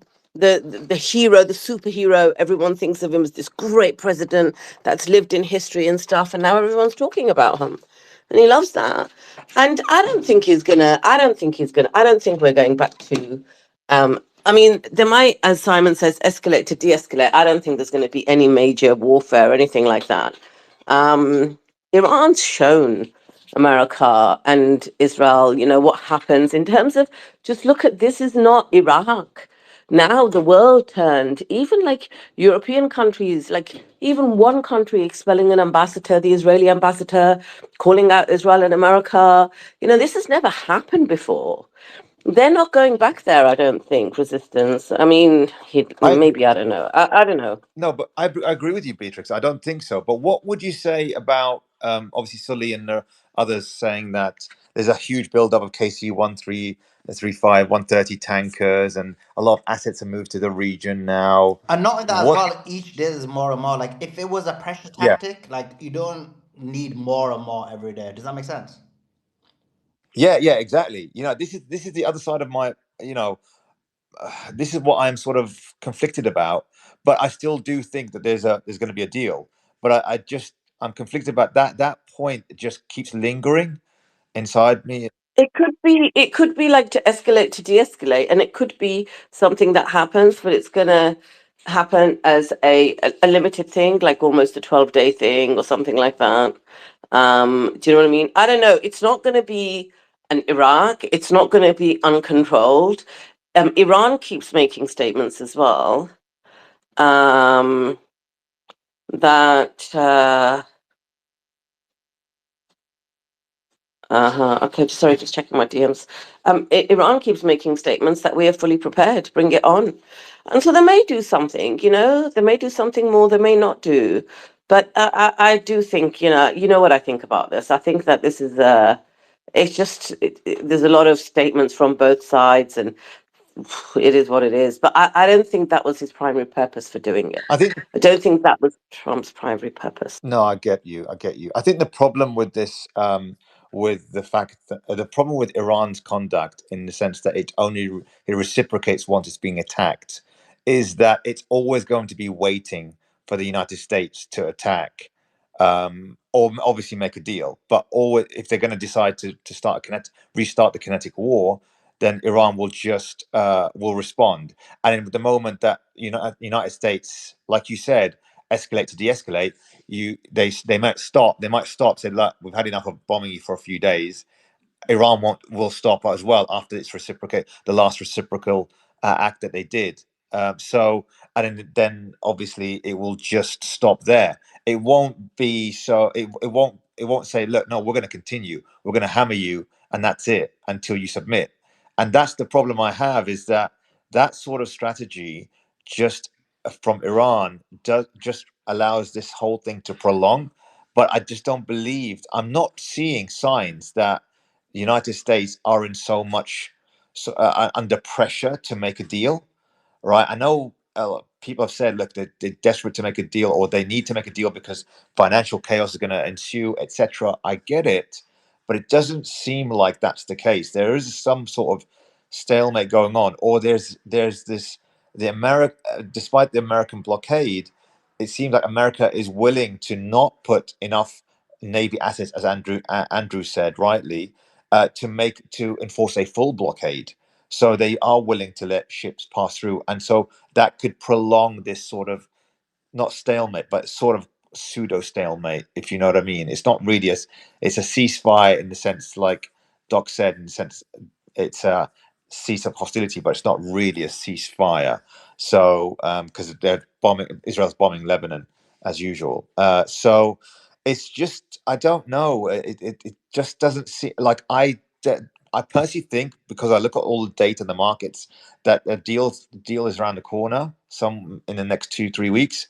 But there's all these assets moving in, and every day they're, like Sully's saying, they're coming into the region. And I know that United States and Israel, they don't want Iran to prosper. More so Israel than the United States, I personally think. They don't want Iran to prosper. They don't want Iran to have the higher upper hand. I don't even think the GCC, like I said before, they don't want, or most of the GCC don't want Iran to prosper either. I think that terrifies them more than anything else, is what does a dominant Iran look like in the region going forwards with them. I don't think they want that personally. So yeah, I'm of the opinion that they're not necessarily egging on United States, but they are saying, look, we'll back you if you want to restart this kinetic war with Iran. That's what I think, to that level, except for maybe Qatar perhaps is sort of 50-50. Yeah, Israel pretty much said, right? We are ready. They keep telling America, we are ready to start this, we are ready, but they haven't started it yet. And that's unlike Israel. Normally, they'll go in no matter what, right? And America will then be compelled to follow. But they haven't done that. I think Lebanon is where we need to keep our eyes, to be honest, because I think Lebanon is the stumbling block. That's where Israel's not backing down. It wants its land, it wants its buffer zones and everything else, and Iran's not relenting on that. And I think that's where the real deal is happening at the moment. Ships are going through. It's going to harm the West. It's harming the Far East. It's going to harm us. I was looking at the prices today of fuel across the world, and it's not. It's it's not impacting anywhere else apart from Far East and probably us, America, the West and the Far East, to be honest with you. And ships are going through. And if they are going through, then Iran is charging for them. And if Iran is charging for them, then Iran's getting what it wants at the moment. And America's doing nothing. There's nothing America can do about it. And when you say that it'll be a tit for tat if America strikes, Iran will strike back, but that's all it'll be. But it's at what cost? Because remember, resistance, Iran is a country that's been in sanctions and hardship, and their people are resilient, you know? They have a completely different mindset. The GCC don't have that. The Israelis certainly don't have that mindset.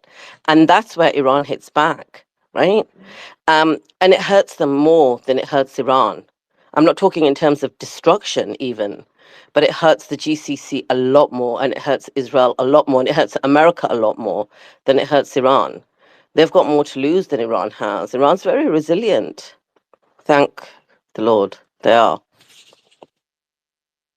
Yeah, yeah, I agree. I think I just it's just the problem is a 3 day conflict. A restart, say they restart for 3 days. I just don't think that either side will feel it. In my opinion, I just think that they'll want to wrap it up and make a deal if that's the case. Like what you and Simon says, escalate to de-escalate. Yes, I get that. I agree that could possibly happen in order to de-escalate and make a deal. But I don't think I think a longer protracted war will certainly hurt. I think Israelis now they are look still 70% of them are in favor of destroying Iran in Israel. The GCC, this is the people. The GCC, never mind about the genocidal government. The GCC monarchies, I think they will accept it because, like I said, they'll accept 3 days, not a problem. However, uh, I think they won't. They will find. They will. I agree with you, Beatrix. They will suffer if it was protracted for a month, 2 months, and a lot of their infrastructure or some of their infrastructure is destroyed in the process. That's when they'll be screaming, and so that's why I think Iran would be prudent if America does restart, that they actually don't stop. But that's my opinion on it, especially because I know that the Iranians are resilient and tough, and I think that is in their best interests. But we know that the Iranian government are also pragmatic. You heard Professor Izadi as well. He seems like a very submissive guy, accepts anything, will stop at the first sign uh, of, uh, of of a ceasefire. So that's what I fear, and I think that just doesn't help them in the long run. I think the only way that these sort of nations or these countries like United States know or submit is by force, and that's the way it will have to be if that's the case. But I don't think Iran is the type to do that, unfortunately. Yeah. Jump in, Anna. Anna, you wanted to Yeah, respond. thanks. Yeah, thanks, Beatrix. Well, I did just want to mention, first of all, you guys were talking about the fact that it was these aerial movements into the region, and so I just wanted to point out that the kind of aircraft that's going over there, I think that it kind of points to what the purpose is of all of this buildup, because the KC-135, that's like an aerial refueler. So the point of it is to be like the gas station in the sky for fighter jets, right? And then we know that what this awful thing that they're doing in Lebanon. They don't have the Israeli Air Force doesn't really have many of their own of those. So it may be that we're trying to support that effort, which is disgusting and awful and evil. But it also is relevant that that carrier moved into the region recently, and that has a lot of those fighter jets on it. And so sometimes they'll move in more refuelers because that is going to be needed if they need to use those fighter jets. I just wanted to point that out. But back to really quick, back to what we were talking about with the assassination attempt. I know that it sounds like they're thinking maybe it was Mossad, but they tend to have a pattern. These guys, when they do these false flag events, right? So when they're using like the blame the left, this crazy liberal or whatever, this trans furry or whatever it is, generally speaking, that's something that they're trying to get accomplished domestically. And when it's, a foreign goal, like foreign policy goal, that's when they bring in like the fake Muslim property of Allah guy, right? That's more like Mossad. But the ballroom, um, the ballroom thing, I think that it really is relevant. There was just this month, this ballroom that Trump has had and he's trying to have built, and he's been trying to have this built, but they stopped him this month. The judge put an injunction on it. And so they told him he can't continue to build it. And it's been a big deal. And so the timing of it really, really worked out for Trump to have this happen because now he has a good reason since he can't be, quote unquote, protected in public by the Secret Service. It gives him all the reason in the world to go to the judge and say, hey, I do need my ballroom built. I'll end it there.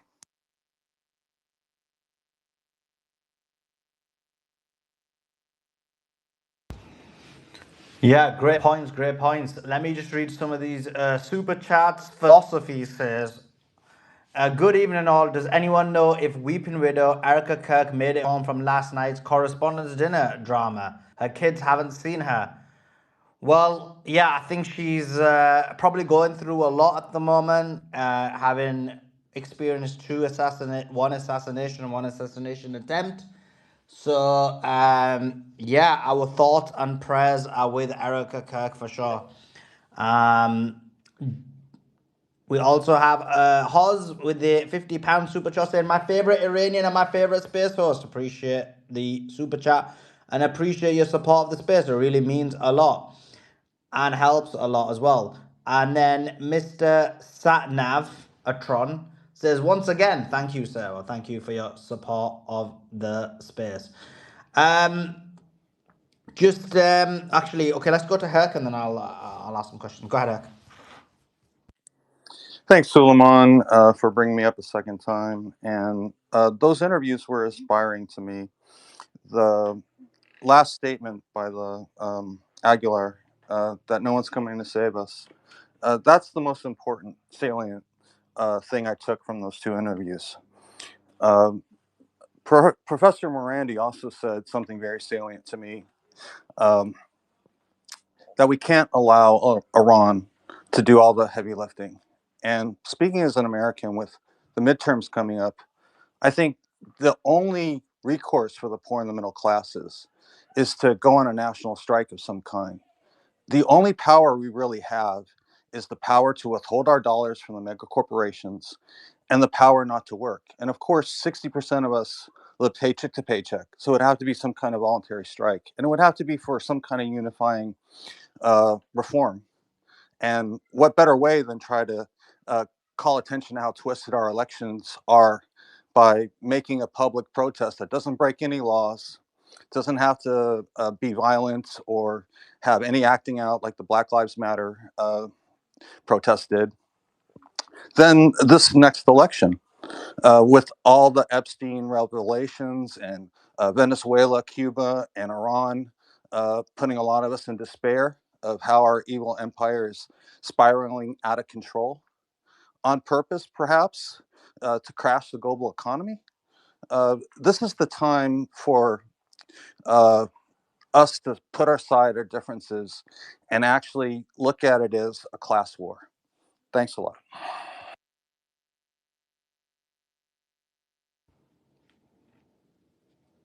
Thanks for that. Great points. Go ahead, Gigi. Me or the other Gigi? You're the only one on the stage. Okay. All right. I have several questions. I will start with one. Um, for Saudi Arabia and Qatar, I think either Professor Marandi or someone else mentioned that if the war restarts, they would target, you know, I guess all of those GCC countries. But Saudi Arabia and Qatar both said that they would not allow any launches to happen from their locations anymore.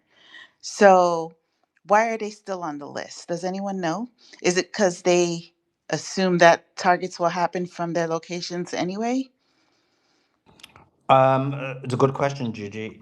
It's because they said the same thing last time, Mm. and last time they said that the U.S. and Israel will not be able to use their airspace, and then we got evidence that actually the U.S. and Israel were using their airspace, were using their military bases, and were using, yeah, in them two cases it was that. Yeah, Also, yeah, but since then. going forward, they're Also, saying no, all and they have Pakistan, a defense pact that okay. they, Let me just finish so that, answering your question, and then yes, go ahead. you can respond. Yeah, and then the second reason is, so first of all, we have the past actions which clearly have demonstrated that the previous 39 days and the 12-day war, these two countries were complicit in helping. And the second thing is, evidence is showing quite clearly that there's been a huge amount of airlifts, a huge amount of military reinforcement, a huge amount of cargo ships and cargo lifts from the US going to Qatar. So that could just be random, but if it is random, it means there's not going to be no war anyway. But if there is, US has moved a lot of their assets to Qatar. Yeah, I saw that too. I was hoping it was just, I don't know, something else, but okay. Um, Next question is regarding these other countries that are similar to Iran, like Mali, that had the terrorist attack happen to them. Do you ever have people from those locations come on your show to tell us what's really going on?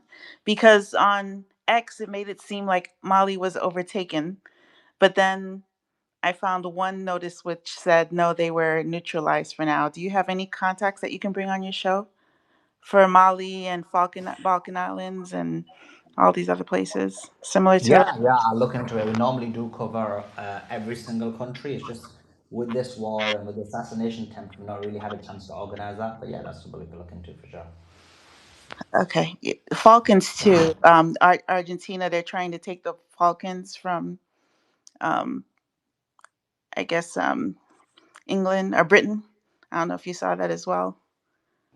Yeah, I did, but They I'm had a not giant just. war. You should probably read up on that. Okay, But I think they're just antagonizing the is UK that what they're doing? I couldn't because tell. Yeah, Trump is yeah, not happy with them. Yeah, yeah. I They're knew not gonna, that, and but they're I not wasn't gonna sure do how far anything. they But would go. unless You they never do, know, right? Okay. What's the host saying when he talks? Like people talk over him. no, What I did you was say? just agreeing with you, Abundance, and saying that first of all, nothing's gonna happen, and the second thing is, if it was to happen, what can the UK do? They can't do nothing. And third thing is, I mean, Falklands Island is very far away from the US, so UK, so it shouldn't even be a UK control area anyway.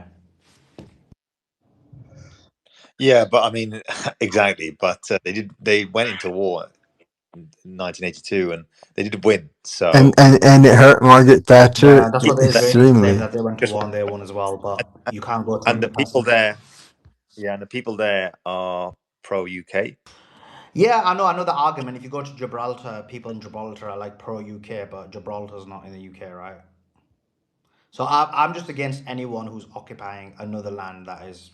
I agree. I agree. So totally. I look. I agree with you. I think Trump is pushing Argentina to antagonize UK because of their lack of support here there in the Middle East. And I just don't know what I don't know what I agree. I don't know what UK is going to do now. You know, are they going to really push this? Probably not. I don't know. We'll see. Okay. I have. Can I ask one more? I have 100, but can I ask one more? That's um, fine. Got 100. has Simon or anyone who's familiar with crypto commented on how far they can go with freezing Iran's crypto assets? They froze the USDT, but how far can they go? What is their safest route? Is there a safe route at all in that realm for them? I assume that they're using obfuscation methods like tornado. That the U.S. Treasury has made regulations that basically any U.S. citizen that comes near that will go to prison for a long, long time because it's hard to defeat, or using other forms of crypto that are also fairly um, anonymous. Right, but they froze Like the the US. North Korean hackers that steal Bitcoin, they're able to launder it. A lot of it through, I think it's Tornado Cash. I'll look it up exactly the exact name, but don't use it. Okay, so can they freeze all of their other crypto, or are they going to? Are you saying they're going to have means to launder it, so it's not a big deal? What the U.S. If can? the crypto is not Bitcoin, then if the crypto is not Bitcoin, they can't, and it's USDT, Tether, whatever. They could freeze that.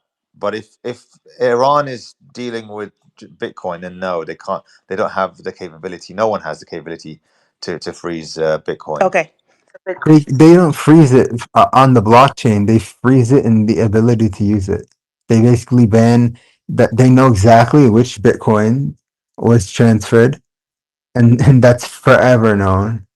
And So then they just eliminate every and other, any and all ways to offload it. On ramps, off ramps are completely off limits for them for that coin. If it enters a Coinbase wallet, it's done. it If won't it enter. enters like any other platform, it's done. Yeah, Everyone knows. it'll go east. It'll go east. There's plenty of Well, pools of money in east in China and that area. So it won't touch. I guess, but It that means that won't that money's tainted forever, though. So it can so never come to the yeah. U.S. and other countries that follow KYC If it's laws. Well, if it's gone to China and it's in China's wallet, China's government's wallet, what does the US do then? It's worthless. It's not about what the U.S. does. It's worthless. How are you going to spend it? No, no, it's not. It's not worthless. But a Bitcoin is fungible, It's right? worthless. It's You're just it's coloring it's it. there's an You're identifier on it, and they've made it so that it's no, persona no, non grata. Basically, it's not a no. person, but It's handed over to China and a Chinese government wallet. That's it. It's part of their reserves or whatever it is, or part of whatever wallet they have. what's the point of a reserve? You eventually sell it. I don't think you get what I'm saying, but it's fine. I do get it. I get it. You're talking about colored coins. You're talking about coloring it to the point that actually it's tainted, right? I get it. What I'm trying to say to you is that once the US government can see it's actually owned by China, new owners have taken that, even though it was originally as part of a payment processed through a toll from Iran. I just think that once it's in the hands, it's owned by China or someone else. Do you think that it's not going to be touched in that sense? No, because it will. This will set a huge precedent for Bitcoin. It will devalue Bitcoin to the This point that precedent actually has already been set. How do you think I'm explaining it to you? But no, no, no. It hasn't been set. you know, you made this claim. I listened, but there's no No, no, evidence it for hasn't what you're been saying. set. You're just making a There's no claim. set right now. It hasn't been set. If it's in Bitcoin and it's being handled by Iran, nothing's going to happen to that Bitcoin in terms of what it's being touched. It'll just go east. It will be taken. It'll have new owners, Okay, I new. just think there's better methods for them than using Bitcoin and whatever strategy you said. Like there's obfuscation I think methods. we've That's got it. Simon on the. I think we've got Simon on the panel. Is he on? Hello. I don't see him. I see him now. Um, Oh, he wasn't. He is. He is here. So, Gigi, Okay, I I see was it going to now. say to you anyway, Gigi, you might want to come back when Simon's here. But now he's here, he can answer your question. Okay, should I? He what came was the just for The question? you. question is, how far can U.S. go in freezing um, Iran's crypto? So they froze the tether, the USDT tether. Can they touch anything else? And what are their other options for Iran if they can touch it? Yes, Tether's issued by a centralized that claim to be decentralized performed a freeze function when some of the hackers were stealing the coins. So every crypto is reversible, fake decentralized. Um, but Bitcoin, you can sanction a wallet address. You can't freeze it because no one can freeze Bitcoin. But if you, they would obviously not use a centralized exchange or wallet because those could be frozen. But what they would do, and please don't anyone listening to this, this is not legal advice how to circumvent sanctions. I'm just explaining how the technology works. But you send it to a CoinJoin wallet, and then no one can. Then it's completely obfuscated, and no one can trace it. And so, Exactly. yeah, Thank you. and no one can Thank freeze you. Bitcoin. All you can Yeah. do is get a court order and go through a legal process, or wrench attack it, which means you use physical force in order to like kidnap someone and put a gun to their head and persuade them to give you the key. Simon, the Mr. Abundance said that, oh, if they're going to be tainted, once they've used it, that's it. It's going to be tainted. No one's going to touch that Bitcoin. Yeah, that's why That they that use would be the case obfuscation if methods you like Tornado yeah, that would Cash. be the that Tornado Cash is just for Ethereum, but you could use a CoinJoin, which is a technology that was developed years ago in the early days of Bitcoin. Actually, that was the technology that when Solomon and myself interviewed Amir Taki, he was working on that technology with Gregory Maxwell. But CoinJoin is a technology that basically takes it obfuscates all the transactions into a wallet and just mixes them up with millions of other transactions. And then you just kick it off into a wallet and use a unique wallet for every single transaction. But anyone listening to this isn't advice on how to avoid sanctions. You have to follow the law. But Simon, it's basically so Mr. Abundance saying that these Bitcoins are forever tainted. So even if they swap hands, owned by China or wherever it is, they're always going to be tainted. Now send it to a coin join and then it's untraceable. Yeah, but say they don't want Yes, to, say exactly. it's owned by China. I'm saying that if it's owned by China, this is the whole point. If it's swapped hands and goes to China and it's part of their reserve or But something like how that. would they know it's a Chinese wallet address? It could be anyone's wallet. No, I'm not talking about, say they don't use CoinJoin. Yeah, but I'm just saying anyone can create a Bitcoin wallet address. How would you know the wallet address is owned by China? No, as in if say those wallet addresses are officially China's wallet addresses, for example. How? I mean, there's no official China wallet address. I don't think. I think that the US government have got official Bitcoin addresses, right? If they want to, like El Salvador decided to do a transparent Bitcoin strategic reserve, so they published Yeah, their yeah, wallet addresses so that everyone could trace them. yeah. But China wouldn't. The Chinese government doesn't have one, and the American government doesn't have one. That was the thing. The people were submitting freedom of information requests to the U.S. government to give the wallet addresses, and they refused to give them. Yeah. So the whole point of Iran wanting to say they're going to be using Bitcoin is if they not going to be using something like CoinJoin because it's a lot of money, right? So to you have to break up the They'd Bitcoin. use So, it like Iran. The Iranian team would be the most sophisticated people in terms of understanding yeah, how to do these transactions. of course. Yeah, but the point is that they know what they're doing, and there is ways to do it. Yeah, I'm just saying Thank that. you, Simon. I just want to say thank you. No, you haven't You done anything. clarified some stuff for me, They're forever but also you tainted. proved me right. Owned by if they're owned by It's tainted, bro. Okay. or another Simon, government. actually, I do have a What question though. they do? How does this DOJ seize Bitcoin from people? Like they always announce we seized They, $8 million in Bitcoin from this criminal that without getting his keys. Like did they force him to get the keys?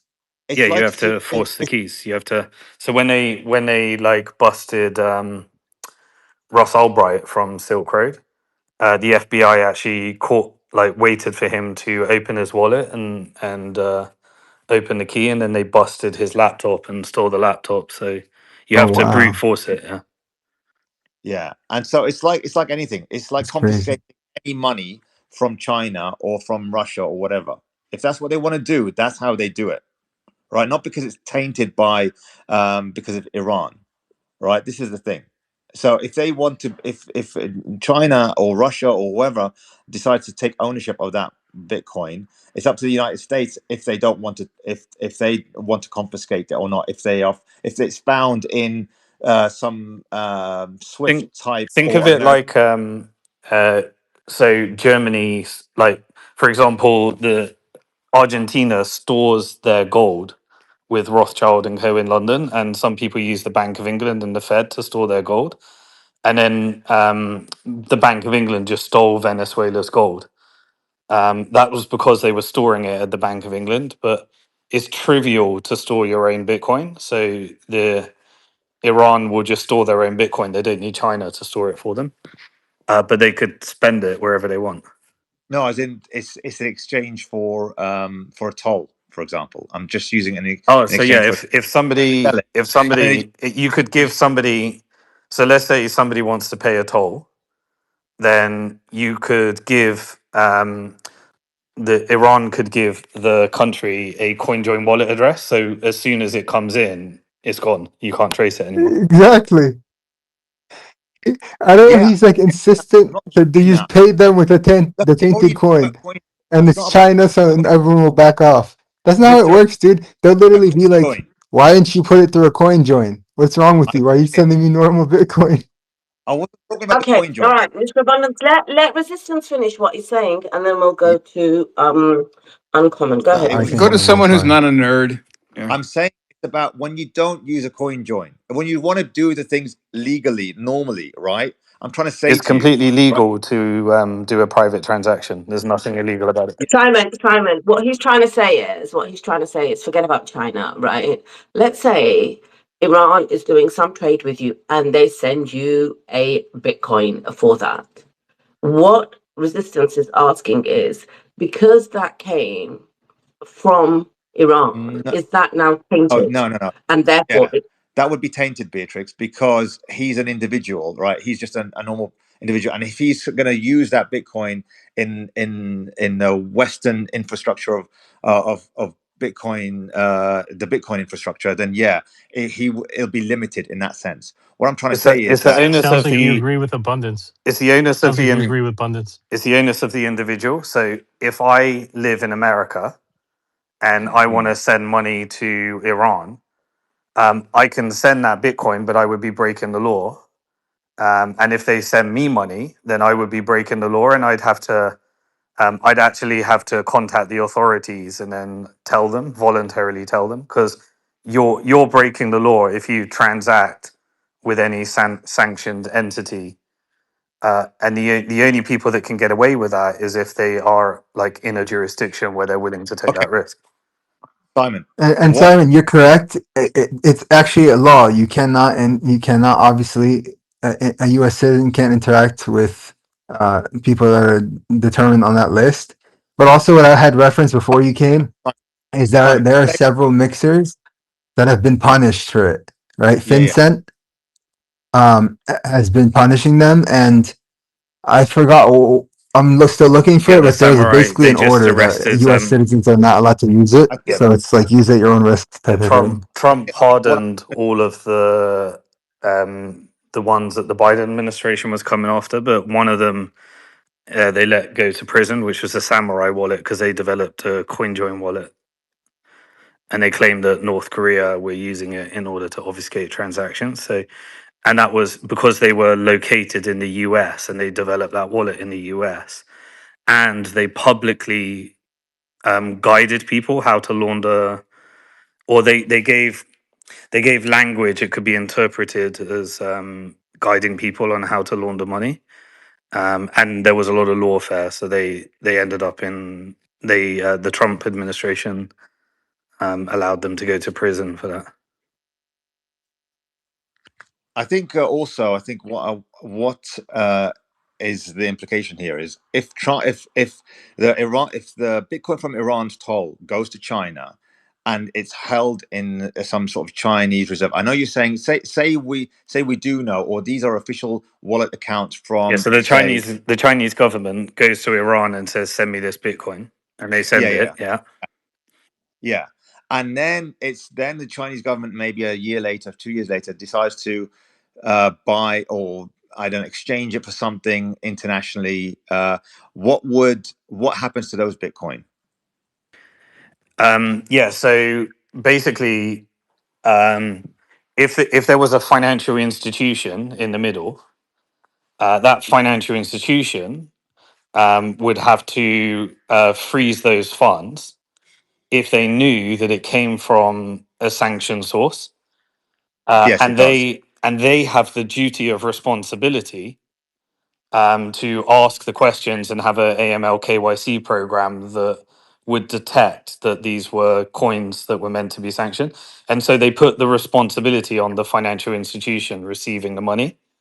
Right. Yeah. Yes. So basically, the Bitcoin will just have to, if they're not going to use CoinJoin, it will have to go east and stay east, right? In a non outside of the US Yeah, audience. you wouldn't want to spend that money in the West, that Bitcoin in the Exactly. West, because the Right, recipient right. of that Bitcoin is effectively has a duty of responsibility to freeze it. Yes. So it just stays east, and if anyone wants to do something about it, it will. If it's going to be in China or Russia, that's it. It will stay there. That's what I said from the But beginning, yeah, and you're that. effectively laundering at that stage. You're trying to obfuscate the transaction and launder it. That is the definition of money laundering. Yeah, but it's but it's actually prevalent across the world. But at least, but because it's in a blockchain, it's it's public. That's why, because Iran is conducting it in a public blockchain, If you i.e., don't do a coin join, yeah, you can trace it all. yeah. But it could stay east, and you can still use it. That's the thing, because it doesn't have to move west. It's not touching any of the financial This institutions. guy's banned from Where, CoinJoin or Yes, something. correct. He's like insistent to not use it. Well, you could use it. Yeah, you can use it anywhere that's willing to ignore American sanctions. Yeah. exactly. That's the point. That's why it's made for me. This is why it's still fungible And in again, I that just sense. want to say this is not legal advice. We're not trying to advise anyone how to circumvent sanctions. This is just education only. I Thank don't you. There even you know go. what they're saying, by the way. Okay, I have one more thing. Sorry. Um, Something I came across this week, which I thought was interesting, interview with Victor Gao that Danny Haifong had with him. Victor mentioned that if the powers that be found a way to cut off oil from them completely in China, then China would just go to coal. And I thought that was really interesting because that's one of the power plays that, is trying to be used against China. And he said, yeah, we'll just go to coal until we'll just wait everybody out and use coal. Coal, Just solar, hydro, everything. They're yeah, doing they got every form of energy. yeah, but yeah. And Wait, America's why is not Joel trying laughing like as this. well, This Joel? is Joel be at because China. this is because that comment, not to Gigi, who she heard it from, is so like low IQ to say that America's trying to do this to cut off the oil from China when we're selling oil to China. Like, do you understand? Like, it's so like first level analysis of what's going on geopolitically that it's worthless. We are not sell- Can we you are explain? selling Because oil to China. We are selling resources to China. China can cut us off on other things. That's why we can't do that. And it just doesn't look at reality. And Also, I've heard America. many people say, "Oh, they're just trying to attack China this way, and this is how we win." Is such a MAGA talking point that it's it's just ridiculous. It makes zero sense. The Also, only way to beat America needs China is needs getting rid. China to continue exporting. Like Right. America would be doomed if China stopped exporting. They And to have do that, they need quadruple the oil to do that. population. They have quadruple the population. If they did 1/4 of the work that we do, we're even. They work much harder than us. Actually, there's literally no way to beat China. It's an inevitability, which that guy's account's named perfectly, except if we have robots and AI. That's basically it. And China's got the energy for that. And they're the ones that have the battery. Don't forget Tesla, who's probably the What battery? biggest battery manufacturer in America, gets all their batteries from China. And manufactures their cars in China. What do you need? What, So does Apple. Gigi, Every did you watch iPhone comes from China, or not every, but a lot of iPhones. yeah, yeah. It rests on Elon basically. That's it, though. It's all made in China. They send the Gigi, did you watch? No wonder Nvidia the just sends a iPhone stopped file to working. Taiwan. The Netanyahu got to them. No wonder the iPhones break down. It's because it's made in China. Is that what you said? Beatrix, what were you going to ask? I was going to ask Gigi if she heard your interview with Anthony Aguilera and Professor Marandi today. I did. Good. Did you enjoy them? I listen to them all the time. I used to wake up every morning and the first thing I check is if Professor Marandi is still alive because I was so invested in him. But yes, W. Glad. Or did you guys finish your conversation? Or yes, I'm done. Thank you so I much. do want to give Simon an update and everyone basically, because this is pretty recent news actually. So the one I was looking for about the sanctioned mixer was Tornado Cash. That's Ethereum. But just last month, what's the secretary's name? The Treasury. Yeah, that's Ethereum, and What's that his was name? for North Korea. what was that? Yeah, it was North Korea. Wait, It, Abundance. You gotta let them answer whatever you say because you're saying things and then the audience needs to understand what you're talking about. n- What did you say, no, Simon? I'm reading the story. Oh, go ahead and read it and then let's see what it says. Yeah, yeah. So Tornado Cash, okay, was accused, like Simon just said, laundering money for drug cartels, for the DPRK, North Korea, other things like that. So it said Tornado Cash, the most popular mixer, got blacklisted by the Treasury's Office of Foreign Assets Control (OFAC) in August 2022 for allegedly allowing laundering of more than $7 billion worth of digital currency. In 2024, a federal appeals court ruled that the Treasury had overstepped this while sanctioning Tornado Cash, and that it didn't inherently violate laws. Last month, the Treasury told the court uh, that last year it dropped the case against Tornado Cash from its sanctions list completely, and the case against it should be considered moot. So basically, you're free to use it again after 4 Yeah, years. the what it is it was effectively, so it's an Ethereum wallet, not a Bitcoin wallet, but same case as like. But what the case was trying to do is take the developers of a self custody wallet and hold them responsible for what people do with their wallet. And the case was thrown out because effectively code is freedom of speech, and so you're not responsible for what somebody else does with a self custody wallet. And so it was a really important case. So what it means is effectively you have to still follow the law as with your crypto, and so you can't launder money lawfully.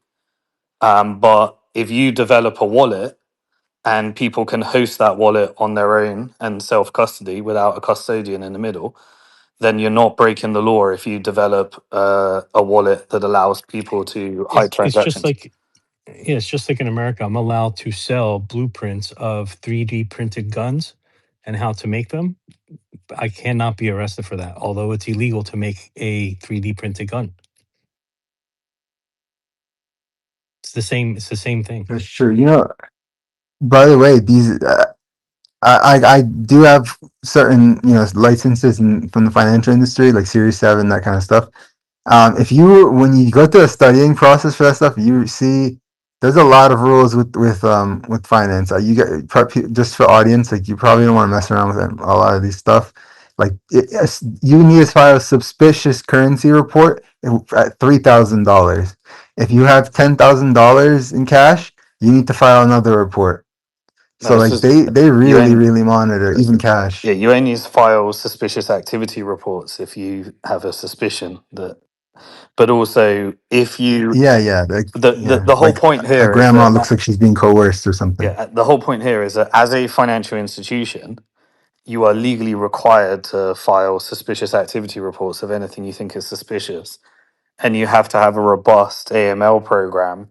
And if you allow money laundering to happen through your platform and you don't file a suspicious activity report, then the directors and the compliance officer are liable. And it's a really serious, like a prison, you can have a prison sentence and massive fine. Yep, in that prison. Yeah. Even things people try to do tricks, they think they're smart, right? Like 10,000, okay, I'll do 9,999 dollars. That's called furnishing. That's another crime. Yeah. You're purposely trying to avoid Unless you're the transaction unless report. you're JP Morgan, HSBC, Credit Suisse, then you're allowed to do all the laundering you want. I think it's called structuring, but yeah. Yeah, exactly. If the bank's big It's enough, then it's our problem. it is structuring, and even if I was even making cash deposits and through with my wife, and they said, "Hey, just make sure we're not structuring here." Even if you make cash deposits over a couple $100 too many, well, what are we doing here? Structuring. It's really getting bad. And real quick on the money Yeah, laundering it's kind of scam, embarrassing.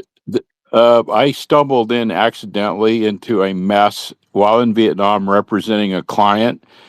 It through the Russian mob and connecting the dots, the Russian mob, Vietnam, Dubai, and India. My little buddies in India. And when I stumbled into it, not being a genius here, not being like real astute, like we have our Joe and our Simons, you, Ivy, and all the group, and all, there's some very smart people here. So, on all your observations, I'm walking in, and one day I'm like, wait, what's going on here? I was shown that, well, don't worry about that. Don't look at that. Mind your business over here. I later found out through a very close friend of mine, Navy SEAL, whose wife is also Vietnamese. He said, "Do you have any idea what you were involved with there?" And I said, "After the fact." But there is massive, global, huge, into the tens of the hundreds of millions of dollars through real estate, petroleum, you name it. They're running money everywhere. Well, the massive drug cartels really came from, like, if you think where the industry really started, it started during the Opium Wars, which was effectively the British East India Company. They claimed that they Yep. were doing, No, no, bro. yeah, The Sassoon family. The Sassoon family was doing it. yeah, but Do you know about yeah, this? of course, yeah. There's the It Sassoon wasn't banking, only the Sassoon. Sassoon is one of them, one yeah, of exactly, seven, by the way. They yeah. just focus on that one because they're Jewish. All Wait, the other what? ones But were not Jewish. yeah, because the Jewish. But the Sacklers did the same playbook a few centuries later. But yeah, the if you look at the real, like, drug trafficking routes there, they claimed, like, the stories that we're told about the British East India Company is that they were ship doing all the tea routes from India over to England. Tea makes no money. There was tea in the front, and there was ginormous opium all throughout those shipments, and then they did they effectively got, like, China. They yeah, did the whole China opium addiction. And then they actually tried to get the Brits addicted to opium, but it was kind of rejected. And they couldn't get the Brits addicted, so they just did it to the Chinese. And then that was what led to the wars and the settlement of Hong Kong. And the bank that they set up in order to do it was HSBC. And the routes were actually Iran, Turkey, Lebanon, and later Dubai for a lot of the drug trafficking routes. And the Lebanon stuff actually kicked off when Israel invaded Lebanon. And then when America started taking over, you had some of these, like, remnants of British drug trafficking routes that still continued through that. And there was actually, like, when the British Empire tried to get really push the cocaine trade in America, that's when, like, a lot of the rock culture, like the British bands like Beatles and everything, they partnered with the media in America, and just used the drug culture in order to just get lots of Americans addicted to drugs. And they really used, like, Beatles and all this different culture and everything that came along in the 60s. It was actually a drug trafficking operation, in order to, like, it went from opium to cocaine, and yeah, all this stuff. But Fentanyl. the fentanyl now, that's mainly when the Brits had to hand over Hong Kong in 1997. They had to, basically, there was interest both from China, because China would, they basically settled with Britain after the Opium Wars. They made everything illegal, and then you had the kicking out and the nationalization of the Sassoon banks, and that kind of put an end to that industry. But they settled over Hong Kong, and then Hong Kong became the largest gold to cocaine trade route, and now to this day, a lot of the opium. The settlements happen in the largest gold market. So in Dubai, the gold to drug, the essentially the narco dollar. It goes via like China. The Middle East still carries on through Iran, Lebanon, and then it gets into Central and South America, and then into the CIA basically protect the drug trafficking routes in America, and they pick like the ghettos, and that's when they really started like pushing like the rap culture and stuff like that. It's why it's been so strange to me, Simon, that Beatrix loved the Queen when she's the granddaughter of the largest drug dealer on the planet. Listen, don't blame her for the crimes of her grandfather, okay? I love the Her Queen, grandmother. and You're yeah, pro it doesn't drug. You're matter. pro It drug. didn't matter who it was. The I love largest the drug Queen. The dealer Queen on the was planet. good. Yeah, I don't care what her grandparents did. She was good. She said Israelis were terrorists and she went to every country in the world but Israel. She was a good woman. Stay out of it, Joa, right? Stay out of our royal This is an old family. wives' tale. There's an old wives' tale. She Yeah. never said Let's that. go to I'd argue that a let's go to chunk of Uncommon. the Mm. in the war between Lebanon and Israel was Israel pushing the British drug trafficking routes. Actually, there's a bit of evidence for that, I think. I love that you know this history because I really Yeah. like it too. The opium Let's war stuff. jump in Uncommon. Thanks for waiting. Yeah. What's up, everyone? I kind of want to. I want to maybe harken back to the assassination. So, getting a little bit away from all the wild things we were talking about with Bitcoin and whatnot, and the Sassoon family. No, we wanna talk about the assassination in Iran. But there wasn't an assassination Or attempt, but anyway, go on. yeah. So, let me start with probably something that might be a little bit of a controversial. And just get my gut feeling on it is my gut feeling seems to say I think I disagree with Lieutenant Colonel Anthony Aguilar in that he said that he seemed to think it was probably some sort of false flag. To me, it doesn't look like that if I'm just going with my gut feeling. Um, it looks kind of like a legit event, and I'll give my reasons why. I mean, it doesn't look very well planned. It doesn't have the markings to me of an intelligence operation. I mean, it's very poorly done. The guy runs into a lobby. First of all, he kills nobody. He shoots a guy in a bulletproof vest and then he gets taken down. It's kind of a nothing burger in terms of an operation. When you look at the Kirk assassination, to me, that looks very much like an intelligence operation. We have still not a lot of good info on the background of the guy who's involved. The text messages look sus. They mess with the crime scene immediately after. There was a lot of weird anomalies, and of course we know the story with Charlie was supposedly turning down the money. There was a lot of things going on between him and Israel. Um, so it just seems very different. This one, Highly against if Iran. Uncommon. yeah, absolutely. I mean, this one, in order to believe that, it seems like everybody's jumping to the Mossad thing. Obviously, we know that the Mossad is probably the best known intelligence agency in the world for assassinations. We know that. This doesn't look like Mossad to me. It looks way too sloppy. And the connection would have to be that this guy is doing this for Mossad really sloppily, and then the Trump administration comes out and says we need a ballroom. It seems more to me like it's an authentic event. It's really terribly done. The guy's manifesto seems legit. He was like the manifesto of the supposed trans guy looks literally read like an FBI agent wrote it, right? This guy basically says, "Hey, there's pedophiles running the government. There doesn't seem like there's anything we can do about it. I'm gonna take it on into my own hands." And I hate to say that, but like what he's saying is kind of rational, right? Like obviously, I'm not encouraging anybody to do violent acts or anything like that. But what I'm saying is that the government is not doing anything about it. He's not wrong with that all the people in the Epstein files are doing. And I think Solomon asked, I want to comment on this because I think it is a good question, but I also think there's a good answer to it. And he asked Colonel Aguilar, why do you think higher intelligent people are participating in these types of events? Now there is a couple different things. Obviously, if you think they're all controlled, then I don't know. It's a little bit different. I don't think they're all controlled. I think some events are obviously controlled, and some events are authentic.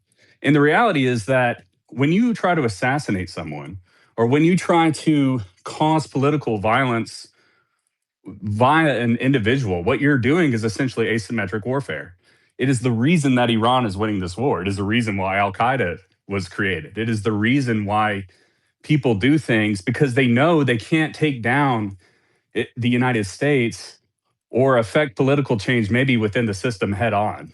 And so they're trying to go about it in a different way. And so what I'm getting at is, why do intelligent individuals do these types of things?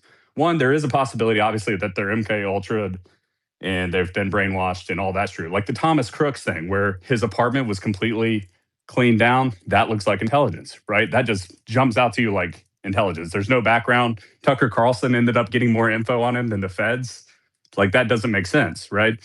And this one seems much different. We have a lot of the information right out of the gate, and I guess what I would say to the intelligence is that, is it unintelligent? Is it stupid? To which is more intelligent for this guy to try to initiate change? Again, I'm not trying to encourage violence in any way, but what I'm saying is his actions aren't irrational. Like he sees a broken system, and he's thinking, I'm one man, what can I do? If I try to start a group, if I get on Facebook, the feds are gonna, obviously infiltrate my chats, and I'm gonna get taken down. If I run into the lobby and maybe I whack a couple people, maybe it doesn't work. Obviously, we know if Trump. Here's the other thing that I think is so crazy is I think there's so much apathy in the country. I don't even think, obviously, there is probably 25% of the country would be distraught if Trump got killed. But I think like 50 to, then the other 25% of the hard left would be happy. But I think most in the middle, the middle would honestly just not care. And I also think that the country nothing would really change. Obviously, because the people that are in control of it, they would just go next man up. So it's like it's going to have to shake the system. But I guess my long answer to that is that it's not completely irrational for humans to do these things when they see such a broken system, and they feel so disenfranchised, and they think this is the only way that they can change it. I don't think that that's super crazy. That's not crazy. That's like actually rational thought, you know? I think the rationality stops at a certain point, though. Like, just because there's certain things that are rational from what you described, it doesn't mean the entire thing is rational. Yeah, thinking, well, they're not doing anything about it. What can I do about it? That's rational thought. Saying then choosing, oh, I know, let me go grab a shotgun and shoot. Not me, okay, the guy. He thinks let himself go grab a shotgun and shoot a Secret Service agent who's wearing a bulletproof vest and get arrested. That's not rational thought. I mean, That's an idiot. obviously it was poorly planned, but yeah, I mean, there's something to say about that. Obviously, his plan was to have more success than he had, but it didn't go that route. But It yeah, I wasn't don't know. It rational. doesn't it doesn't seem like a intelligence operation to me in any way. I also don't really see the Israeli connection. I think a lot of times, here's another thing that actually gets maybe a little bit under my skin is I think they say, oh, is Israel's trying to put more pressure on Trump. I don't really see Trump that way. I don't see them as like separate. I don't think they have to put pressure on Trump. Trump does whatever they want anyway. I think they're in on it together to the like I don't think I think it's more of an illusion that they're trying to really pull the Epstein files over him. I don't know if I really believe that. I think it's more of they've always been in on it together from the jump. Trump is just trying to do whatever. They're on the same team. There's not like somebody's trying to push him into do something and he's trying to do something different. That's not the way I view it. And it also kind of comes back to how you view Butler. Is Butler a manufactured event, or was it a real event to send a message? I mean, the more I look at it, the more you look at his ear, the more you look at everything. To me, it seems like it's all manufactured and he was a part of it. That's just my opinion. Beatrix made a good point earlier that I didn't have the chance to touch on, where she said Trump boycotted all Impossible. the White House correspondents' dinners. except for this one, right? Impossible. You gonna take that, Beatrix? You gonna let him say that?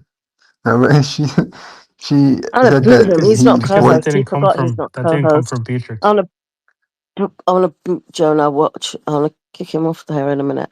Look, Uncommon. You know what I'm gonna say to you, right? Okay. wait, could I finish my So point? Is actually go on then. Your mic is really bad, but go on. We'll make out sorry. what you're saying Okay. through your muffles. Is this better?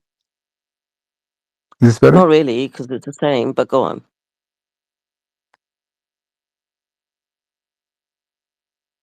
And we do want to hear you, but I think it's your headset. But go on, make your point, Mr. Abundance. While he's making his point, I just put a tweet out. There's a couple of statements Trump's made. The first one is he says Trump lost it at a CBS reporter after she read the shooter's manifesto. He said, "I'm not a pedophile. You read that crap from some sick person. Your friends I on the gotta other side recycle. of the plate are the ones who were involved with Epstein. You shouldn't be reading that on 60 Minutes. You are a disgrace. Go ahead. Let's finish the interview." So he wasn't very happy with the manifesto, and y'all telling me the manifesto was fraudulently created? If they did it, they really did it to enrage Trump. Also, on the shooter being Christian, he said he was radicalized. He was a Christian believer, but then he became anti-Christian. I do have a real question on that. Maybe people have looked into this. Like, where's the evidence that he's anti-Christian? That's the bit I don't get. His manifesto seems to suggest he's actually a Christian believer. He's speaking about his church. He's explaining why what he's doing isn't against Christianity, because it's not about turning the other cheek. You only turn the other cheek if someone oppresses you, but he's doing this for others. So is there like It was on his something It, out social, there? it Suleiman. was, if I could speak on that, the only thing that makes him anti-Christian is he did No, I'm the asking if he made action. any statements Oh, internally. no, no, Sorry. sir. Suleiman, it was because of his socials, which What did he say? I didn't get to see what they said because they did close down all his socials. But from all the reports, No, I his read the social. reports claiming his socials. They even said manifesto. So the report said his manifesto and the socials say he's anti-Christian. And then I read the manifesto and I was like, the manifesto literally says the You, opposite. you Yeah, know, I it agree. really, it really doesn't matter. It absolutely does not matter It does matter. because no, it does matter. It It does does not matter. matter. That does not matter in America because It does what, matter in what, America. let me tell you why I believe it's not. It's because being a Christian, quote unquote Christian here is become a subjective term. People on both sides of genocide use it in their own defense. Sometimes they call it Judeo-Christian, right? Sometimes they say it's evangelical Christian. Sometimes we're talking about Catholics. They were talking to Protestants of all faith, including myself, who's baptized a Catholic and formerly a Lutheran. So it doesn't matter because it doesn't lead you anywhere because the other side is not going to agree and they're going to claim the same right to that status that you are for exactly that the opposite reasons.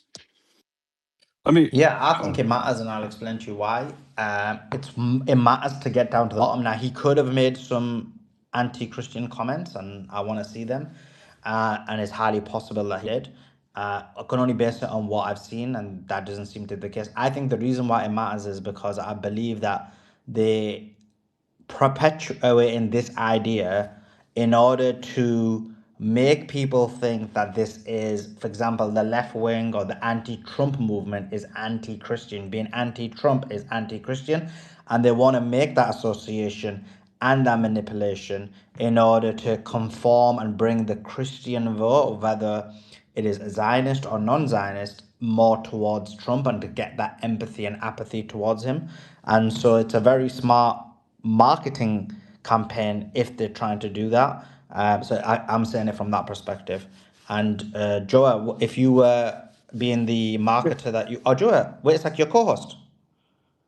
Yeah, yeah. Or can Beatrice drop you then, Regime or change. what? But can she Can drop I you? just say Can she that drop you? No, I'm right here. I'm Oh, co-host. she can't drop you now because you're co-host. Oh, okay, Yeah, interesting, exactly. interesting. Go ahead, Doc. I what got enough what ammunition on him, what regardless. I don't need to drop him. I smash him. what Christians support Trump or have supported Trump, and what I Christians believe support Christian. I now, and The believe how evangel. important was It's the how what was important it? evangelists. is a voting bloc?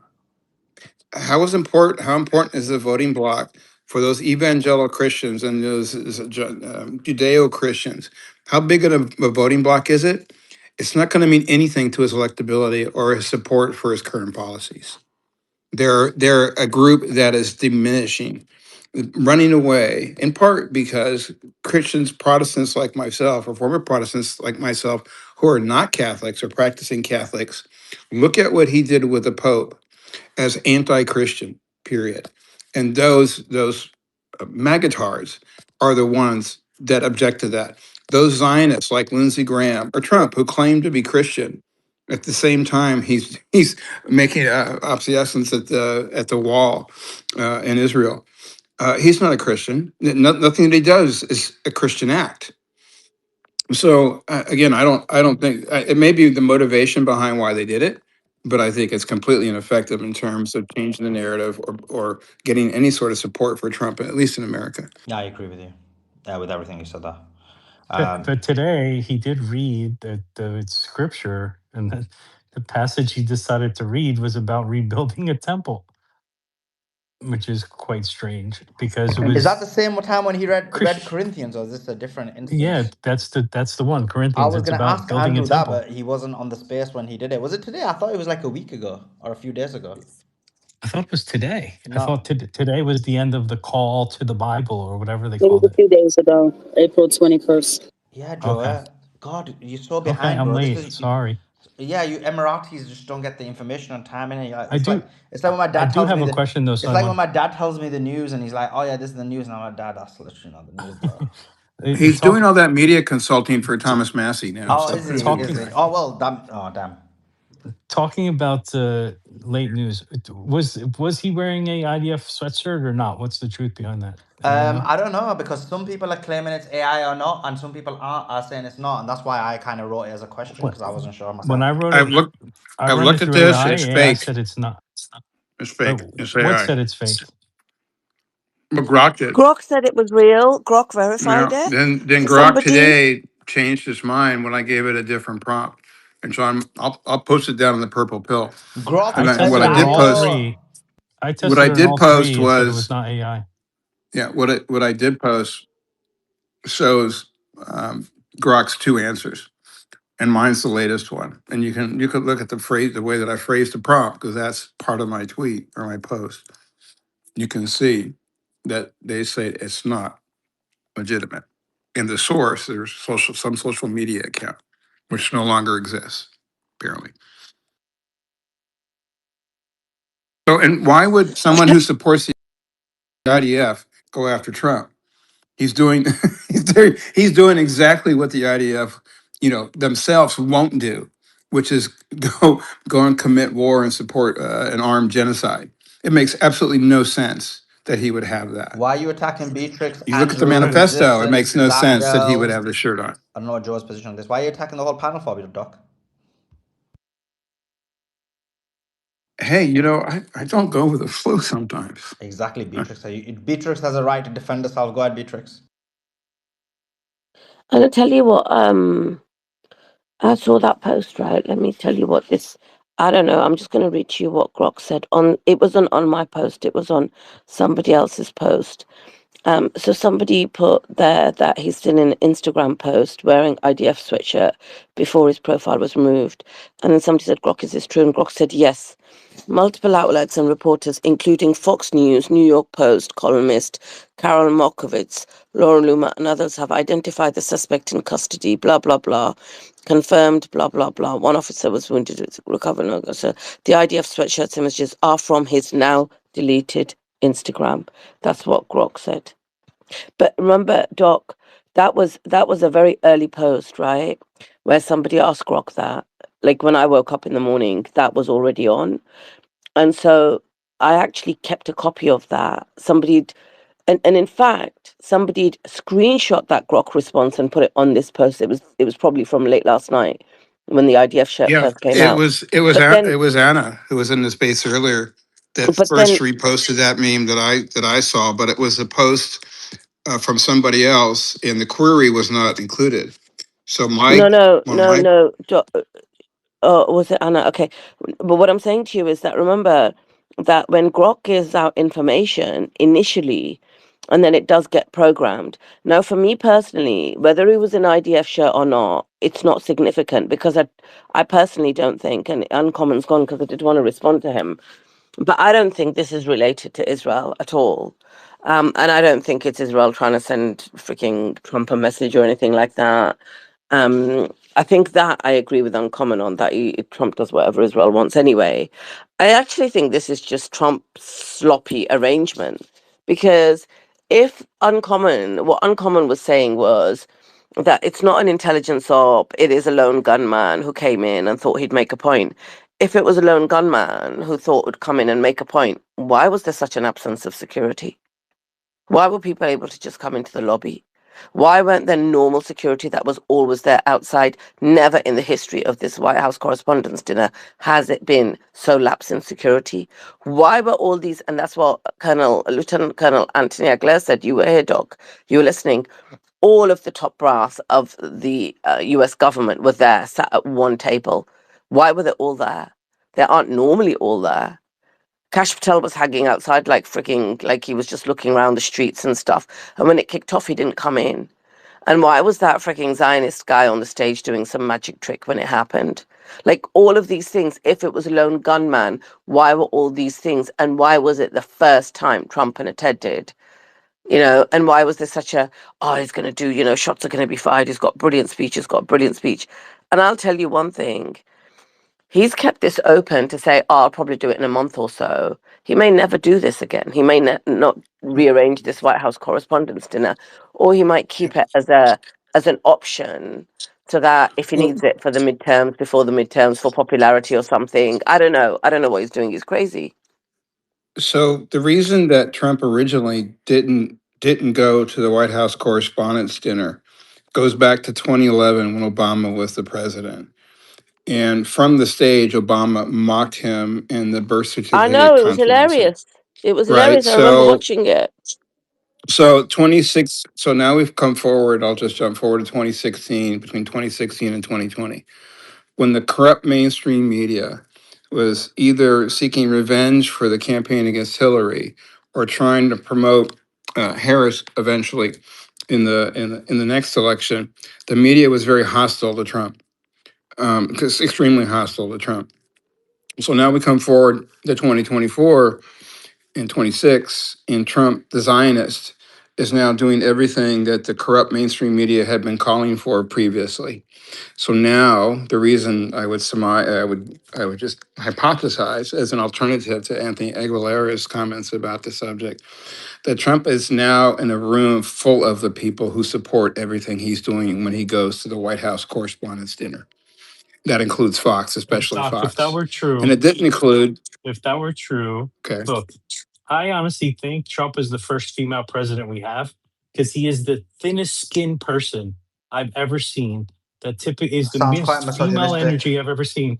That he Very needs to misogynistic. remove the comedian from the correspondent dinner, right? Excuse No me, one removes Jonah. a comedian from the Listen, don't correspondent talk dinner about unless our you're thin gender. Talk about skinned. your own gender. We are thicker skinned than you are. All right.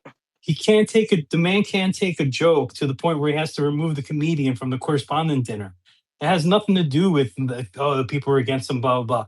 The guy can't take the joke ever. You can't criticize him ever. You can't make him look bad ever. He needs to control the narrative every single time. And he's so weak that he would not do it until finally he removed the comedian and now he has a mentalist there in order to entertain people. And now he's doing it. It just And he is the thinnest and skinned now, person well, yeah, ever. but Anyone who says that Trump is a but strong he president goes is on with ridiculous. comedians all he goes on with comedians all the time, right? That's not his big deal. And any comedian that would have been brought up by the administration would have been supportive of Trump. So maybe they wanted this mentalist there for Zionist propaganda purposes, and I think that's more likely than not. I'm not saying you're wrong, but we're all trying to interpret facts and come to conclusion when there are alternative facts that explain the same conclusion. And that's all I'm trying to offer is that I'm not outwardly disagreeing with either you or Anthony Aguilera. I'm just suggesting there's more than one explanation and they're all plausible. We don't know ultimately. I don't think there's any other explanation, Doc. Listen, He decided to go yesterday for the first time, and this happened. They're all sat at the head table together. Not everything, but the things that Anthony Aguilera said, I was already thinking that. I was watching a clip this morning of that Zionist guy doing some, it wasn't an American, it was a freaking Israeli stood there with 2 receipts or whatever trying to do some magic trick. They took JD Vance out before they took Trump out. And this guy had booked into the Hilton. He had a room in the Hilton. What, did they not even sweep the Hilton? I don't believe they didn't sweep that Hilton hotel before they held that White House Correspondents' Dinner there for the President of the United States of America. They must have done. That would be normal Secret Service procedure, Exactly. right? Exactly. I agree, but see, I come from this thinking that it was a false Yeah, flag. exactly. I'm not thinking that this happened because Trump was thin-skinned against comedians generally, for Yeah, for example. example, the Las Vegas But that's shooter. not what Joe was Yep, saying. go ahead. No, I mean, I want to know what you mean by false flag, because I think it was a setup and Trump was in on it. Yeah, that's what I believe. Okay, good. Then we're on the same page. Yeah, Andrew, go ahead. Yeah, yeah, no, we agree. If you yeah. No, I listen, don't. Beatrix, he made that very clear a long time ago. Beatrix. Hey, be And, kind, Suleiman. and I thought he changed his mind. Go ahead, No, Andrew. he did No, not change his mind. What happened was, as Joe has said, women are emotionally unstable. This is according to Joe. Go ahead, Andrew. okay. Wait, I got to wait 1 second, Suleiman, for the fallout. I think Beatrice is going to give you a broadside. Go ahead, Beatrice. You know what, Andrew? I got Define right of unstable. some woman beating up on Beatrix. Joa, and then she put it on YouTube the next day, and I got that clip, and I might actually make it public one day, right? Casey was there on that space, right? I got so many clips of Joa getting beat up on spaces. I'm not joking. I'm gonna make a freaking collage of them soon. Watch. He keeps pushing the wrong buttons. Go ahead, Now, Andrew. before you fire your broadside, just real quick. For example, the Las Vegas shooter, he had checked in days before in that hotel. That's a protocol. They check rooms, and so yeah, I agree. It was all set up. Yeah, I've already stated all my opinion on that. Absolutely, and don't forget the ballroom had something to do with it. Yep, all staged.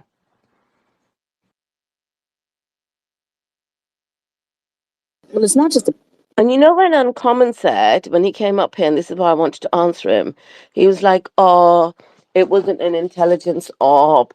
An intelligence op would be, and I can't remember the words he used, but he kind of went on to say, like, it would be more slick, more sophisticated. And he said, look at the Charlie Kirk one. He said they got rid of evidence so quickly and stuff, and the Charlie Kirk one. I actually think this was an intelligence op, but they didn't even bother really making an effort with it because this is the impression they have that Americans are going to buy this slop.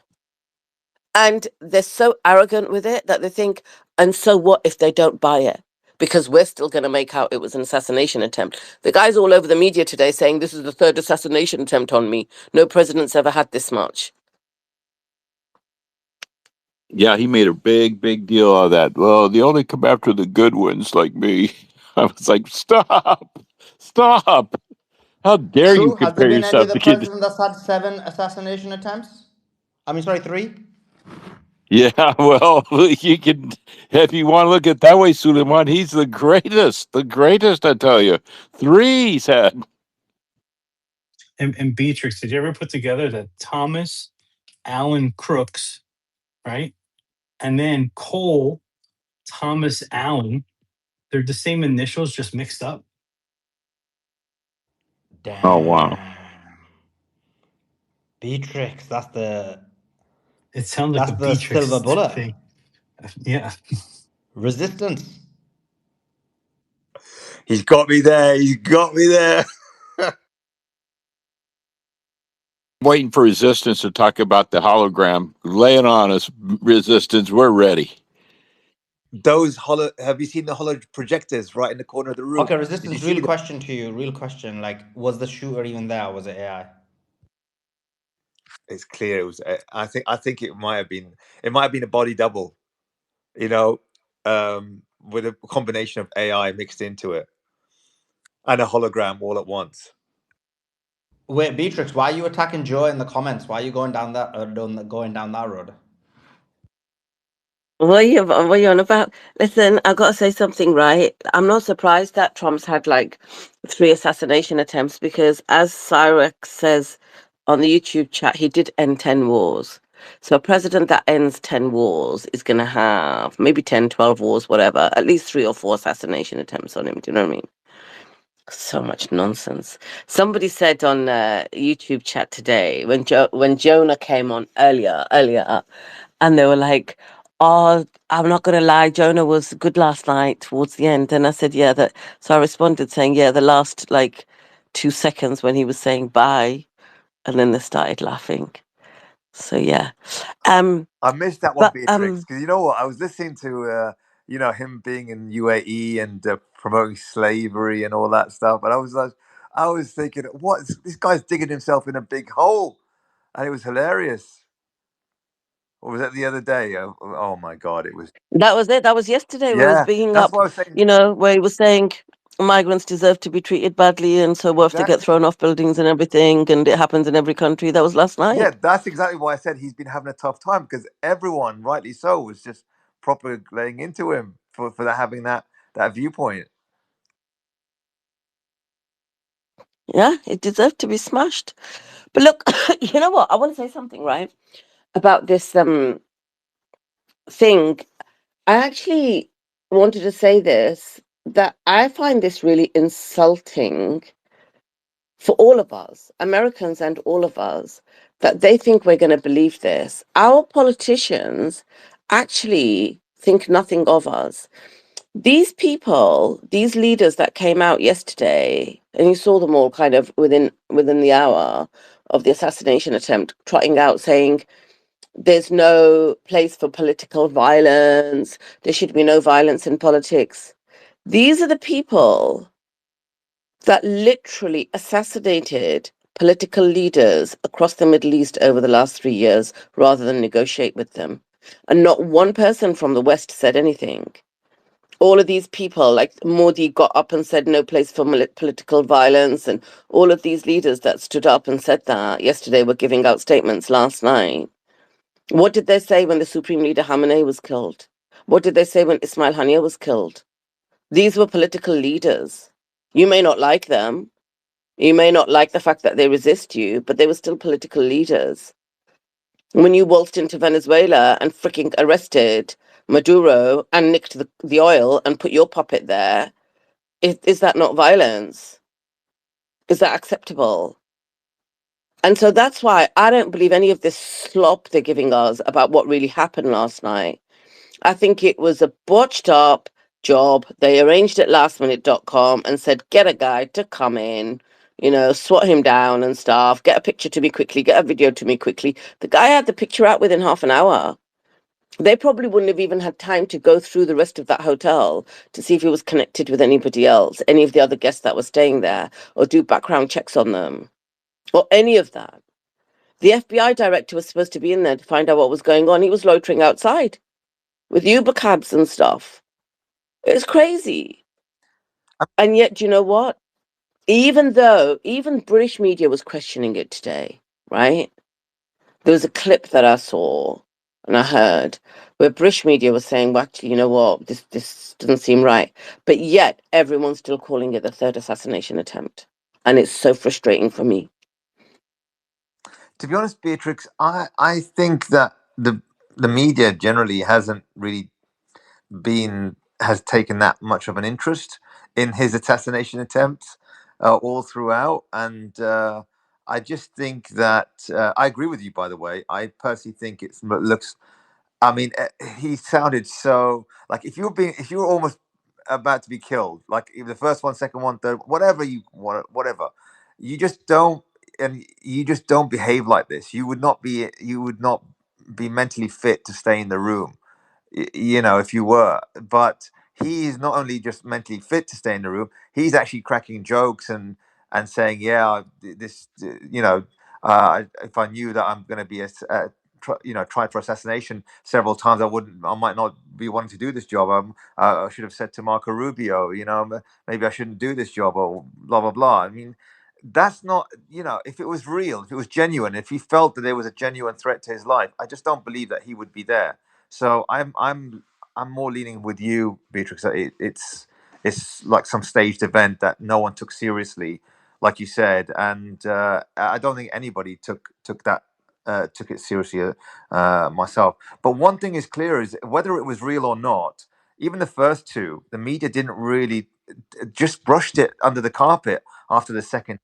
Come on. The first one was Butler. the one where he does the fist pump, Yeah. right? What was the second one? The second one was in Mar-a-Lago, wasn't it? And some guy tried to come in gun The golf the golf course. course. Yeah. And Do you believe the first one was real? no, I don't. I thought it was staged.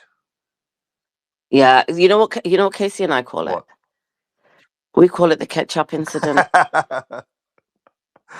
Oh my God! Yeah, I can imagine. I can imagine. Yeah. No, that sounds right. Because he ducked down, and all of a sudden, like someone must have smeared him with a ketchup tube, right, across his just across his ear like that. And then that's when and then you see, I saw the backstage as well, where they were bringing in people photographers around the back, just behind this at the bottom of the stage at the back. Come on, here, you know, ushering them in. Now take some photos. Here we go. Take some photos. It's like it's clearly staged. So yeah, but even so, it just looked like it. All three were yeah. While they were called assassination attempts by the media, they didn't really take much of it. And I just don't, I think that it's a dangerous precedent to take from the media point of view, that you just normalize an assassination attempt of a leader in that way, a Western leader. So it sort of puts it in the hands of the Zionists, who love to assassinate leaders generally, and American presidents in the past, that they could do this to any up and coming candidate. So it's not great for anybody that wants to, that doesn't want to toe the line. Also add something here real important from this Christian Zionist whacked out thinking. Day before yesterday on my YouTube channel, I had this whacked out woman. She sent me this real strong comment. She said, I don't like basically, I'm paraphrasing, I don't like the way you're talking about our president. We are commanded in the word of God. We have to fast and pray. And she went into this very distorted doctrine. And unfortunately, she didn't know who I am. And so I came back with serious doctrine, laid it out point by point, and I said, now answer these questions. I've got the Bible here. You want to use the Bible here, and this trump and pray, and I used every scripture you could imagine. I laid back it hard, and you know her response came back, well, you either do it or you're not a Christian. Okay, yeah. So we have to understand that this psyop plays into those those MAGA tards.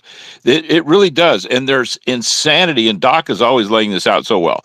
And Casey, you know what I'm talking about, dear. It plays right into their psyche, their feeble-minded psyche. They feed on that. Oh my God, God bless our president. We got to really stand behind him now. And it's sick, but yes, it does work on those feeble-minded zombies. Yeah, I just think, I mean, and where's the recourse? Where's Trump actually putting a general inquiry? You know, enacting a national inquiry on him being being assassinated, supposedly, or attempted to be assassinated 3 times. You think that you'd want to enforce that, right? And have an overhaul of your security, but no, you get even more laxed as the third attempt goes on. You know, after the first one, the second one, the third one. Oh no, resistance. You've had the third assassination attempt on your life. You don't take a step back and think, someone's trying to kill me. You waltz to the White House and say, fund my freaking ballroom. When you going to give me the coffers for it?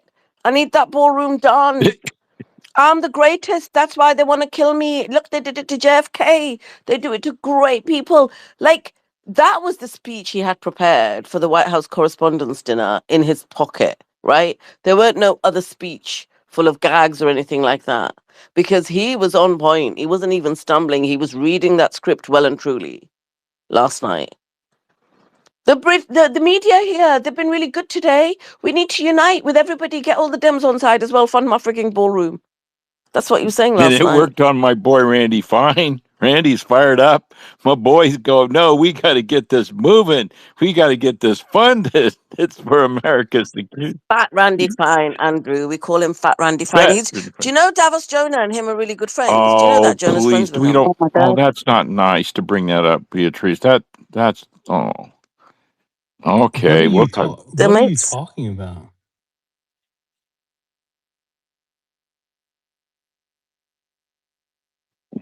I wasn't I supposed I to know say the it? truth, Jonah. I Oh, know you're sorry. not Randy Fine fan. No, it's just Joa. He's friends. if we're gonna start making things up, things are gonna get ugly. That's all. No, we're not making stuff. But no, but it worked on my boy Fat Randy Fine. He's gonna get that thing Well, I just funded. came back. I was warming some of my remaining Nando's chicken, and I heard some propaganda against my boy Joe. Beatrix wasn't Beatrix the one who used to Joe co-host spaces with Stealth Medical, Marga Spaces. Yeah, for a And I very remember long them used time. to abuse you when you were like, I don't, guys. Joseph was like, guys, look, like, I just don't think Trump's like a good person. Like, I feel like I don't wanna hurt you guys' feelings, but I just kind of disagree. And they were like screaming at you, Joe, swearing at you, Every night for a throwing you off the year. space. That's what I remember. I don't Every night remember for a this. year. He told me, Joa did, in one really long conversation, that you cannot believe a thing Trump says. He is a And that's liar, true. Beatrix. He's a liar. And then, do you know what? He went and voted for him after all that. Like, come on. That sums him up, doesn't it? How's that Doesn't it? sum me off? The Because penny dropped with me. I stopped supporting the and guy, what but Jonah went and and And what voted did that's I for what him. matters. say? And I said it won't matter for Gaza who you vote for, right? But when it comes to CBDCs, he's the only one who said he'd be against it. I doubt that that holds true, but that's better than voting for the guy who said he's for it, But which was Biden. Okay, but I Joe, gave my rationale. but he was already talking about stable coins. I mean, anybody could see that the CBDCs was Also, just Joe, No can we one just can work this see. out? Joe, why are you even defending yourself, right? Listen, let's say you vote for Trump, right? That's plus one vote. Do you agree, Joe? Yeah. Yeah, I mean, look, And then separate to that, I would say on these spaces, Joe has probably dissuaded hundreds of thousands of people from voting for Trump. So you're looking at a figure of minus 99,999 people who voted based on Trump, or based on Joe. Joe's No one now listening to Jonah. No one Beatrix listening. Never did mind thousands 2,000 of people spaces for Trump. dissuaded. She probably advocated for 100,000 people to vote for Trump. And she persuaded Joe to vote as well. So that's 100,001 people who voted for Trump based on Beatrix. So whose scorecard is worse, Joe? Okay, there might be an element of truth in what you say, but only a small element. So, number one, it's a fallacy that Joa could have persuaded anybody on anything, right? Because he had a 2.5 hour conversation with me while I was driving across London. I carried on doing my maga and spaces. I only woke yeah, up and then you on my woke up. research. Wow, So I On my Joe, converted research. is you. that how But much when you effort you put in? say I didn't even know when you that. say I You might have 4 hours. literally persuaded went. Joa to Whoa, whoa, vote for Beatrix, Trump, stop there. Stop there before you Suleiman. tell the rest of the story. So, what you're telling me is Joe worked so hard to stop. I didn't take a blind bit of Joe notice took on him. work. I actually told Doc Joe about that worked conversation and we so went right back hard to to doing maga stop spaces. people advocating for Trump. He went to the biggest, most prominent space person who supported Trump, Beatrix, and literally took 2 hours and a half of his own time to try and convince her to change his mind. Oh my God, Joe, are And you an four angel? and Are four you an months angel? later, what happened? No, can I finish He's an my point? angel. So the Four day months after later, that she went up to space conversation, saying, "I'm not voting for Trump." Go ahead, finish. I can't vote for him anyway. I'm British. But can I finish my point? Because the next day after that conversation, the next day I said to Doc, I said, Jonah, I said he called me last night doing my freaking head in about Trump. Anyway, what time we're doing the space, and then we went right back on spaces and carried on doing spaces. So he had zero influence on me. But I do accept that you said is the truth, Suleiman, that I may have had influence on him to stop like he literally was influenced by me, right? In stopping supporting Trump. Now you say I persuaded people to vote Trump. That's not true, because Casey right here, right up until the election, she was unsure, and we were having conversations. And for being a massive MAGA, I mean, she was going to go. I hope you don't mind me saying it publicly, Casey. She was going to go on J6 to Capitol Hill. She was already in suited and booted to go. That's how hardcore she was. She didn't even vote Trump, She didn't vote right? because of Because Nick, of bro. It yours had nothing to do truly. with you. Come on. No, but that it did. Don't do that. I was when I make my videos and stuff. I say it was Khaleesi. I do say your name too, Suleiman. There were three people. Sorry for my background, but yeah. So I always attribute it to you. I talk about this often, and I wasn't hardcore. I was supposed to be at J6, but my brother had a bad feeling. I would have been in jail. So yeah, I was hardcore MAGA, like MAGA girl, and yeah, I didn't. And thank God. I don't know how Joa did though. It's really weird. I fought with everyone on the stage. That's an OG. I've called Doc a boomer. I've cursed out Beatrix. I've gone against Casey on True, even true. public about I Trump agree with you. for a very long time. Now, when you have a senile I used to get guy, abused for letting Joe on the space. Like, yeah, trust me when I tell you, he tells the I truth, was yeah. the Mancos of the day. Yeah, he was. He was. He was.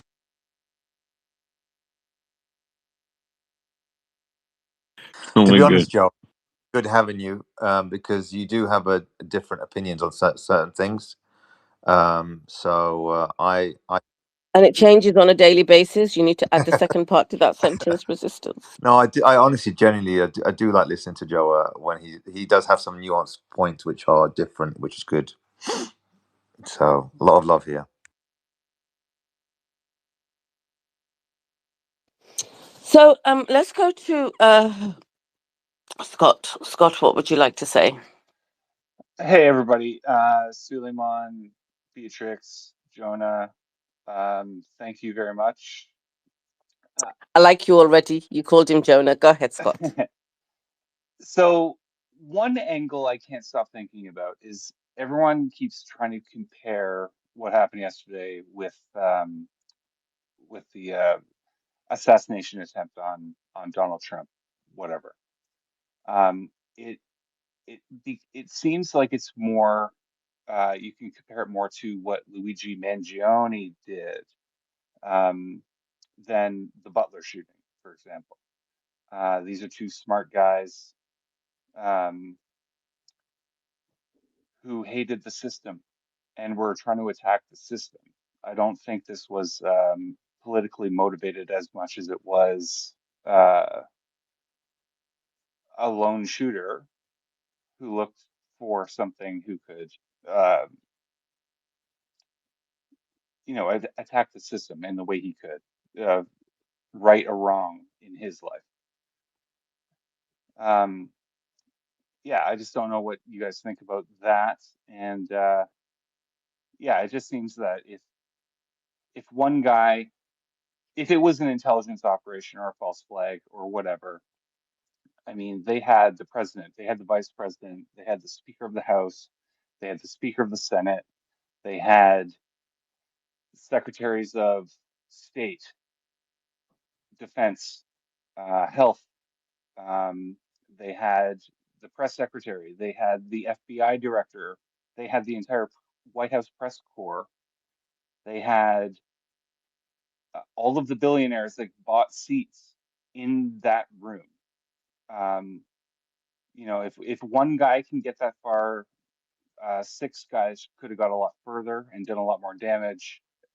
If this was a serious attack, I think um, more resources would have been sent in. One guy seems just like a message. We can get to you. I don't know. Those are my thoughts. Thanks, guys.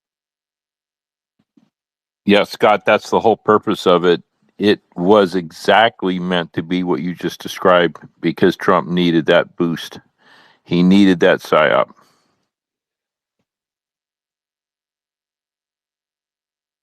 Hang on, but isn't Scott saying that? Sorry, Scott, were you saying that this was a message for Trump that we can get to you? I think it was a message to the entire Washington system. I think it was a message to everyone, including the press. And I think the press is an important part of this. Stay on message, like it's an instruction. We can get to you. No, it was a hoax, and yeah, that's all it was. I can explain it. You said it was a hoax? Yeah, go ahead. Yeah, can you hear me okay? I'm on my laptop. I hardly ever use my laptop here. Yeah, we can hear you, Godfrey. Jump Okay, in. cool. Yeah, I mean, this is. Let me tell you why this is this. I'm not even going to use the word assassination. I'll call it stage shooting occurred. Is because serious people in MAGA in the conservative landscape, like Buckley Carlson, Marjorie Taylor Greene, and Trisha Hope, were starting to ask questions about the Butler assassination. Very publicly, there was a major consciousness rising among conservative America and Americans in general this week about this completely staged Butler assassination. So they had to create, they created something almost out of thin air, which is exactly what this looks like, which explains why Kash Patel was so confused, why Dana White was saying it was awesome, why Carolyn Levitt saying there was shots going to be fired, why it just looks so sloppy is because it was a desperate PR ploy to distract from the fact that people are waking up about the hoaxed Butler assassination. That's all this was. It wasn't real at all. Trump's life is never in danger. All of these, quote, assassination attempts are hoaxes to make him look like a victim, to give the impression that the deep state is after him, and more ludicrously, that Israel is after him and that his life is under threat from Israel, when in fact, he's actually working with Israel to sell America out the whole time. So it's a complete and utter hoax. That's why nothing about this makes sense. This guy was only meant to get in there and cause trouble, maybe fire a few shots off, and that's it. Nobody was ever in danger. It's just a complete and utter hoax. One question: do we actually know if he got a shot off? All I, we know right I now, don't as far think as he I did. know, no, all we know right now is that a Secret Service agent was shot in the vest. That could have been friendly fire. Like, do we know that he got a shot off? He probably didn't even get a shot off, but again, that's the whole purpose. He was just there to disrupt the scene and create an aura of chaos. That's his only purpose. And again, this is a desperate PR ploy to distract from the fact that serious people in conservative America are now starting to wonder, okay, what happened with Butler? Why was this guy allowed to say fight, fight, fight, and raise up his fist after he was shot, or after he was supposedly shot at in Butler? Like, nothing about that assassination attempt makes any sense from any critical lens. So they had to pull this off on very short notice, and that's why it looks so sloppy. So we agree that he went there to create chaos, to like show that um, that he was able to get in legitimate proximity to kill president, vice president, secretary of state, and on and on So and on. yeah, Yes. so where you and I disagree is that he didn't get in, he was let in. He was let in there. You're You don't saying that he penetrate was led a in. Secret Service net like that. Yeah, you don't just penetrate a Secret Service net like that. He apparently booked a room a couple days before.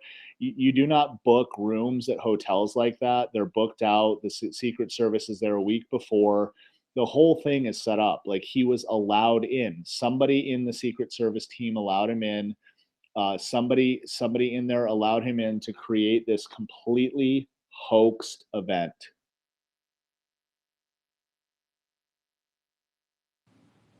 Smacks of a So Masonic theater testing us once again.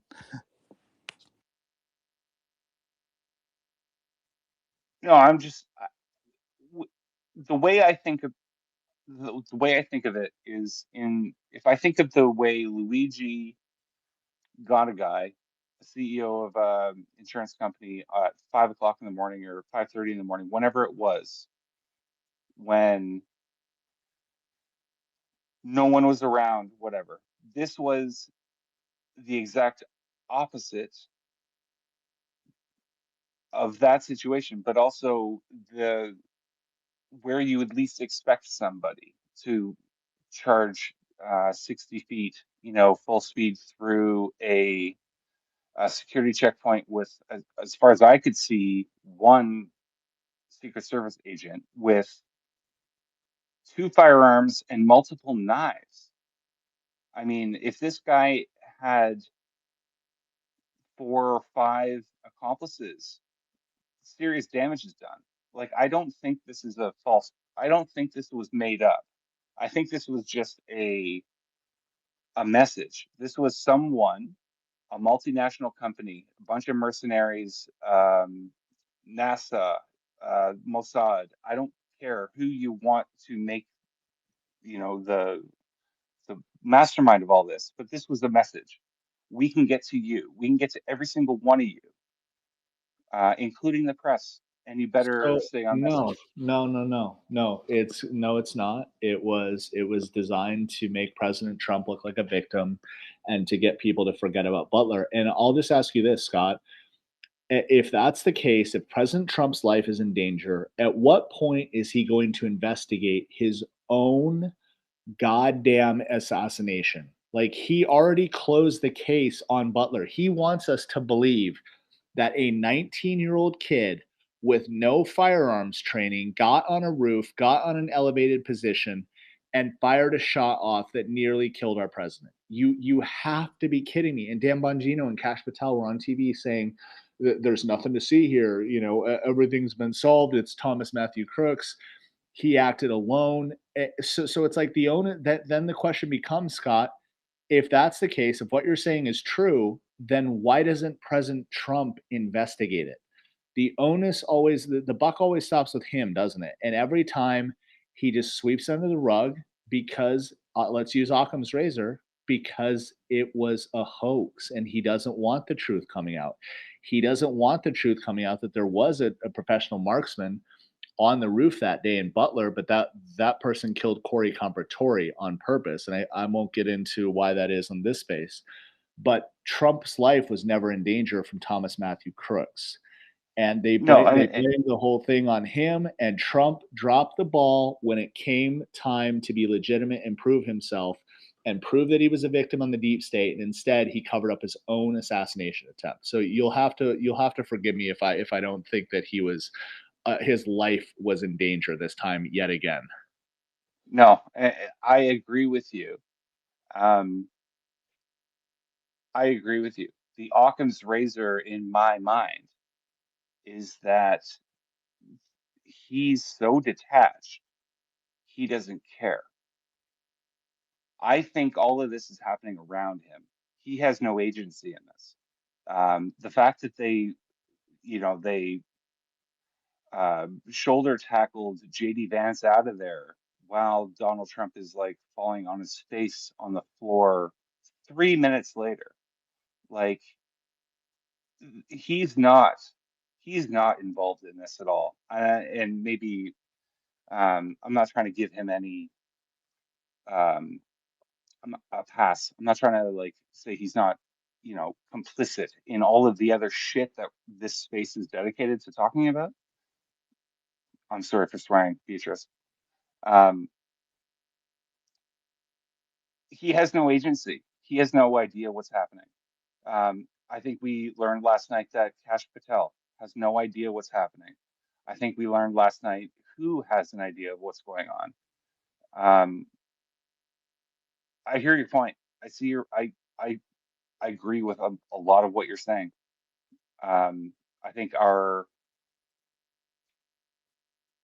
we agree in principle, but we just the details are a little bit off. Yeah, I mean, and what I would say to you is, it's like we elected Donald Trump, and I thought I did to fight the deep state. We elected a bold leader. And if his life was in danger and if his assassination was covered up, we needed him to come out and tell us that. To say, hey, this investigation is rigged. The FBI is rigging it. It's not real. They're hamstringing me every time I try to get them to investigate whether Thomas Matthew Crooks was under MK Ultra mind control, and whether somebody in that BlackRock commercial perhaps started the mind control operation on him. They're stonewalling me, but instead he just sits there and accepts it. Same with Kash Patel. If he was a bold leader, he could have said, "Okay, we're going to get to the bottom of this. We're going to see if any foreign agents were involved. I will not rest until I find out who is involved with this. We're going to look at every Yeah, but what you're saying is single." these guys are so far down the chain of the people you're talking about, Right, right, right? right. But it's not an So excuse. they It's not don't an know. excuse. No, no, no. No, You're but saying no, that they no. should just play their role as bureaucratic automatons and let it happen and just say, oh, it's out of my control. No, no, no, no. America is in a state of crisis, and we need bold leaders who are actually going to do their goddamn jobs and investigate who the hell is behind this bullshit. But what I'm saying is, I don't even think they have to, because Trump is behind this. His people are behind this. They're creating these hoaxes to create the myth that he's a victim of the deep state because his PR is at near zero. His support is below 30%. Nobody supports this war in Iran. People are livid at him covering up Epstein and calling it a hoax. And sickeningly, I don't even think this is the last one of these faux assassination attempts that we're going to see. I think we might see as many as 3 more before the midterms, because he's that desperate for PR. So, like, yeah, my point is if this was a real assassination, if Butler was a real assassination, you would have had him look into it. But it wasn't. It was a hoax. He was rehearsing that fight, fight, fight routine. He was the photographers were waved forward, as you can see in Bricksuit's video. They were waved forward after he was shot. That is in complete violation of Secret Service protocol. If you look at the Reagan assassination, he is swarmed by over what looks like 30 agents in an NFL football pile. Okay. And you're telling me Yeah, yeah. after I know he's all been this. shot at a public open air forum where they don't know the angle of the shooter, or at the very least, if they do, they're going to allow him to go up to the podium and pump his fist and say, fight, fight, fight. I'm sorry, man. It's just nothing about the No, it Butler was incident is believable. don't believe it either. I'm saying I don't believe this was a legitimate assassination attempt either.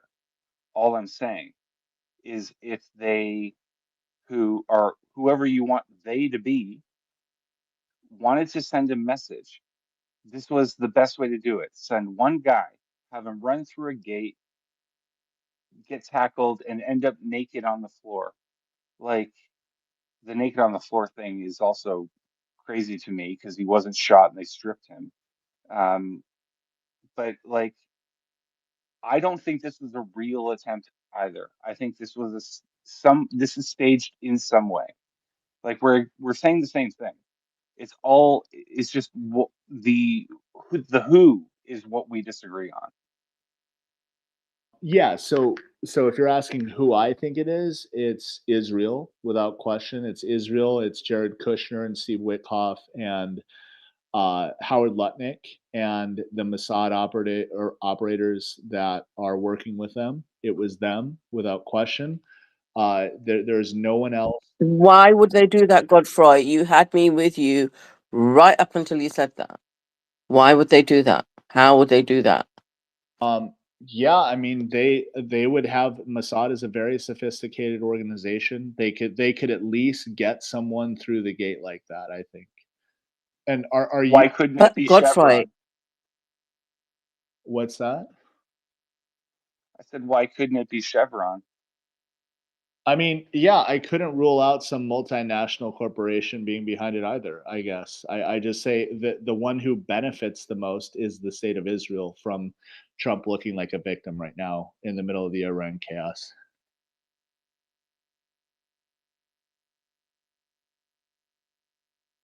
And it's working on the MAGA base. It's working on his MAGA low, feeble-minded followers. It really is working because they're like, "Oh my God, our president."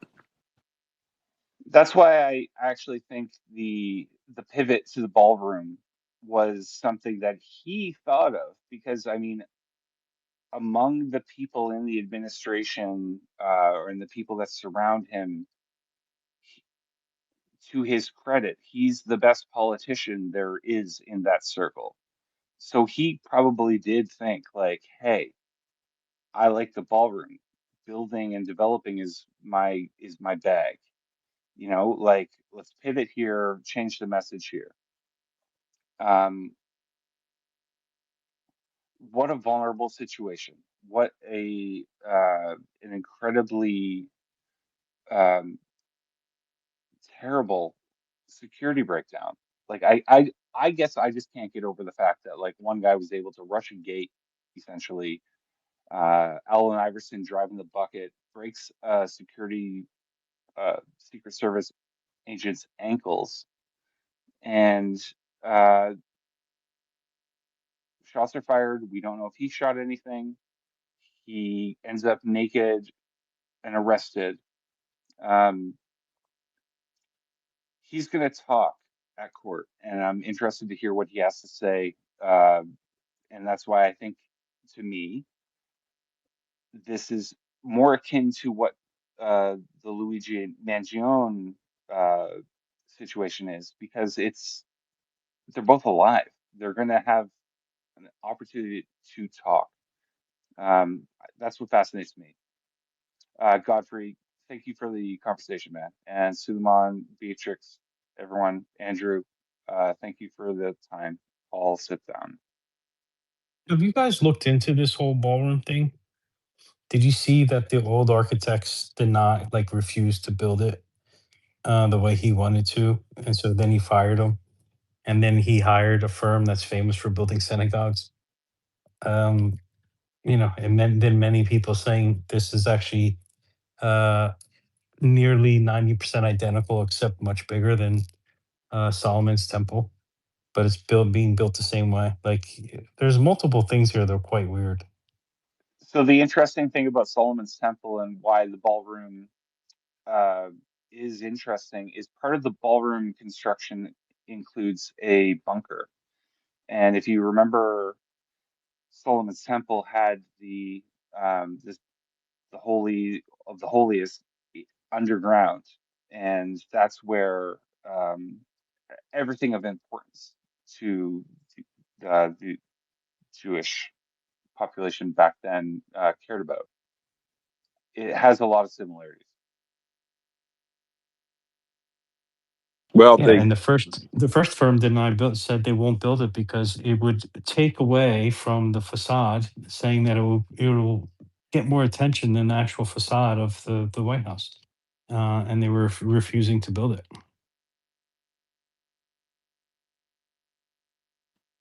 yeah, the Holy of Holies was not underground, but I think you're referring to the Sanhedrin is now doing that. But no, the whole floor plan and everything, especially the front porch, the facade, and all that, was extremely similar to the first temple, which is really disturbing in its own case. But also, there's a YouTube video. I got to find it. Some guy built a model of it, and he went back through the history. Joy, you might know about that. I don't know, Godfrey. I don't know, but some guy built a model and went all the way back to the first. I think it was Jefferson. I'm sorry. Maybe it was Andrew Jackson, who said the executive branch needs to expand on that. But it's pretty, there's a lot going on with that whole new White House ballroom. It's a lot more than a ballroom. Yeah, absolutely. Well, I think I'm more concerned about the fact that he's using this to say that we need to re-up the FISA court, warrantless spying on Americans. That's what he said today on Fox. Like, because we need FISA court we need this. I'm willing to give up my liberty for safety. When I heard that, I was ready to like fall out of my chair. That's the one that I have. Like they could build whatever they want in that ballroom. If they want to build a shrine to the devil, I don't care because we already know how this world is. You do what you got to do over there, but leave my private life alone. And for Trump, after what they did to him with Pfizer, to now say I'm ready to give up some of my liberty for safety. We need Pfizer. What happened yesterday, that's why we need Pfizer. That's the one that I'm a little more like, here we go again with this, where I'm looking like they're going to ramp up with this Pfizer. They're going to call everybody a domestic terror and go from there. And this is a problem. This is the bigger problem for me. That's the rhetoric coming out of him after yesterday. Yeah, absolutely. We were talking about that earlier. Absolutely. And I know Godfrey's been talking about it. We all have been talking about this for a long time. Absolutely, Casey. So what's the deal with the ballroom? Because I didn't really follow it. I thought there wasn't a ballroom at the White House. He wants to build one in memory of him after he's no longer president to be called Trump's ballroom or whatever. So his legacy lives on at the White House. He owns a chunk of it, but he doesn't have the money. So he's trying to get the money from Congress and he's not able to get the funds for it. And I thought that's all it No, it's was. ongoing. Well, Uh, Well, the sorry, question BK. is, and maybe someone can clarify on this if they've looked into it. Was he mentioned that there was a legal issue pertaining to the ballroom, and that was stopping him from doing the ballroom? And I was looking into it, but I don't know the details. So if someone does know, that'd be great. But apparently, the national, because he said it was some random woman, but anyway, the National Trust of Historic Preservation it basically tried to, like, I don't know what the American version is, but put an injunction in to stop him from carrying out the ballroom, and they said that the reason is because he's done it without congressional approval. But that was superseded by a higher court judge, a federal appeals court judge, who said that he could do it. Um, the US Constitution has a, so they've now got a hearing on June the 5th to review the case. And I guess the question is, why doesn't he just put it through congressional approval anyway and get the approval? Wouldn't he get it now? Like after November, he's gonna have zero chance. So I guess I've got a few questions on that. Unless there's another case, but does anybody know any more information on it? A few minor points to add, and I can get more, but it ran into a snag. Takes congressional approval for the funding, and that was looking very bleak because of the cost. So he got private funding for it, and several billionaires kicked in, and the money was rolling in, and then it reached another snag because, like you brought up, Suleiman, someone came out and said, no, there's no precedence and other legal problems. But this was the reason he needed to push it through to get Congress actively involved. And that's why Fat Randy got involved, is going to get involved in it, and the Zionists are going to start jumping on it. But we can get more information on it for sure.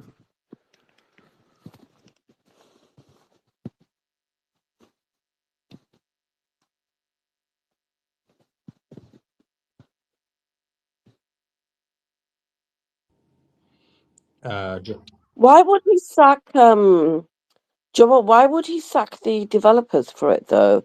Is it because of money or is it because the new developers were working on something to do with his Trump enterprise or something and he could get more of a kickback from them? There must be something more there. It had to do with the size. It's going to be huge, and they said it would be an atrocity, and they were refusing to make it. Yeah, I'm The going to go find that conspiracy, video. It's massive. It's huge. It's disgustingly obtrusive. yeah, the conspiracy theory isn't the ballroom per se. It's the bunker that they're planning to build underneath. And if they get congressional approval to do it, they'd have to give the plans away. What? So what? He's trying to build a bunker underneath the ballroom with some secret kind of what tunnels or something. And he doesn't want to go via Congress because he doesn't want those plans to be shared. But surely when he's no longer president, No, whoever comes in those next. plans would stay secret with a congressional order or um, there's a lot of things that we don't know about a lot of nation states, and right. Yeah, it goes several floors deep. It's like the Pentagon. It goes into deep layers of, and who God only knows what he had planned there. But the architectural plans that I saw, and I'm trying to find that video now. I'm looking through for it. I saw it about a year ago. It goes layers and layers deep. But even on the superficial plan, it's just sickening. The marble and the cost outlays, and it's Caesar, it's like Caesar on steroids. But the deeper thing, and I'm glad Casey brought that up, is this whole thing was to get his beloved ballroom done, which is in a massive expansion of the White House, where no longer is the White House one branch of our three branches of government, the executive branch, but it's to make the executive branch as the empire, the empress, the emperor established, the active like a Caesar. But this is going to come down on, oh, we got to watch, ooh, we got these spaces. They're going to start cracking down on free speech, of course.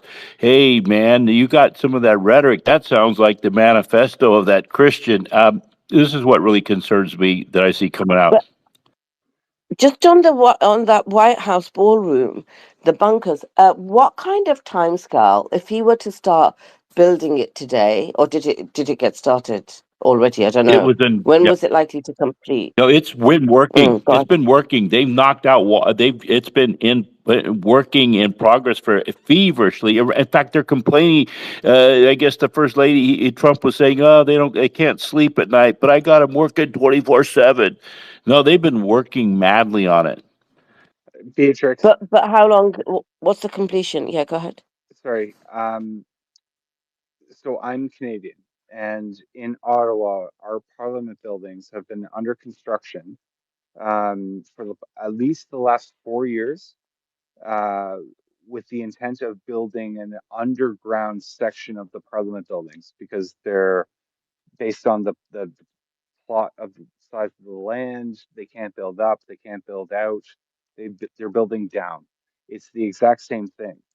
So this ballroom is just an attempt to disguise uh, a build of a bunker several floors deep, like Andrew said, as a defensive installation, in essence. And we've been going for 4 years. I mean, we went last summer on vacation, and the whole thing was still a construction site, and it looks innocuous. So thanks for that, Scott. I'll tell you why I asked that question. I just share my thoughts because that's what I do on this space. Because I'm thinking, what is he planning that he needs that freaking bunker for, right? Because I don't agree that yesterday, and this is Godfrey, I will come back to you on this, because if you're saying, and then I'm going to come back to this bunker, because if you're saying yesterday was Mossad or whatever, that means it was orchestrated. It was a proper kind of threat to Trump because it was Mossad or an outside agency or an outside organization. I don't believe it was, right? There was no security outside. They never swept that hotel even after. I mean, look, if the president is in a room and there's a real assassination attempt, right? Everyone's going to be evacuated. That place is going to be swarming for hours. Forensics are going to be taken. You had people sat there finishing off their frigging meals and nicking bottles of champagne and wine off the table and just stood around laughing after the so-called assassination attempt. So I do think he's done that for a couple of reasons. This ballroom, he mentioned, I mean, you would not think of the frigging ballroom if someone's just tried to take your life. It's the last thing you'd think of. It's bricks and mortar. But that guy went and talked about the bricks and mortar, number one. Number two, he wants the press united behind him. I've never heard Trump in all of the speeches. Remember, I followed him very carefully in the first term. Praise the press. Yesterday, he praised the press and said all of these good press here and something. And he said something about the press in his speech and said we need to unite and stuff. Those are not his words. So he's trying to get the press on side for whatever it is. So I'm thinking this bunker, if he needs it so desperately, what's he planning in this term? But then obviously going by the timeline you're talking about, Scott, it would not be in his term. But then he's also talking about, I can run for another term because that election was stolen. And I might actually just repeal the amendment anyway and just make it so that I can run for a third term. I don't trust him. He is fully compromised, that guy. Every bone in his body is compromised. I was looking at some report the other day about just in this term how much money him, his son-in-law, his sons, his daughter have made. That the American taxpayers haven't, by the way. Hundreds of millions, touching billions of dollars. Probably over billions, actually. I'll find it in a second. I'll read it to you. But his immediate family, 7 billion. through deals that they've done. How much was it, Joel? 7 billion in total. His whole family, yeah, there you go. Crazy. And that's just like what? We're just over a year into it. But yeah, Godfrey, jump in. Yeah, thank you. Matrix, just to clarify where I'm coming from. When I say Mossad, I am not saying that his life is legitimately threatened. I mean that he's working with some fifth column organization that includes Mossad, maybe some treasonous people in the United States government to help create the hoax and create the image that he is in danger. In no circumstances have I ever believed that Trump is in danger from the Mossad at all, because you're right, he's completely in league with Israel. Jared Kushner is in full control of him through the Epstein blackmail, as is Howard Lutnick, as is probably from the outside Alan Dershowitz. So I agree with you. Sorry if you thought that. I am never trying to spread the message that Trump is under any kind of real threat, because he's not. These are all hoaxes. All I'm saying is that I don't think the Secret Service is that much of a lapdog to him to help him carry out a hoax. It would require some fifth column organization within the U.S. government, probably aligned with Mossad, to carry out something like this. So that's all I was saying. And just regarding the bunker, the East Wing Ballroom, it is a bunker. That is absolutely what it is. And to answer your question, what is coming? Trump is, in my mind, if everything goes according to their plan, according to Howard Lutnick's and Jared Kushner and Bibi Netanyahu's plan, he is going to try to seize power in America and suspend elections. That's why he made those comments about saying you're never going to have to vote again, about Trump's third term. That's why I believe they inflated Biden's vote numbers, and they're going to try to adjudicate a third term for him. And when they do that, he needs to be in a very secure location. And if they declare martial law, that's where he's going to be full time in the East Wing Ballroom. So that is, they're building it for some really treasonous thing that's coming up, and I think it's the suspension of midterms and martial law, or it could be a very prolonged war with Iran that will be wildly unpopular with the American people. But whatever they're building it for, it's not for the good. And I agree with you. And this is a bunker. That's what it is. The new architect firm, I believe, specializes in bunkers as well. And maybe Joe can correct me on that, but that is my understanding. And that is absolutely what the East Wing Ballroom is. And it's no coincidence that the paid mega shills who are getting their money from Israel are all clamoring for the ballroom to be approved. And I think, to Godfrey's point, um, I completely agree. It's a survival bunker, and the Trump family has come late to the game. I mean, he's watched Zuckerberg, build his in Hawaii. He's watched Bezos build his, like Trump in the New World Order needs protection and hasn't figured it out on his own. So getting it in the White House makes sense for him at this time, because I do agree. He said no more elections. He'll never have to vote again, right? Like, he intends to stay. He's there. He's building his family's survival bunker.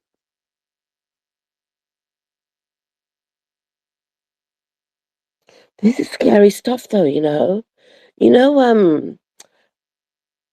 I think it was when Casey, I don't know if you were there, but remember when that whole ICE thing kicked off and he said he was making all these cages that can hold like I don't know, hundreds and thousands of people and stuff. And we were talking about it, saying and this was like well before Iran was even on the horizon, right?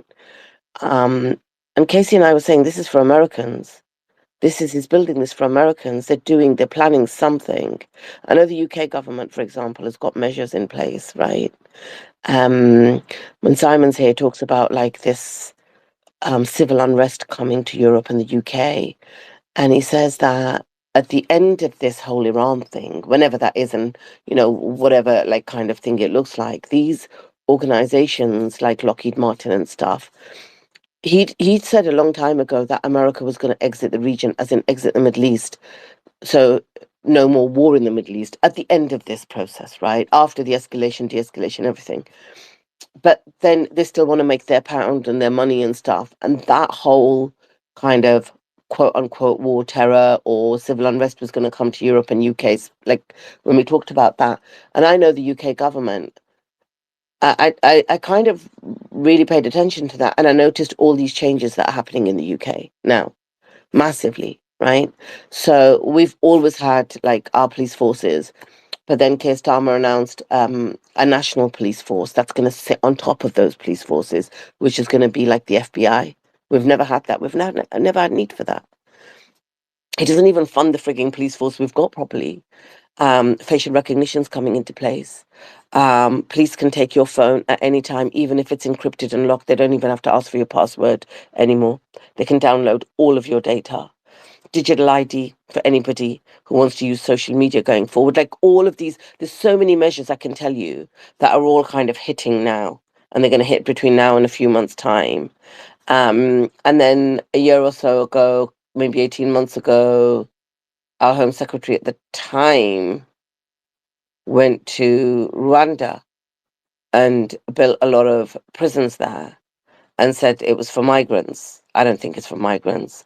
And I read about a British guy, a British guy, like born here, white, right? They stripped him of his citizenship a little while back because he said he was Russia or something. Like left him without citizenship. They just took his citizenship from him. So I know we're poised for it, but I'm really concerned about what's coming to America. If this chap is building a bunker, if he's talking about getting rid of elections, if he's got these cages built, I don't know what they're planning for America. This is really scary. Casey, jump in, then I'll come to you, Godfrey. Yeah, I remember that time. That's why when people talk about the border, I always say, yes, the border is actually closed. It's sealed. Remember, we were looking at that too, Beatrix, the term of how they control the border. They said it's sealed. Okay, sealed means something completely different than we have it under control. Because they have new tech there. And it's always still in the back of my mind that there'll be a time where you won't be able to get out of America. Nobody's, going far with the thought process, but they have everything in place. Yes, it was alligator Alcatraz. Remember that? Everybody was excited about that. And then even they made a comment, where they said, well, we could use it for homegrown too. Homegrown what exactly, right? So, they put it out there exactly what they want to do, how they're going to do it. And it's up to people to pay attention. Yeah, something is coming here because when they are done being thrown out of the Middle East, and shout out to the Middle East, I pray that they can have that happen. They're going to be angry, and all of this money has to go somewhere. And they're going to get the people who cause a problem here in America. And what is cause a problem? Talk about the truth, right? So they have everything in place to do it. You just have to pay attention. Yeah.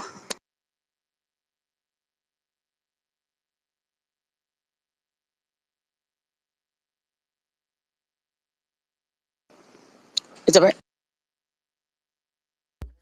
No, it's I think crazy. you killed the space that goes. God, Come on, man.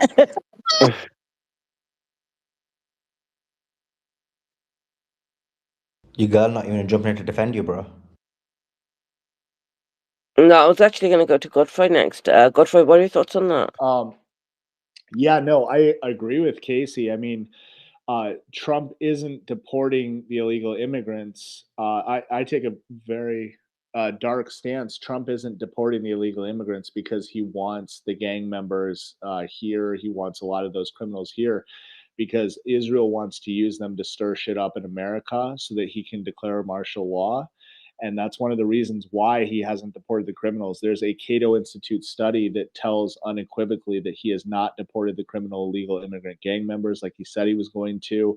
And then we have all these warehouses, but like he hasn't deported anybody. Clearly, they're not for illegal immigrants. And the states where the National Guards were going to deploy were primarily red states like Idaho, Nebraska, Wyoming, states with zero crime and a high rate of gun owning patriots and Second Amendment Americans. So it's like what does he have cooked up? Like what is coming? And then you have this Palantir surveillance state being built all around us. You have him pushing for FISA, everything about what he is doing. And then just look at his actions, like covering up Epstein, calling it a hoax, getting into war with Iran, sweeping COVID under the rug, not holding any investigations for the vaccine or the lockdowns. Like he's behaving like he knows elections are not coming. Like it's just a twisted cocktail all around. And when you factor in these DHS purchasing these massive warehouses in 8 different states, the full National Guard rollout, and the Iran war all in one, it's just, again, it's like this twisted cocktail. And then you add into the mix the bunker, the East Wing ballroom. It's diabolical. And again, at some point you have to take somebody at their word when they tell you you're not going to have to vote again. This is the last time you're going to have to vote. When the people are around him are telling you he's pushing for a third term, like the whole thing is just diabolical from every single angle. And Casey's right. They sealed the border not to keep out the illegal immigrants, but to keep Americans in. Like that was the whole irony of the wall. That's why he wants to build the wall, because it's part of the police state. It's part of this police state that he's building. And I'll add one final layer, and that is the Golden Dome. Nobody knows what that's about, but we're told it's some kind of missile defense system. Nobody has considered the idea that the Golden Dome is actually a golden prison, and that's like some kind of satellite command system for the drones, Palantir drones, that are going to be spying on American citizens and tracking them in a police state. Like, I wish I could say something better, Beatrix and Sully, but like America is entering a very dark police state territory. And until we get clarity here on what is going on, I think Casey and I are right. I mean, I don't know how else to read the room in America. So has he actually said this, Godfrey? Has he actually come out and said you won't need to vote again? Yes, he has. Yes, he has several times. He said to Christians, "This is the last election. You'll have to vote I second for that. for me." Yeah, there's plenty of clips out there where he said that. Absolutely.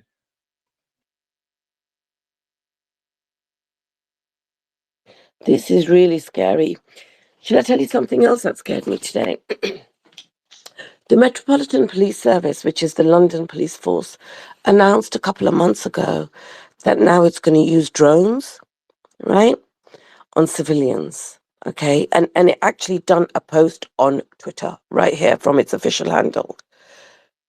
And then, like, Simon talks a lot on this space, Suleiman talks a lot on this space. Suleiman's always said, like, this when we were doing the genocide spaces, he used to say that a lot of these technologies that are tried out in Gaza then come over here, right? That's the testing ground, basically, Gaza. And then they're going to be deployed to be used in UK and Europe. And that's what they have planned, right? And today, as in a report from some journalistic outlet, I can't remember which one it was, but I think I might have bookmarked it, which shows this new age drone that's being used in Gaza, but it's got guns attached to it. And they're shooting people by guns attached to drones. And I'm thinking, why do they need drones in London? Like, what are they planning for us? This is getting really, really scary. Look, America's a big place, and whatever happens in America, it follows here. Either it's tested on us and it comes to you, or it's happening there, and then we follow suit. It always works that way, okay? We've never managed to detach. And if he's saying you're never going to have to vote again, like, this is the guy that now when I look back at what happened on J6, I question it. Joa, like, literally has some stats and stuff to say he didn't actually ever lose that election anyway. But let's just say he did. Whatever, I don't care. But when you look at the Trump you know now, and it's all laid bare for you, and you think what he did at that time when we didn't know what he was like on J6, what is he capable of doing now? Look at the people he's surrounded with. And That's so my here it worry. is. There's nothing he's not capable of, Beatrix. That's my worry. But the thing is, too, and when you look at it, Beatrix, you're right. Like the whole thing, right? The last, 10 years of Trump, when did this guy come down to? Yeah, we could say 10 years. So he built this cult like following. And when you get sucked in, it is hard to come out, but you got to come out, right? They say yes to anything he says. I don't think there's ever been anything like this in America where, when Trump said I could end somebody, like I could, drop them. I don't say certain words because we're on YouTube, on Fifth Avenue, and people would be okay with that. I remember thinking like, oh, he's just playing around. Today, I see that it's true. There's nothing that these people who echo his message, they don't push back. And if you push back, you're the problem. I don't think I've ever seen anything like this in America at all. So they're setting these precedents, not only just for Trump, because eventually the man he'll die, right? Because he's not immortal, right? But these precedents will be set to change America forever. And they're being done under this administration because his base backs him up completely on. It's scary. There's nothing he can't do that is wrong. I've seen people just everything is like, no, he's trying to save us. No, really, he's trying to say, whether they're making up stories in their head about saving Israel for last, whatever that means, okay, the QAnon, all of that, or they just are saying like, look, he knows what he's doing, and I put my faith in him. And But Katie, every time I say that, it freaking and gives me flashbacks. But Casey, like, do you really think that his base really matters? Because it's dwindling, right? Think about when like, you didn't vote for him, right? And I know, like, I teased Joa, but Joa only voted on the crypto. Joa wasn't a supporter. But think about his actual supporter base, right? Right after the election. And the spaces that I'm just talking just on social media, and the high profile people that we know in America that were all across like this app, right? It's a dwindling base. I think they were used, that kind of cult base was used. I'm not talking about good people. Like there are people who come on our panel that did vote for him. I think Doc even voted for him actually because they hoped that he would deliver. And as soon as they realized this guy actually lied to us, he ain't going to deliver Jack, they've taken their support from him. I don't know, Godfrey, if you fall into that, but a lot of good people have said, no, actually, we had hope he would be different, but he's not going to be. We don't support him anymore. And they've called him out. The people that still support him, no matter what he's doing, no matter Epstein, no matter Iran, no matter freaking ballroom, fake assassination attempts, everything, it's a very small amount. I don't think it really matters, Casey. I think they were just used for him to get into the White House. I don't even think he cares about them well, anymore, no, to no, be he doesn't honest. care about them. No, no, no, no. This machine does not care about people. I completely agree with everything you're saying, Beatrix. But there is this influencer megaphone that is out there that is heavily like funded, right, to say that everything he's doing is good. So it's like they don't tell the full truth about. Look at this conversation we're having here, Beatrix. You're not going to hear it on some of these channels on YouTube where people are getting their information from, right? They're not going to go deep to say, yeah, the border is sealed. They don't go into these kind of details, okay? So what happens, unfortunately, is, yeah, there's people who wouldn't support certain things, but they don't even understand that they are in this boiling pot.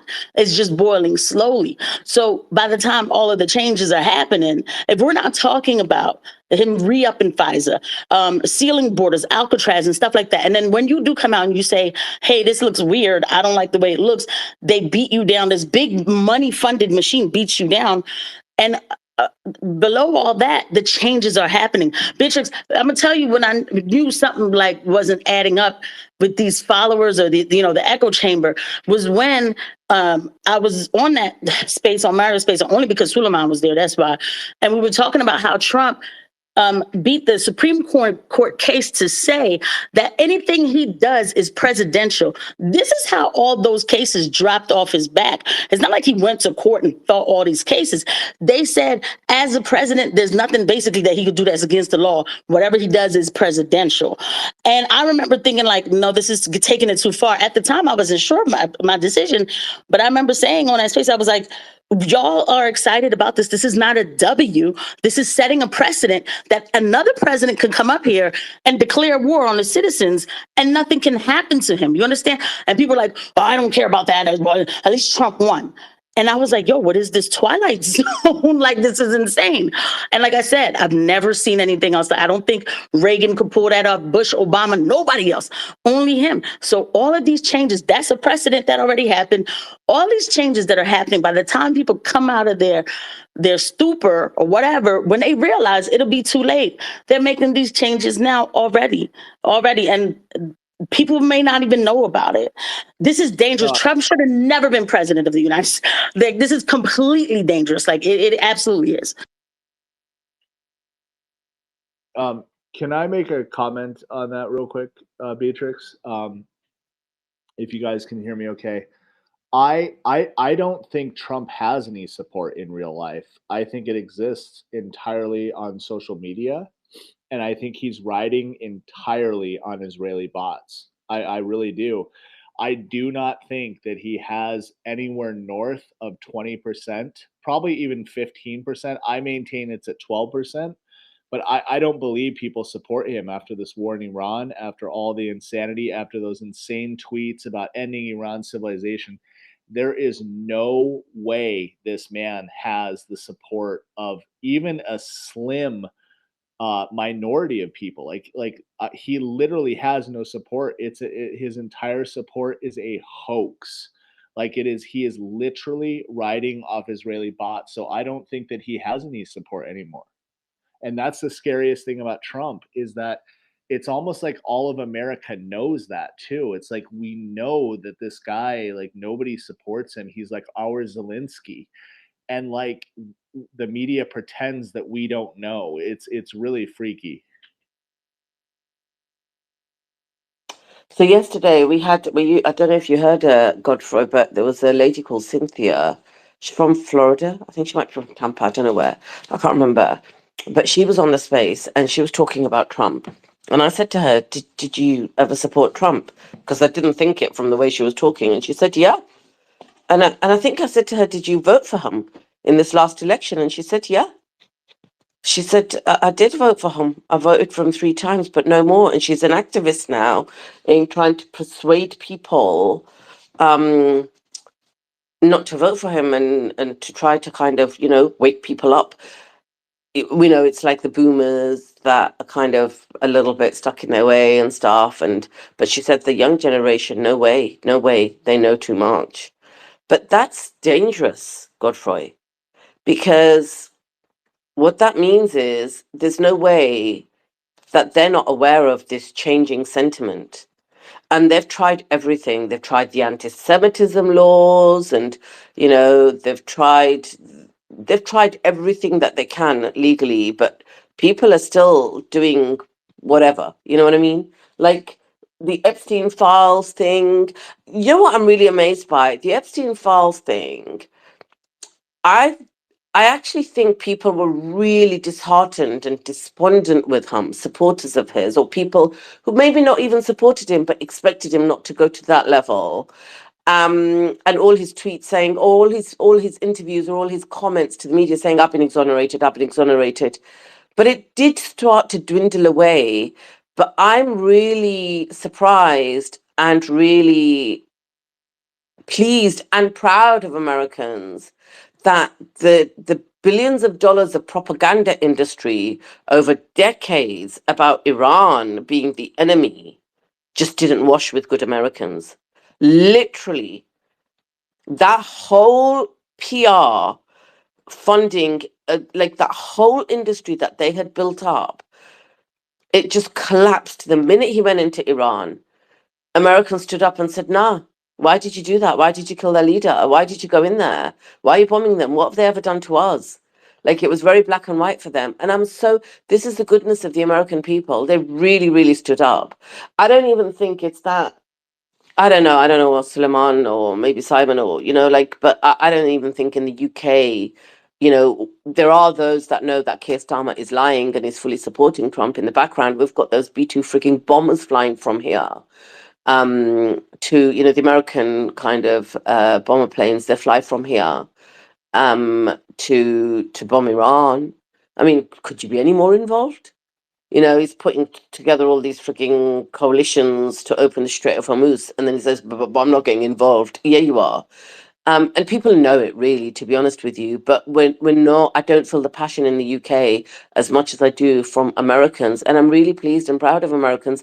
But surely they see it. Yeah. That whole thing has collapsed. Yeah, and That's yeah, dangerous, I right? think if I were to tell you when things went off a cliff for Trump, it was when he called Epstein a hoax. Was in that when he was in that press conference with Pam Bondi, and he interrupted her and he said, "Why is everybody talking about Epstein?" No, it's not. Now Epstein's a hoax. He goes, "Why is everybody talking about Epstein?" And that moment, at that moment, we knew this guy was a rat. We knew he lied about Epstein, and I think it literally turned off all of America in that one moment, in that one press conference. That was the political death of Donald J. Trump. And he only continued to cover up Epstein and call it a hoax. And he just looked like more of a circus carnival act. The more he tried to cover this up, and yes, he may have some fawning sycophant advisors that tell him, "Oh, everybody loves you," but I guarantee you, they know, Beatrix. They know that they're a house of cards.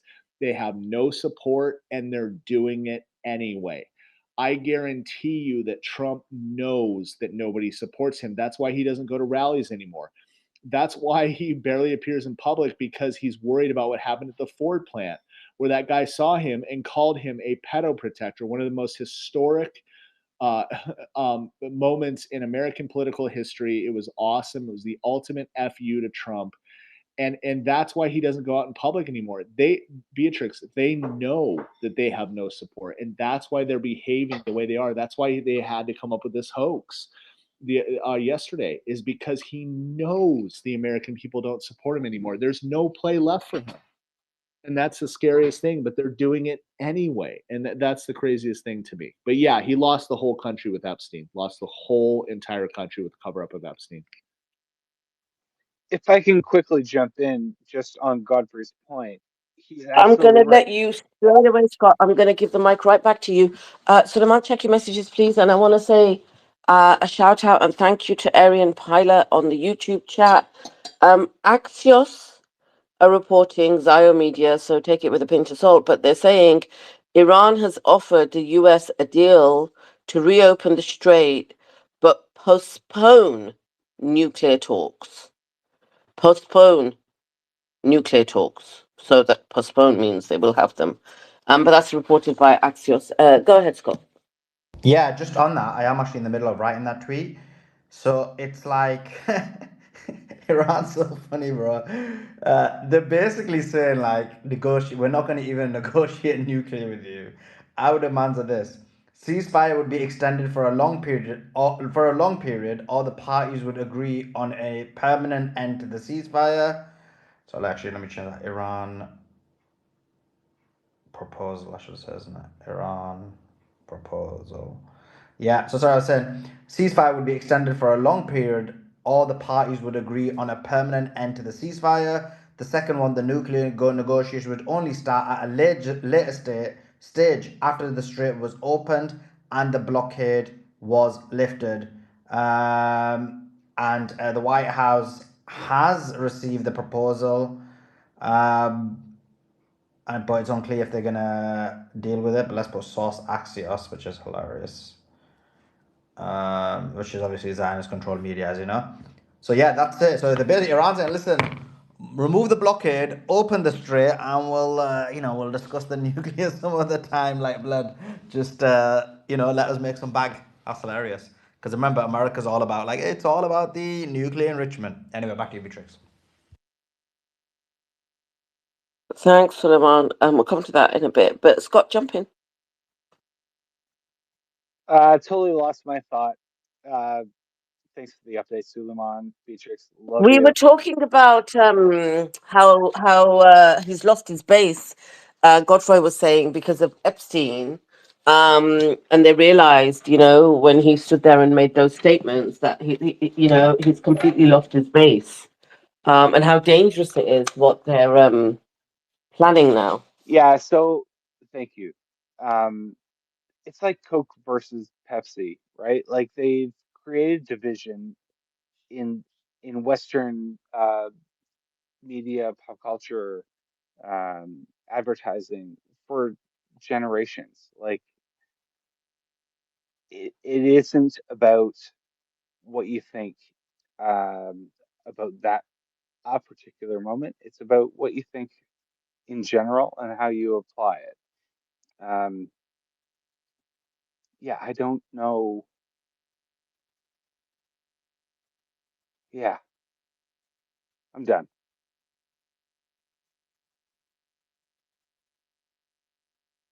Uh, I didn't get did I didn't get your point. I didn't get your point there, Scott. It was that Scott was Scott, right? Yeah, Scott.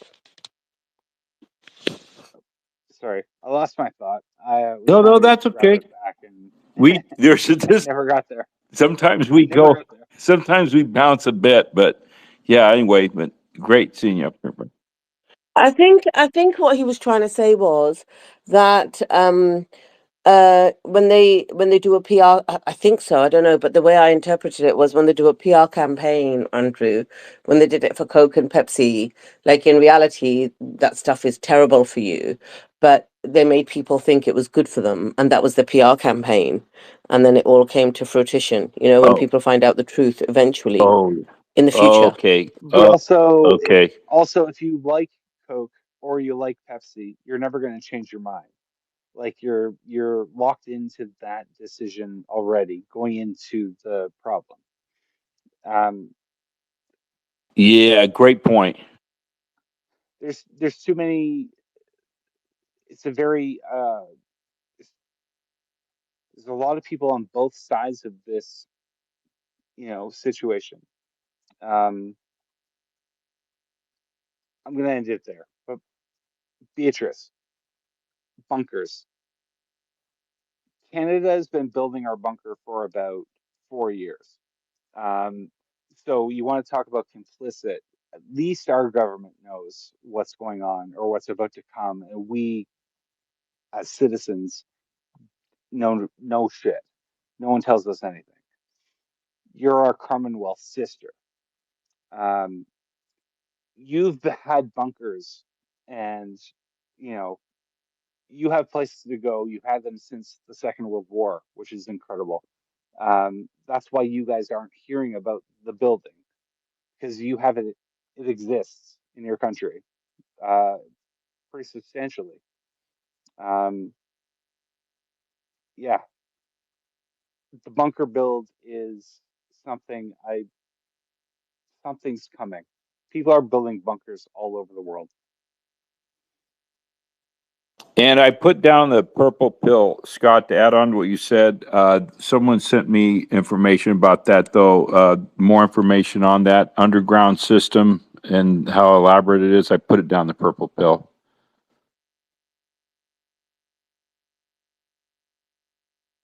I had no idea that we even have bunkers in the UK, to be honest.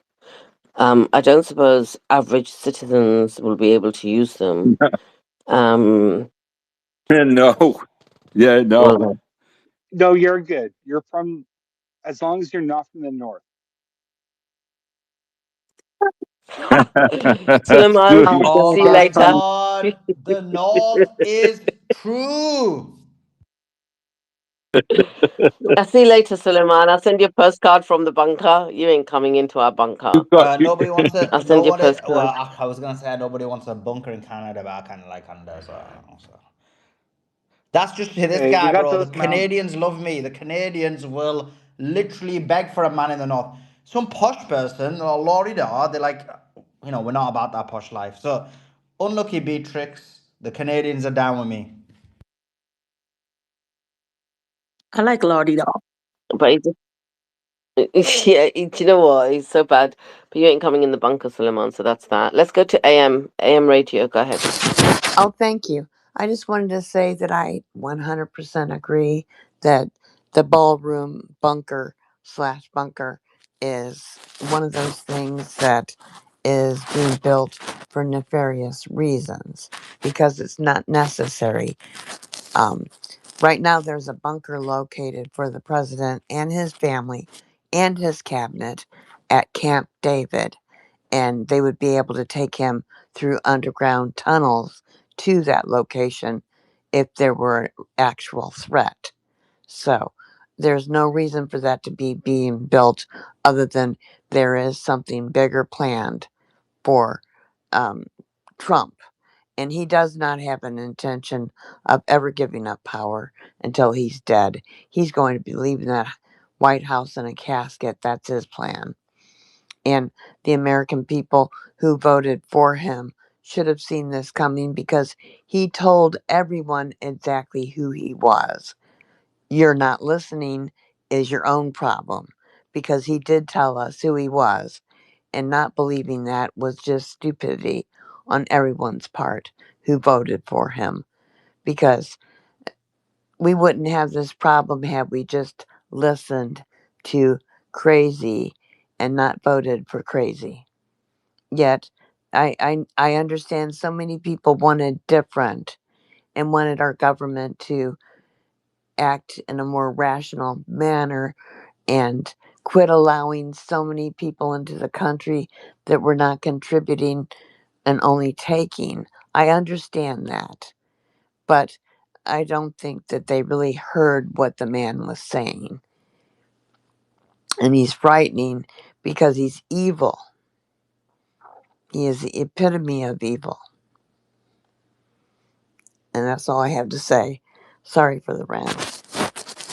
No, it's fine. AM radio, let me ask you a question. So this bunker that you said does exist at Camp David, is that for him or has that always existed for any president? It's existed for every president since it was built, along with every cabinet member and their families. It's not a huge space, but it can accommodate those people. That's why we have a designated survivor when they have both houses in the same chamber at once. There's a designated survivor who is probably either at that bunker or, being shuffled towards the bunker if there would be any kind of problem, because there is always going to be one survivor who can run the country. But that does exist, and I'm surprised a lot of people don't know that. It's always existed.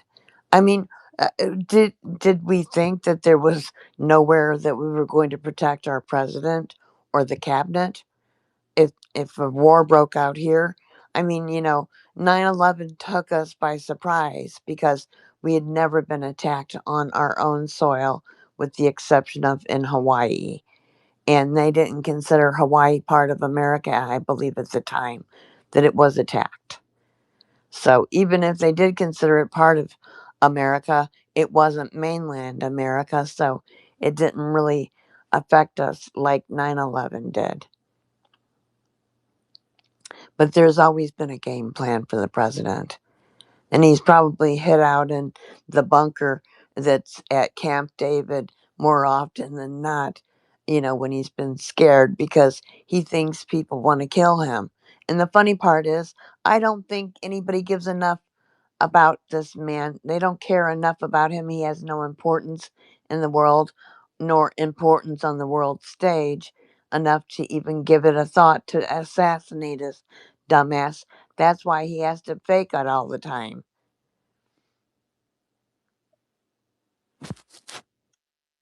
So I'm thinking now, right?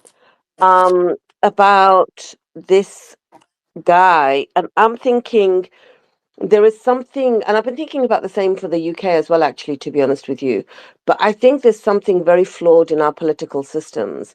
When I look at America, And I think you're telling me there's already a kind of, let's just call it congressional bunker there, which is there for presidents and their safety. There's got to be some kind of guardrails to have stopped him building this monstrosity attached to the White House. And thank you, shout out to Shaman, who sent me a couple of videos on it already, with some information on it. And it is a monstrosity. And like there's no, I mean, his son-in-law and the real estate agent that is Witkoff, the guy that did the Abraham Accords to rake in billions from the GCC countries, he's going to do all these negotiations to make sure that Trump and his family make the money, nothing to do with America. So he started a war, but the negotiations are being done by his son-in-law to make sure he makes the money on the back of the war that the Americans are dying for. There's no guardrails there in Congress to be able to stop him, and they should be able to stop him. We've got a situation in the UK where, and you may not be familiar with this guy, but his name's Peter Mandelson. And when Tony Blair was Prime Minister, Peter Mandelson was, I don't know, his advisor or whatever. I can't remember what role he was in, but he was a very close friend of Epstein. If you Google those names together, you'll see them around a pool table, hanging out together and stuff. And Peter Mandelson, he was actually a minister under Tony Blair and a minister again afterwards. He was sacked twice from his ministerial role. And then we thought he'd kind of disappeared. This is before the whole Epstein thing became public. Then Keir Starmer becomes prime minister. And who does he give a job to? Peter Mandelson. And he makes Peter Mandelson, he gives him a job as a ambassador to America, the British ambassador to America. And obviously, I was familiar with Peter Mandelson and Epstein and their relationship and everything. And Peter Mandelson actually met Epstein even after his conviction and stuff. They remained friends after that. So I thought he's only done this to please Trump. Why would he make Peter Mandelson, known personal friend hanging out with pedophiles all the time, the ambassador to America? When the Epstein files came out that over the last few months, and this whole became a scandal in the UK, what is Peter Mandelson doing? Keir Starmer stood up in Parliament and said, "I didn't know." He denied it, and we believed him, and nobody told me. And then our secret services came out and said, actually, we'd done 2 reports, and we told him, and we kept telling him, and he just completely overruled us. He overruled all the information we gave him about this guy and the fact that he was linked to pedophiles. Obviously, he's had to step down. He's been suspended. Peter Mandelson has, but Keir Starmer has just been caught lying. And there's a couple of scandals like this going on in the UK. Completely lied and been caught out straight away lying. But you know what? He's still there. No one can get rid of him. So going back to America, I just feel like there's something wrong here, and something very dangerous going on in America. AM Radio, I'll let you make the comment and then we'll go to Salma. Are you muted?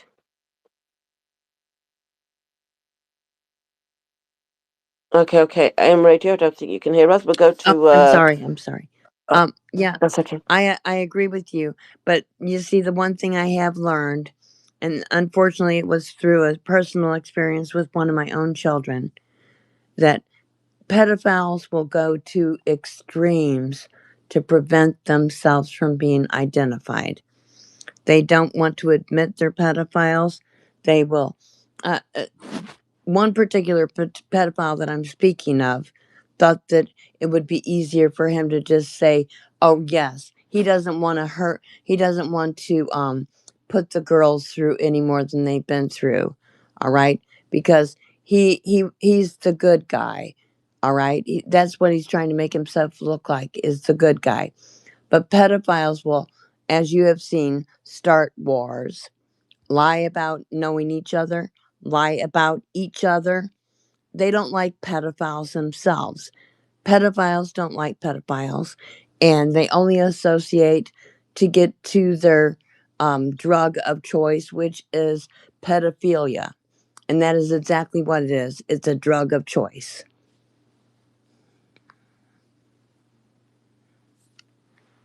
Yeah. Appreciate that, AM Radio. Thanks. Salma, jump in. Yeah, thank you, Beatrix, and good evening. Really good space tonight. I love the discussion. And Beatrix, you actually raised so many good questions about this ballroom. And I just wanted to kind of expand this a little bit further because it seems like all of us more or less indicate or believe that Israel Mossad is behind many of Trump's actions, if not all, including the ballroom. And so then we have to, and if that's the case, we have to kind of look back at just couple of things that have happened in our lifetime that personally, I strongly believe that Israel was behind, like 9/11, and also the pager attack in Lebanon, right? I don't know how long they planned 9/11, but you can just imagine it must have been many, many years inserting certain, I think it's thermomite or something like that into the building that later just melted the steel. Maybe I pronounced that wrongly. And then I heard that the pager was planned for 10, 15 years, something like that. So if the ballroom is in their minds, we can kind of anticipate why would that be in terms of, for example, we are noticing that Israel's support is decreasing in the United States, Canada, and across the world, right? Although they may not care about their support across the world, but they definitely care about their support from United States. And Trump, whether this is his last term or maybe one more or a couple more, that's in this argument doesn't necessarily matter. One day they will have a president that will not be in support of Israel, and that seems to be pretty close in terms of number of years. And so if they are planning this ballroom, they're not planning to dance in it or have fancy dinners. They're probably planning it for something much more sinister. And I think we should maybe focus on that as well. That's what I kind of want to say, but would love to hear your feedback or other panels as well.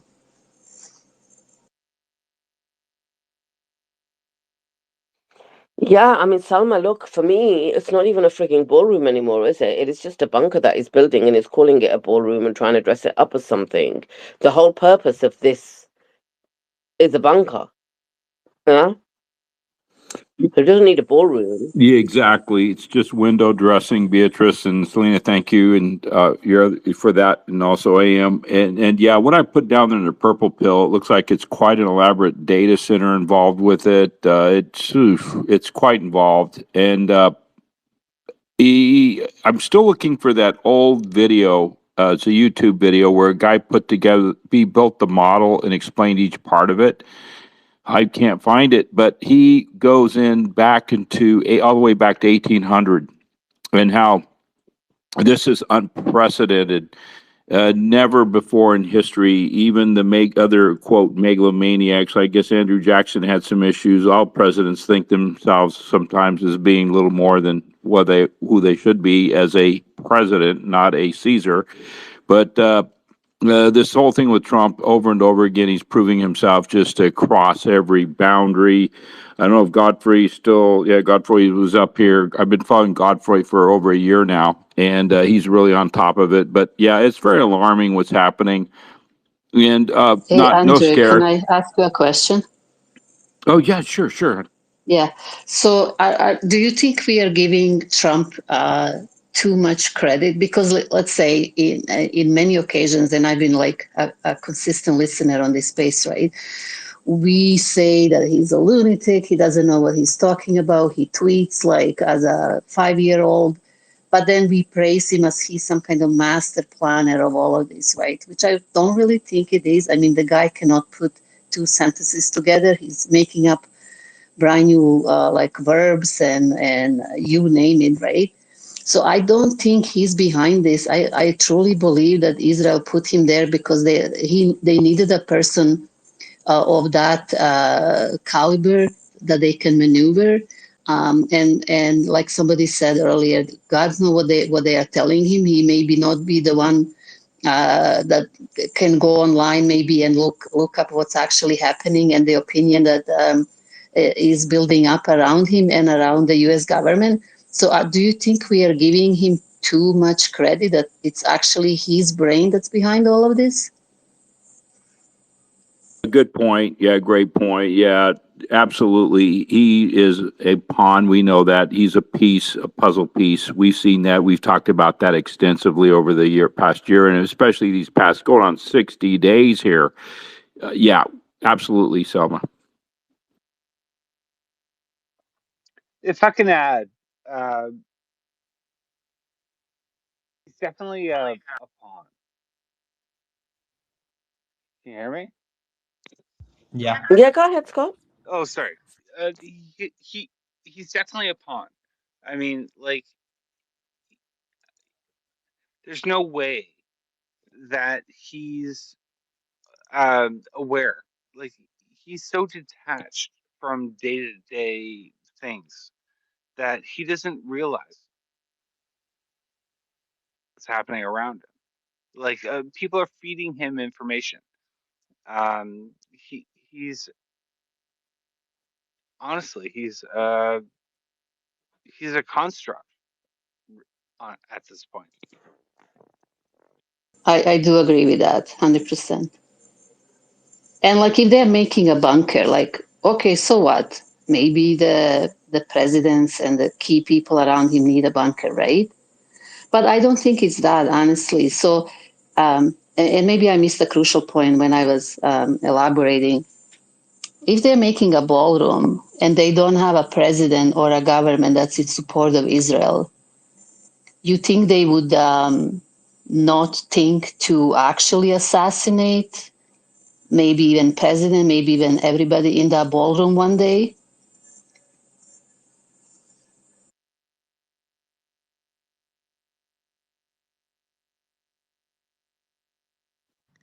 That Yeah, was my point earlier with Godfrey, is that the whole point was last night to show that um, with a weak attempt, easily defeatable attempt, everyone was at risk. President, vice president, all the way down the line, secretaries, including the press, including the billionaires and whoever bought seats in the room. Everyone was there. I think it was a weak show because whoever was behind the show just wanted to make a point that they could get to them. You know, like if they actually wanted to do damage, they would have sent more force.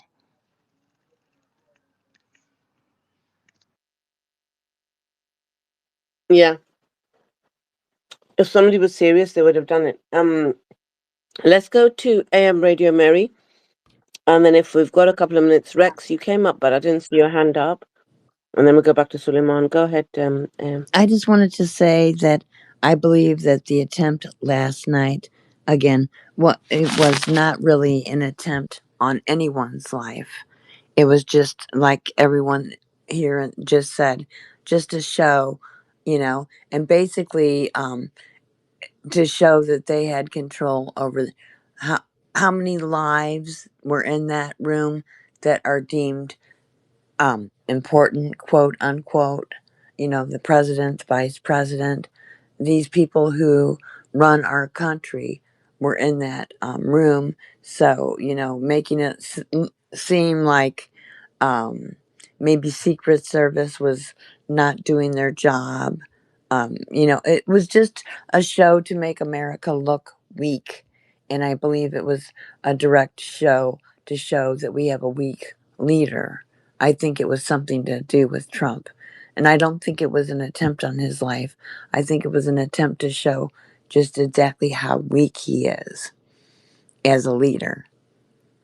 But they could see that every day without the psyop. Like, I mean, we do have a weak leader. Like, you know what I mean? Like, the Secret Service is a mess. Like, this country is hanging on by a thread if you're really paying attention. So I don't think they needed to. I'm just saying, like, regular The No, Tuesday they weak, to we prove that. the really word, don't need it, but we need that. I think some people need that point to be driven home, because some people are very slow at learning. Otherwise, they wouldn't have elected this man for another term. the word isn't weak, it's vulnerable.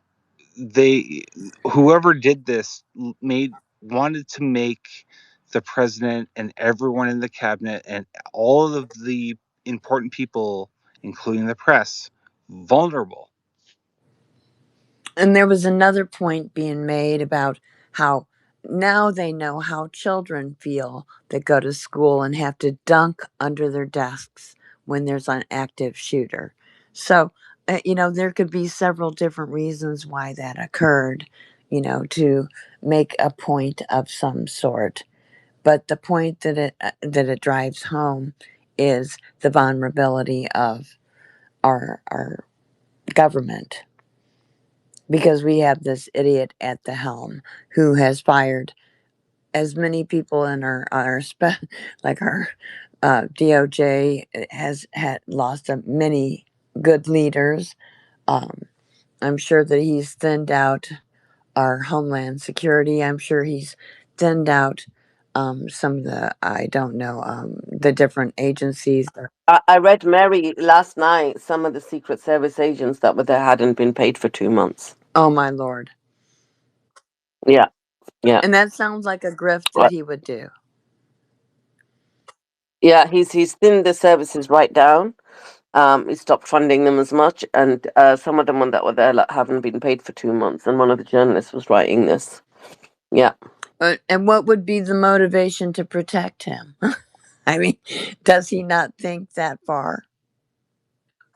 I don't think money would give enough motivation to some people to even protect him. To be honest, I don't Yeah, know I what don't think people are to make. paid enough to protect him. I really don't. I mean, I'd get out of the way if a bullet were coming my way for him. I wouldn't stand there and take it. That's for sure. Or it could be to help roll out the next step. You know what, Beatrix, that you just said that they weren't paid, and like, I mean, when you look at these pictures of the people in this, I'm not coming at anybody, what they do, but it looked bad. I mean, the still shots of them trying to get Mike Johnson out of there and everything. It just looks like some after school group that just hangs out. Sorry, I said it. Yes, I did. But maybe this is all part of, like, you know what? Why don't we thin this out? Get rid of people doing a job, and we bring in the drones. We bring in, like, we don't have to argue with drones about doing their work or staying physically fit to protect the president. You know, but I Well, think that's so who true. knows? And not You only know. that, but drones won't bitch about pedophiles. Okay, they'll just, go along with whatever you program them to go along with. Casey made a great point. Um, Thin the herd. Find out who's loyal. You're seeing that with all the dismissals, firings, resignations in the military. You'd expect to see that in the Secret Service as well. Like, maybe they're trying to just, like, thin the herd.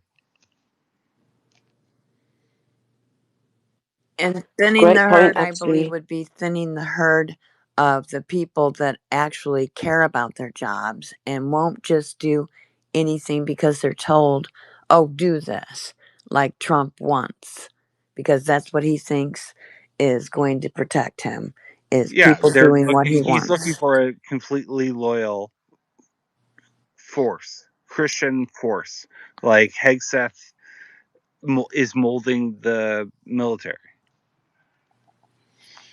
Yep. Yeah, I don't see that as being a loyal force to Trump necessarily. They're loyal to death, maybe, but not Trump. Yeah, we talked about this extensively. I've repeated several times. I go back to the humiliation ritual at Quantico. I studied that hour and 40 some minute brief. And when I say studied it, I listened to it, I stopped it, I made notes, went over it carefully. And as a retired naval officer, retired commander on that, I was destroying furniture in my living room. I was so angry because 95.5% of the folks that were watching that on the surface, and sadly, military, were just looking at the superficial fluff, thinking, "Oh, good, we're really cleaning that DEI stuff out of here. We're getting rid of that all that other alphabet soup." Oh yeah, no, that was fluff. What was told, what Hegseth and Trump did, military, you listen to me, bitches. You're no longer apolitical. Now, an officer is trained from day one as a baby, brand new boot ensign in the Navy. We're apolitical. We don't get involved in politics. We serve the U.S. Constitution, not a president. We take orders. I won't go into all that right now, but we have lawful, unlawful orders, da da da da da da. But we're apolitical. But what Trump literally did there, and I have this study, I'm not talking out of my ass here. What Trump literally said, and I listened to it, studied it. Listen, bitches, you are now in the MAGA cult. When I say jump, you say how high. If you have a problem with this, bitches, we are now the Department of War. You have a problem with this, don't let the door hit you on your ass on the way out. And when I talk to other retired, a very distinguished retired colonel, a very close friend of mine, I used to have sit with his father-in-law, a four-star general retired at Kingston, of a NATO Supreme Allied Commander in Mount Vernon, Washington, when I was a contractor working on a high-level security job. He and I would talk about this. I talked to this colonel, and he was like, "What the hell's going on?" And I said, "Let's talk about it." But see, the problem is, nothing to see here. Let's move on. But now we're seeing it, and that's why we've seen a massive, massive purge in the ranks. That's why we're seeing. When I saw Admiral Halsey, a great man, Alvin Halsey, Hexeth couldn't even shine his shoes. And this man, a four-star, he is in a highly coveted combat command at CENTCOM. He said, "I'm out of here. I'm done." Hung it up, walked away from millions of dollars he could have made. Yeah, we're looking at it, folks. Buckle, put your seatbelts on. I expect to see, and I said this, and a day that I said it, and I have this recorded on the space. The morning I said we'll see a lot more senior dissension. The Secretary of Navy resigned, or actually was fired, but actually resigned that very day. So look for it more. I pray our military starts revolting. Revolting means, this is what that means. Let me make sure this is clear. By resigning their Yeah. commands. Yeah. No, I appreciate you, Andrew. Look, you know what? I've really enjoyed our discussion today. I know Suleiman's got a YouTube video lined up for us to all go watch. So I'm going to pass the mic to him. But Scott M, Radio, Mary, Salma, obviously Casey and Jonah here all the time. Rex, I know you didn't get a chance to speak. I didn't see your hand up, but maybe come back tomorrow.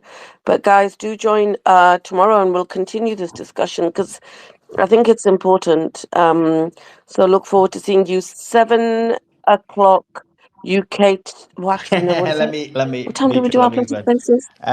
Yeah, So go on. first of all, guys, just some breaking news. Let me just give some breaking news. I think it's really important news.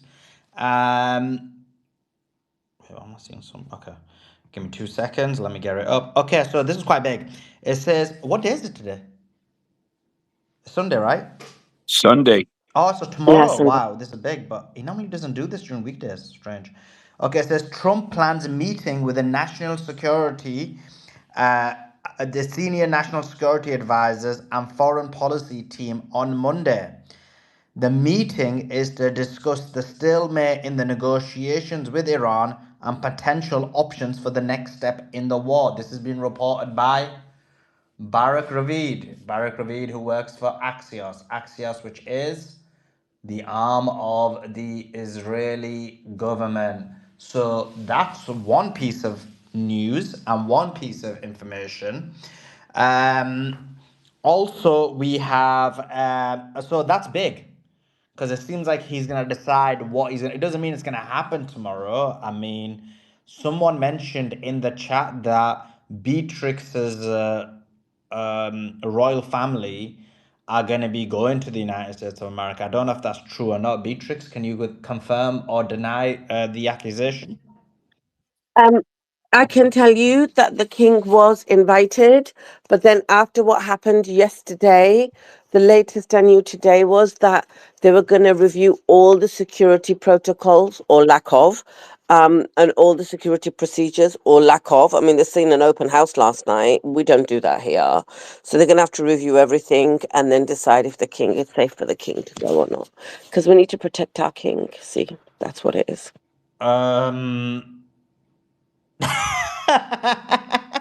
What, bro? Oh my god. That girl. That is your girl. Okay. We love the king. Sorry? I said, long live the king. Yes. Long live the Ginger King, we would say. That girl. Okay, so The Ginger King should be on Alcatraz wait, freaking what? island. What are you talking about, bro? What are you? Um, Okay. because you know the migrants have to go there, innit? I don't know what you're saying, bro. He's an illegal. She's Mm, talking about alligator Alcatraz. She Beatrixed it again. okay.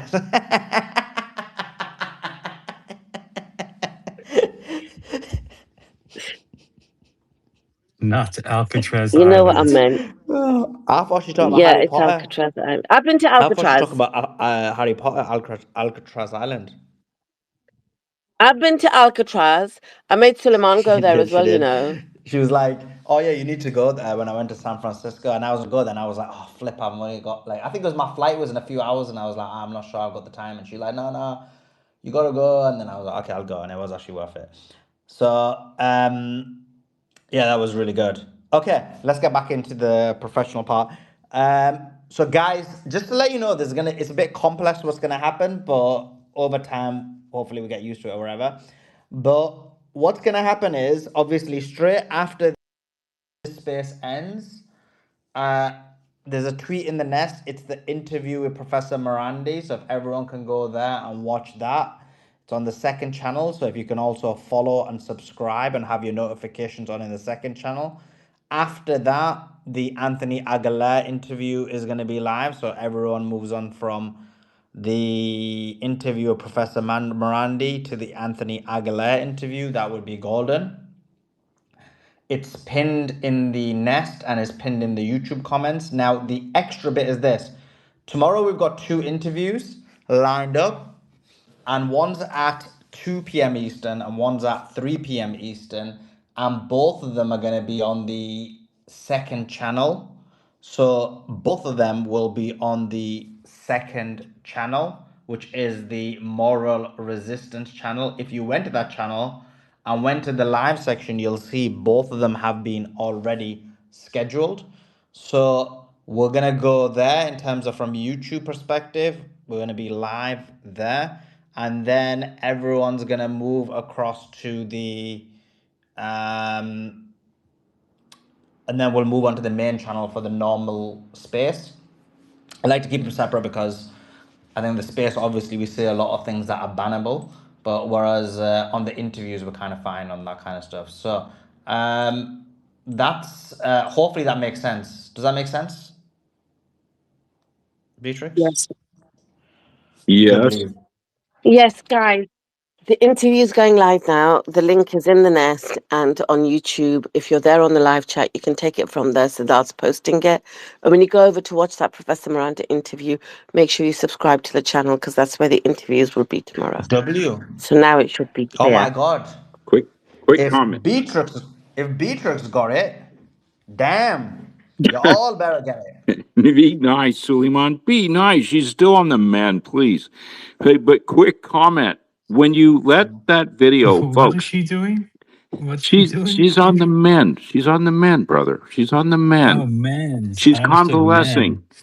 She's I convalescing. thought she said. I thought he said she's a man. Where did No, someone says he was a man? No, Mandy. no, y'all didn't think that. That's not. Oh You my know what? God. No, she told me to treat her by they them, but I've refused. She's Oh, let me read these super chats. I missed a couple of super chats before we wrap up. Sally said, "Love listening to the space. Thank you for your great interview. Trump's vanity will be looking for positive press this week regarding royal visits time Monday. Don't think he'll be escalating this week." That's where I got that from. I did read it, but I didn't read it out, Sally. So thanks for reminding me. But yeah, that's where I got that from about the royal family. I said someone in the chat said it, but it wasn't the chat actually, it was the super chat. So yeah, that's what Beatrix already tried to debunk that and make it look like it's not happening. She spewed her monarchist propaganda. She is also a monarchist, but a British monarchist. Um Wait, why are you doing 100? Love the royal family. And then the cool said, for the fourth attempt, Trump himself will turn into James Bond, disarm the guy with some karate moves, and call it Orange 007. That's hilarious. I would not put that past. Honestly, he's saying that, but I would not be surprised in the next assassination attempt. Hopefully, there isn't one, but if there was one, and if it was staged, just to make sure I'm like legally covered there. I would not be surprised if like Trump's like trained for some like kung fu and like disarms a person and gets the weapon off him. Yeah, I wouldn't be surprised on that one to be honest. They But should yeah, do that. Why huh? not? I think they should do it. Why don't they just make it fun? I mean, why not? Like, they should do that for the next one, so we can all have a laugh. The same way I laughed at the way they yanked But are you Jimmy looking forward, Vance. that girl? You're looking forward to the interviews tomorrow? We've got Pepe Escobar. He's gonna explain the Strait of Hormuz. He's got very deep knowledge on all the various trade routes, so that's gonna be awesome. Larry Jensen, he's gone viral again today. We always get him immediately after he gets viral. He's gone viral again now. What did he go viral for? He did the Beatrix. He did the Andrew. He did the that girl and everybody else who came on. He's saying it was all staged. This is the former CIA agent is going to break down why he believes it's staged. Why is it all these intelligence and military people, such as Anthony Aguilar, are all saying it's staged? Crazy. But we will see you tomorrow. So immediately go to the Marandi interview. The tweet's in the nest. It's pinned in the comments. It's all of those places. And then after that, we will be back. Watch the Anthony Aguilar interview straight after that. And then we will be back tomorrow on the second channel for the first two interviews. One with Pepe Escobar, one with Larry Johnson, one after the other. And then we will have what? We will then be back on the space we'll have the space anyway running. So space will be running anyway, but then we'll be on the normal channel running it as per usual. Much love to each and every single one of you. Appreciate. So can I just give them the Yeah, time? yeah. Sorry, 1 p.m. Eastern on the Moral Half past Resistance 2 p.m. Eastern, channel. isn't it? So no, it's not because you said it was 1 No, p.m., no, didn't 2 p.m. you? Eastern. 2 p.m. Eastern and 3 p.m. Eastern. Oh, Yeah. is it 2 p.m. 2 p.m. Eastern on the Moral Resistance channel? So if you're still confused about which one that is, I'm putting it here. And when you go to that channel now, that's where the Professor Marandi interview is as well. That's the interview channel. Guys, press the bell icon there. Otherwise, you won't know tomorrow when Suleiman goes live with the interviews there. So that's the interview channel. 2 p.m. Eastern. The space will be live as well, guys. We'll see you on here tomorrow. Andrew AM Radio Mary.